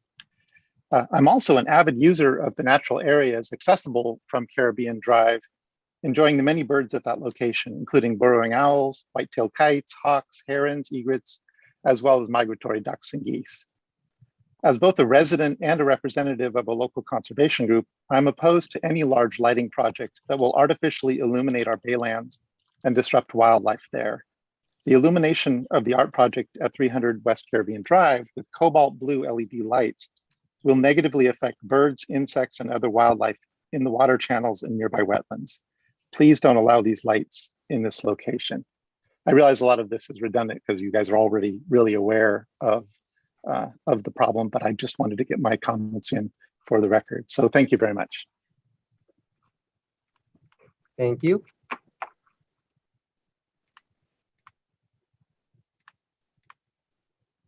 Mike, you are on. Good evening, commissioners. My name is Mike Ferreira. I'm with the Sierra Club on the chapter executive committee, and I'm also the political chair.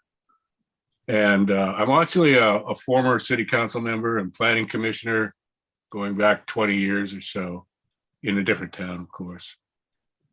And in all that time, I've never addressed an arts commission. And so I watched you folks for 3.5 hours. I was very impressed and actually thought that was a very difficult process that you worked your way through on the preceding item. Also, for some reason, I've never had an art project that presented such an environmental conundrum. This is a rare thing. The lighting problem is, I think, a severe threat to the immediate environment. And I appreciate the response of the arts commissioners. And I also appreciate the willingness of the applicant to do something about it. But it does bother me that the motion can't reflect the commissioner's concerns about this as this moves forward in the process.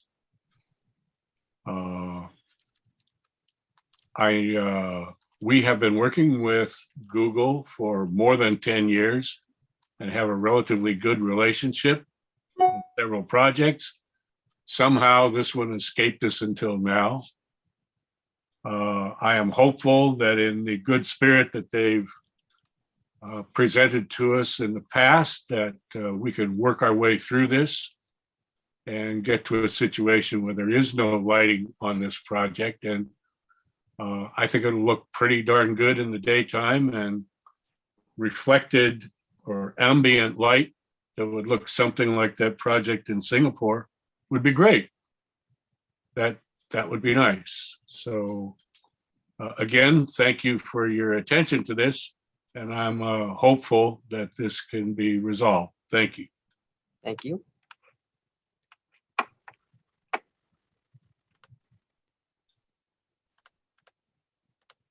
Now we have 3 more people left. In interest of time, I will only allow for these next 3 people to speak. Juliana, you're up. Good evening. My name is Juliana Pendleton, and I am the Environmental Advocacy Assistant for Santa Clara Valley Audubon Society. Thank you, Commissioners, for your discussion around lighting, and Mr. Khan for your flexibility around lighting. Working for Audubon, I love birds too, so it was great to hear of your love for birds.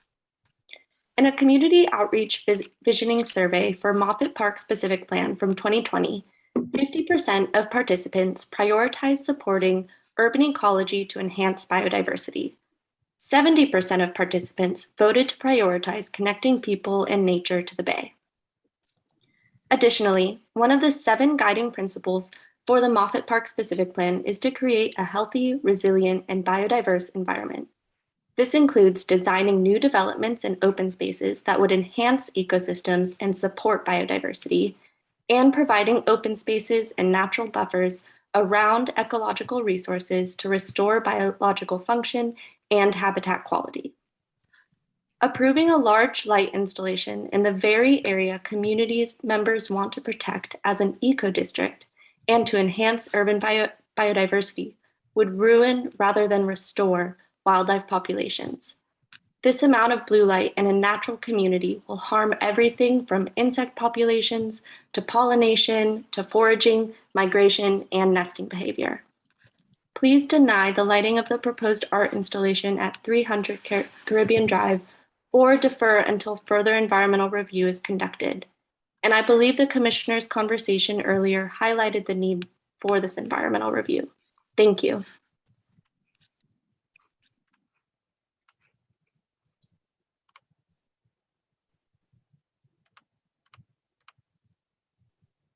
Eileen, you are up. And it currently looks like your mic is muted. There it goes. Good evening, commissioners. I'm Eileen McLaughlin, and I represent the Citizens Committee to Complete the Refuge. Like Mike Ferreira, I'm one of the environmentalists. Our group has worked with Google for some 10 years. And our coming here tonight is certainly a first for us, the arts. But I think about all of the projects that over the years, Google has brought us in to ask for seek our comment. Never was there any art project.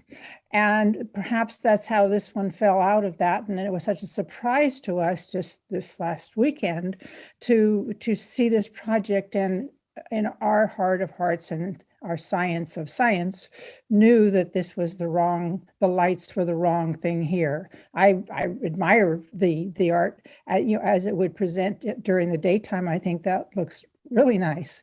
And I'm really appreciative of hearing from the artists and also that Google will be looking at evaluating with an ecologist. And that's all, that will be all for good. And I appreciate that.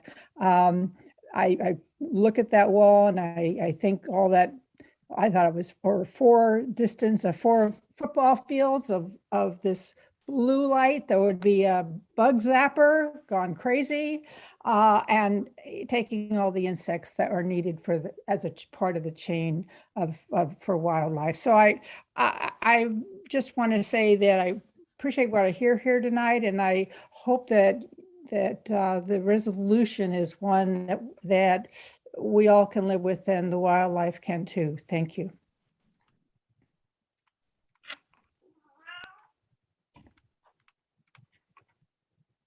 And then we have one more Mike Cerrone. You are good to go.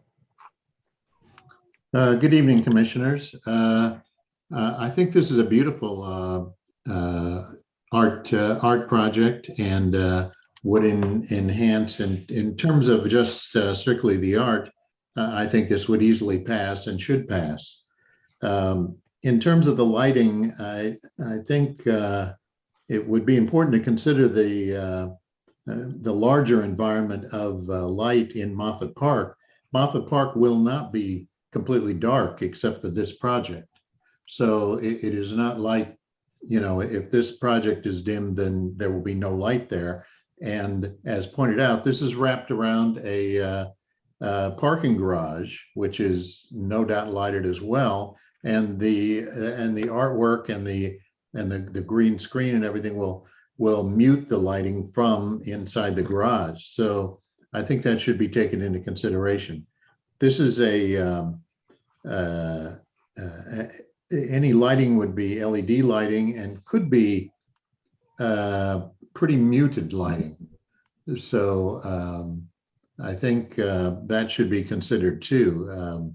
It could be kind of a subtle lighting and the number of hours could be limited, but I think, I guess I'd rather not see the lighting completely discarded, and hopefully there's ways to work on that, how the lighting is implemented, and minimize the impact on the environment there. Again, Moffett Park itself there's office buildings and everything else that can have lights. So I think just looking at this in isolation, as if it's just popped up in a pristine wilderness, is not necessarily appropriate. And the entirety of the lighting in that facility should be, in that park should be considered in terms of impact on the environment. Thank you. Thank you very much. And then in the interest of time, I'm sorry, Gita, but we will be unfortunately unable to take your comment for this one. but we will give it back to Trenton.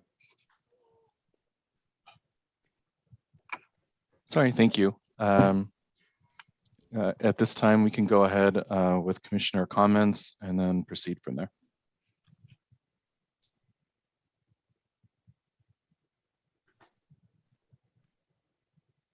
Chair Eskridge.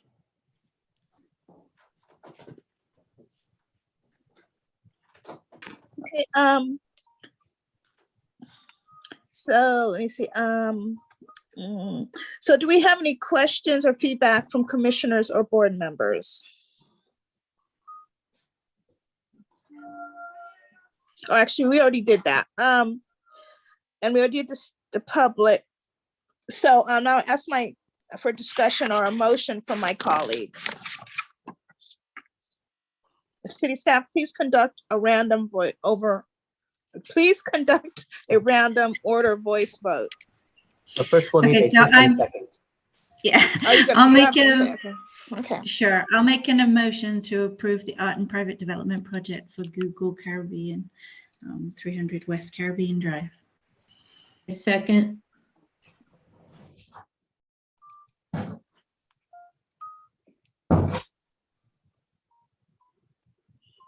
Then I will commit a random voice vote. Commissioner Lamb.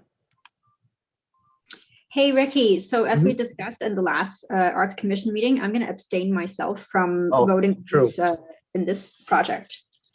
Thank you very much. Appreciate it. Commissioner Cerrone. Approve. Commissioner Vaughn. Approved. Chair Eskridge. Approved. Vice Chair Veit. Approved.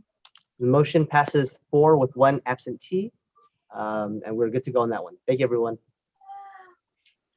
Okay, next item, 22-0211,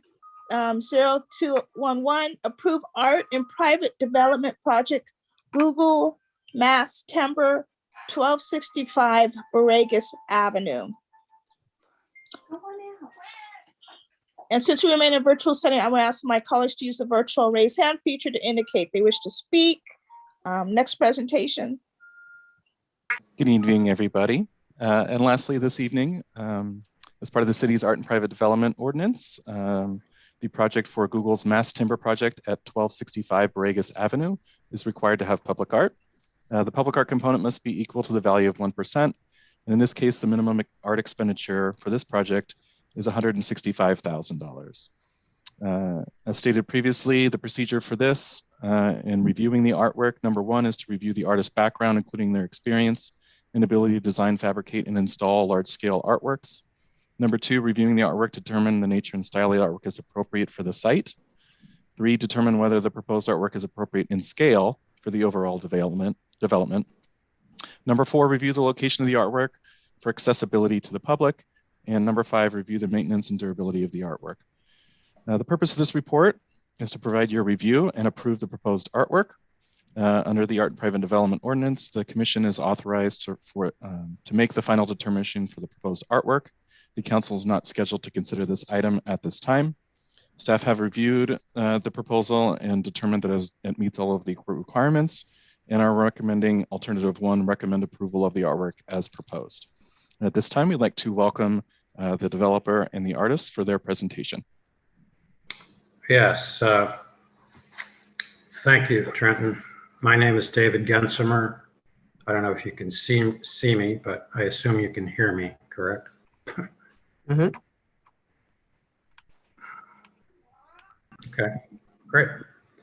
I am Google Development Executive for the 1265 Borregas project.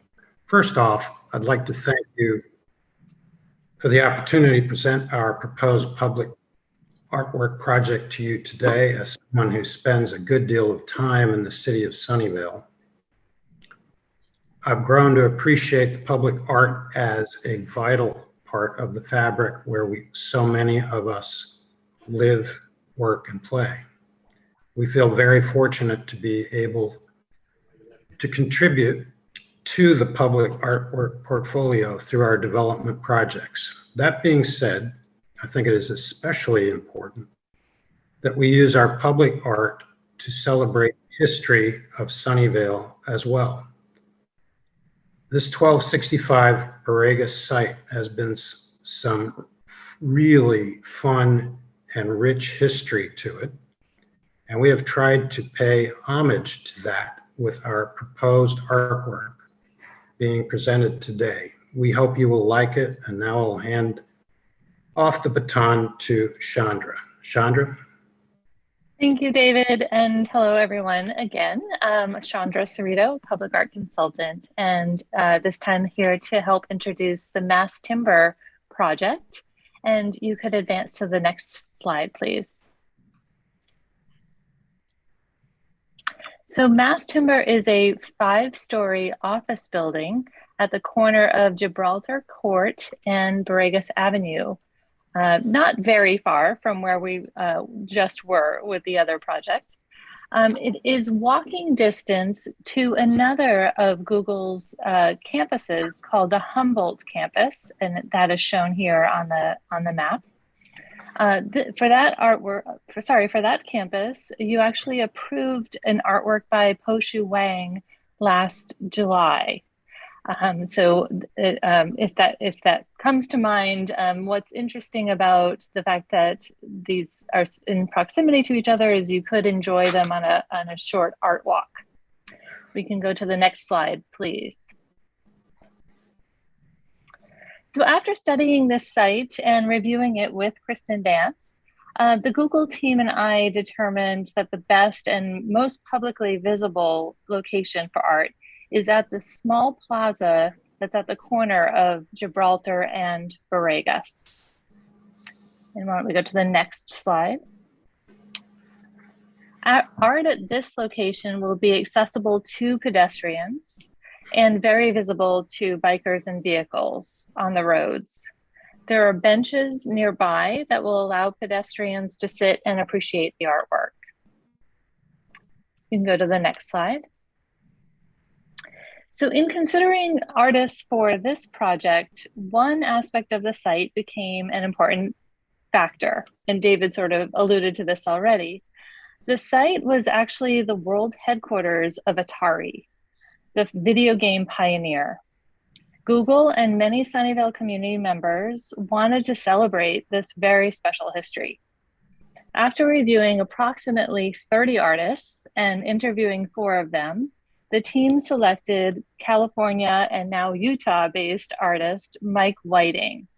Mike is going to be introducing himself to you, sharing some of his past works and what interests him about making artwork. And I think after seeing that, you will very clearly understand why we thought he was the most appropriate artist for this project. With that, I'm happy to turn it over to Mike Whiting. Thank you. Thank you, Chandra. Yeah. I'm going to show you my work here, and I think it will be apparent why I am so excited to be doing a project at this site, the former Atari headquarters and the future home of the beautiful Google Mass Timber building. My work is inspired by early video game imagery, the oversized pixels that tried to represent our world the best they could, given the technology. Growing up as a child, my visual experience started more with cartoons and video games and museums kind of later. Had an experience as a student, next slide, walking into the MoMA and seeing this painting. And I said to myself, wow, I thought this was a really cool painting about video games. And then walked up and read that it was painted in 1943 by Pete Mondrian. I was a little embarrassed about that, but then later reading about his work, hearing that he was trying to express the streets of New York and the blinking lights, I think that there was something there, that he was coming at this visual representation a different way, but ended up visually making something like a video game. Next slide.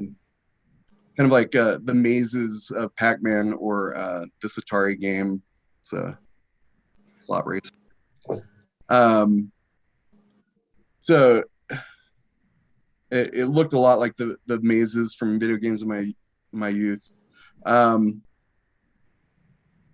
Next slide. These movements had opposite intentions, but similar visual outcomes.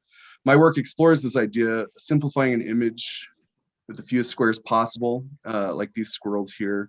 They kind of ride the edge of representational and abstract. A lot of my work represents the everyday. Next slide. Like an encounter with a deer, or next slide. People chatting on a sidewalk. Next slide. Or just watching the waves break on the beach. Next slide. Or just hanging out in the garden with your garden gnome. And so my work ranges from small squirrel-sized pieces to human scale, like this next piece. Next slide, the cactus, or monumental, like this next slide.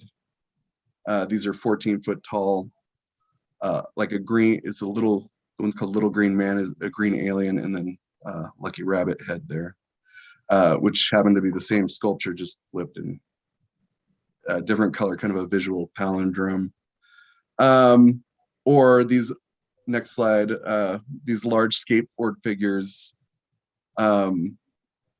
with the blocked paint, which is similar to something that I am going to propose for this project. Next slide. And then the next one. This nose grabbing, this is kickflip. This kickflip here on this concrete pedestal is a similar paint finish to the one that I'll be proposing. So let's go to the next slide. As I was kind of researching this, I was looking at the former Atari headquarters, next slide, and really kind of fell in love with these stripes they had used for their interior decorating, and you'll see that's incorporated into the piece. Next slide.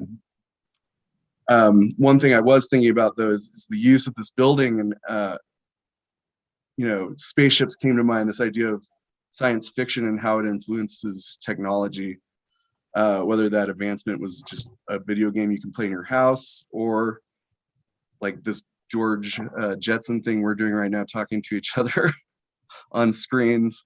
So the next slide. This pixelated flying saucer here is the proposed piece. It kind of represents the past in a way, this looking forward from the past, as well as looking towards new advancements in technology that could expand our known universe. It's a solid structure, even though it's painted in sections. It'll be constructed out of 3/8 steel plate, box formed and welded together.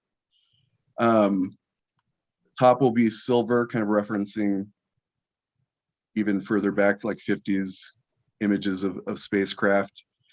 And then, of course, the green, and yellow beam coming down. The beam could be beaming up Atari, or it could be beaming down new technologies. People could stand there and pretend to be beamed up themselves. Next slide. So it'll be 20 feet tall, 8 feet wide at the top, and 2.25 deep. It's basically a large pole, and will be mounted much the same way that a light pole or other structure like that would be mounted. We'll be working with XL contractors to prepare the base, and I'll be working with my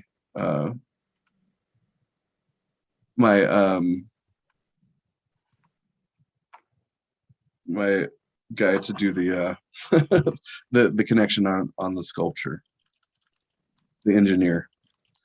Next slide. So here it is in location. It's in that small little area, and I think this is why that small footprint works so well. It is able to kind of not take up too much of that precious space right there, and people can still interact and move around it. There it is with the mass timber building in the background. Next slide. Little closer view. And next slide. So we worked with Bold Lighting to come up with some lighting designs that had minimal overspill. There are 2 uplights that are narrowly focused on the sculpture so that there's not a lot of overspill. And then within the wings itself, there are 2 downlights. Next slide, I think you can see those better. The downlights will kind of illuminate the sides there. Next slide. And that's it. If we could go back a little bit, I was going to talk about the materials. Sorry, I could just talk about them. I did say it was going to be 3/8 inch steel plate. It will be painted with a high solid urethane, which has a really good exceptional color stability in the outdoors, and should be able to hold up to light exposure for a long time. It dries to a very hardened, to a nice hard durable fit. I think that's about it. Were there any other comments, questions?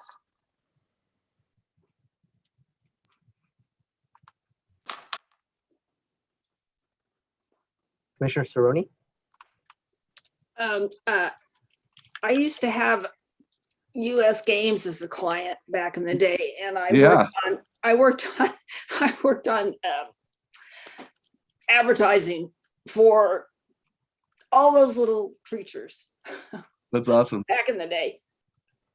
But you know, I didn't see that in your art, maybe because it was, and I know you weren't actually trying to represent one of those little guys, but I see the relationship now through your explanation to that sort of representation, the pixelated, highly pixelated. I guess I have a question. The question is it all one piece? Is one solid piece? So it's kind of a box formed thing. So each face is a plate that's welded together. So it is hollow inside. It's 3/8 inch stick steel, so it's got a hollow inside, and then the lighting will kind of go through that and be mounted down at the bottom. So welded together eventually, I mean, it will be solid. Yeah. Okay. I wondered if you had thought about, I know we usually ask for a plaque of some sort, that says, artists, have you thought about extending that at all to, talk about the kinds of things you just talked to us about in terms of your inspiration and how that relates to Atari and how it relates to what you've come up with? Yeah, I think that would be really nice to have something like that referenced the historical significance of the location. That'd be fantastic. Maybe put some little characters in the cement around it or something. I don't know. Okay. I mean, I think it could be a lot of fun. I didn't fully get the impact of that until your presentation. So I hope somehow that would be translated to people who come and see it. Maybe we, in your wing lights, maybe you could also have it bubbling, so it looks like a transporter going up to. Yeah, we are doing square lights in the wings to keep with the pixelated. Okay. Commissioner Weiss? So I think your piece is really cool. I am glad that Commissioner Cerrone mentioned a plaque because I'm not so sure there's many of us left who remember Atari. So I think that would be a really good thing. And I'm going to sound like a broken record, but I also want to echo my concern with lights for the reasons we've all talked about. So thank you.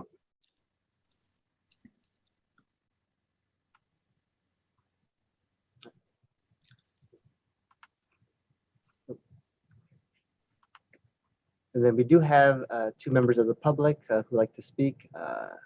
Chair Eskridge, can you please open it up for public comment?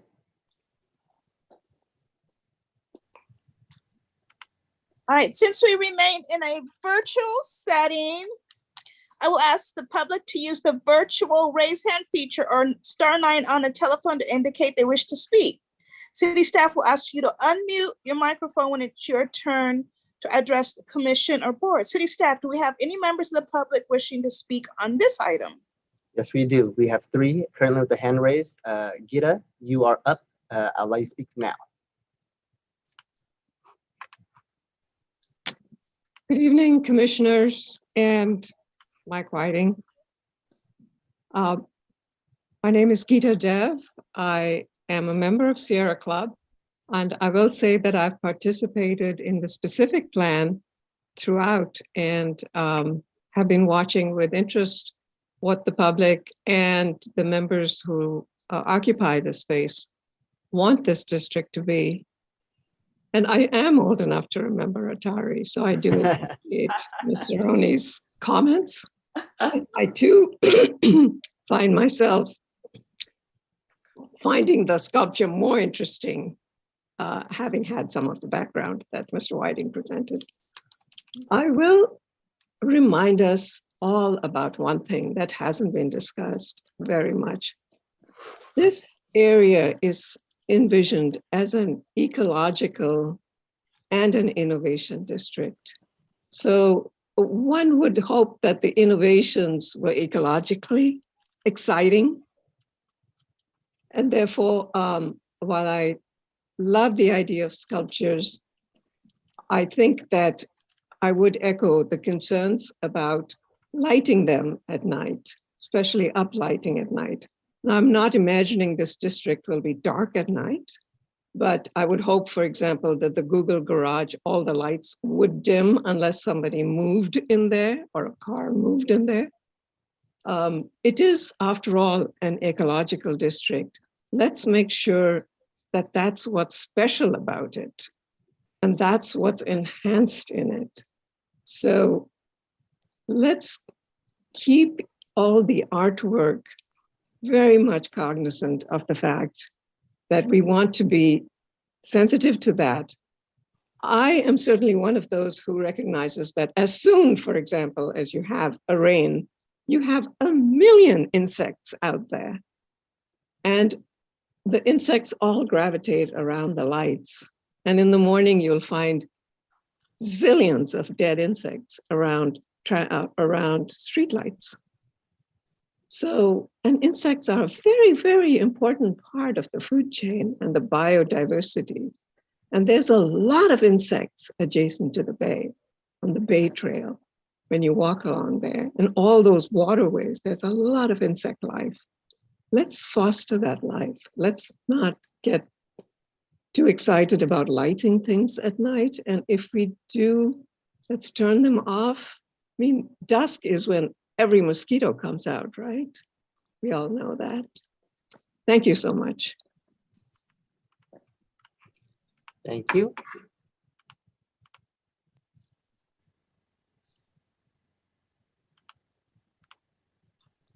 Joel, you're up. Hear me? Yes. Great. Yeah, thanks for indulging me at this. Can you hear me okay? Yes. Okay. Yeah, at this late hour, thanks for this. Hello, Joel. I got an echo. Okay, is that better? Yeah, just thanks again for this. You know, Atari was a significant part of my childhood too, and I'm happy to see that the artist Mike is also a fan.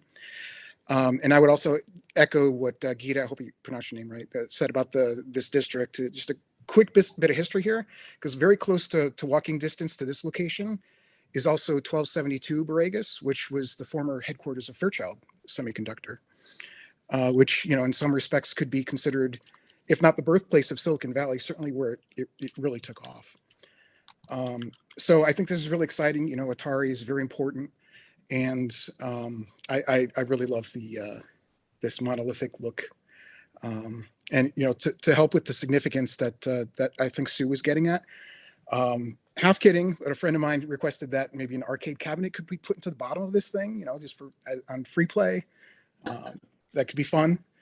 But yeah, I'm just joking. But yeah, thanks again, and you know, this is great. Thank you. And then, last but not least, we will have Mike, and you are good to go.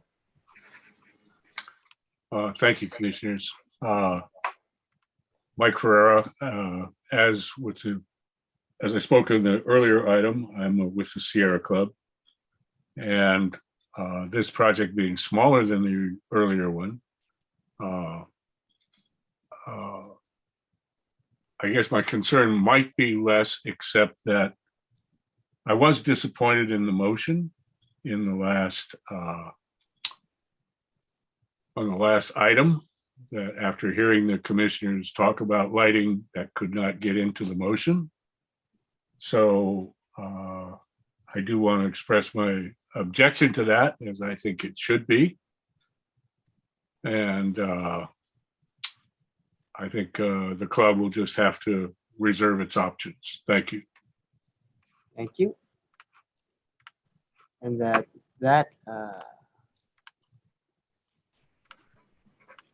is the end of all of our public questions.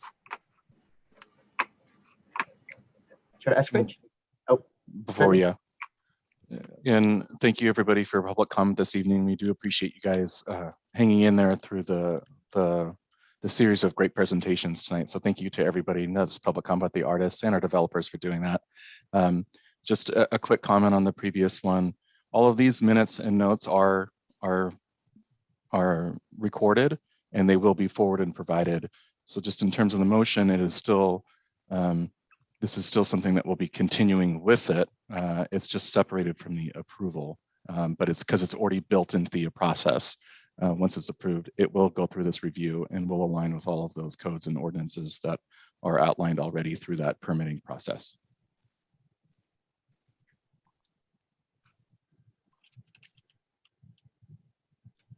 Chair Eskridge?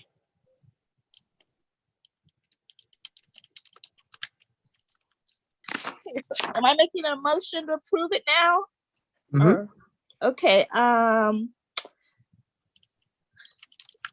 Okay, I will now ask for discussion or a motion from my colleagues. Already got that part, so we're good on that front. Okay, city staff, please conduct a random order voice vote. First, we need a motion and a second. A motion. Okay, Yeah. that's what I said. I will ask for a discussion or for a motion from my colleagues. Mm-hmm. I move to approve the art and private development project for Google. Second. I'll second the motion. Perfect. So with Commissioner Lamb abstaining, Chair Eskridge? I approve. Vice Chair Vice?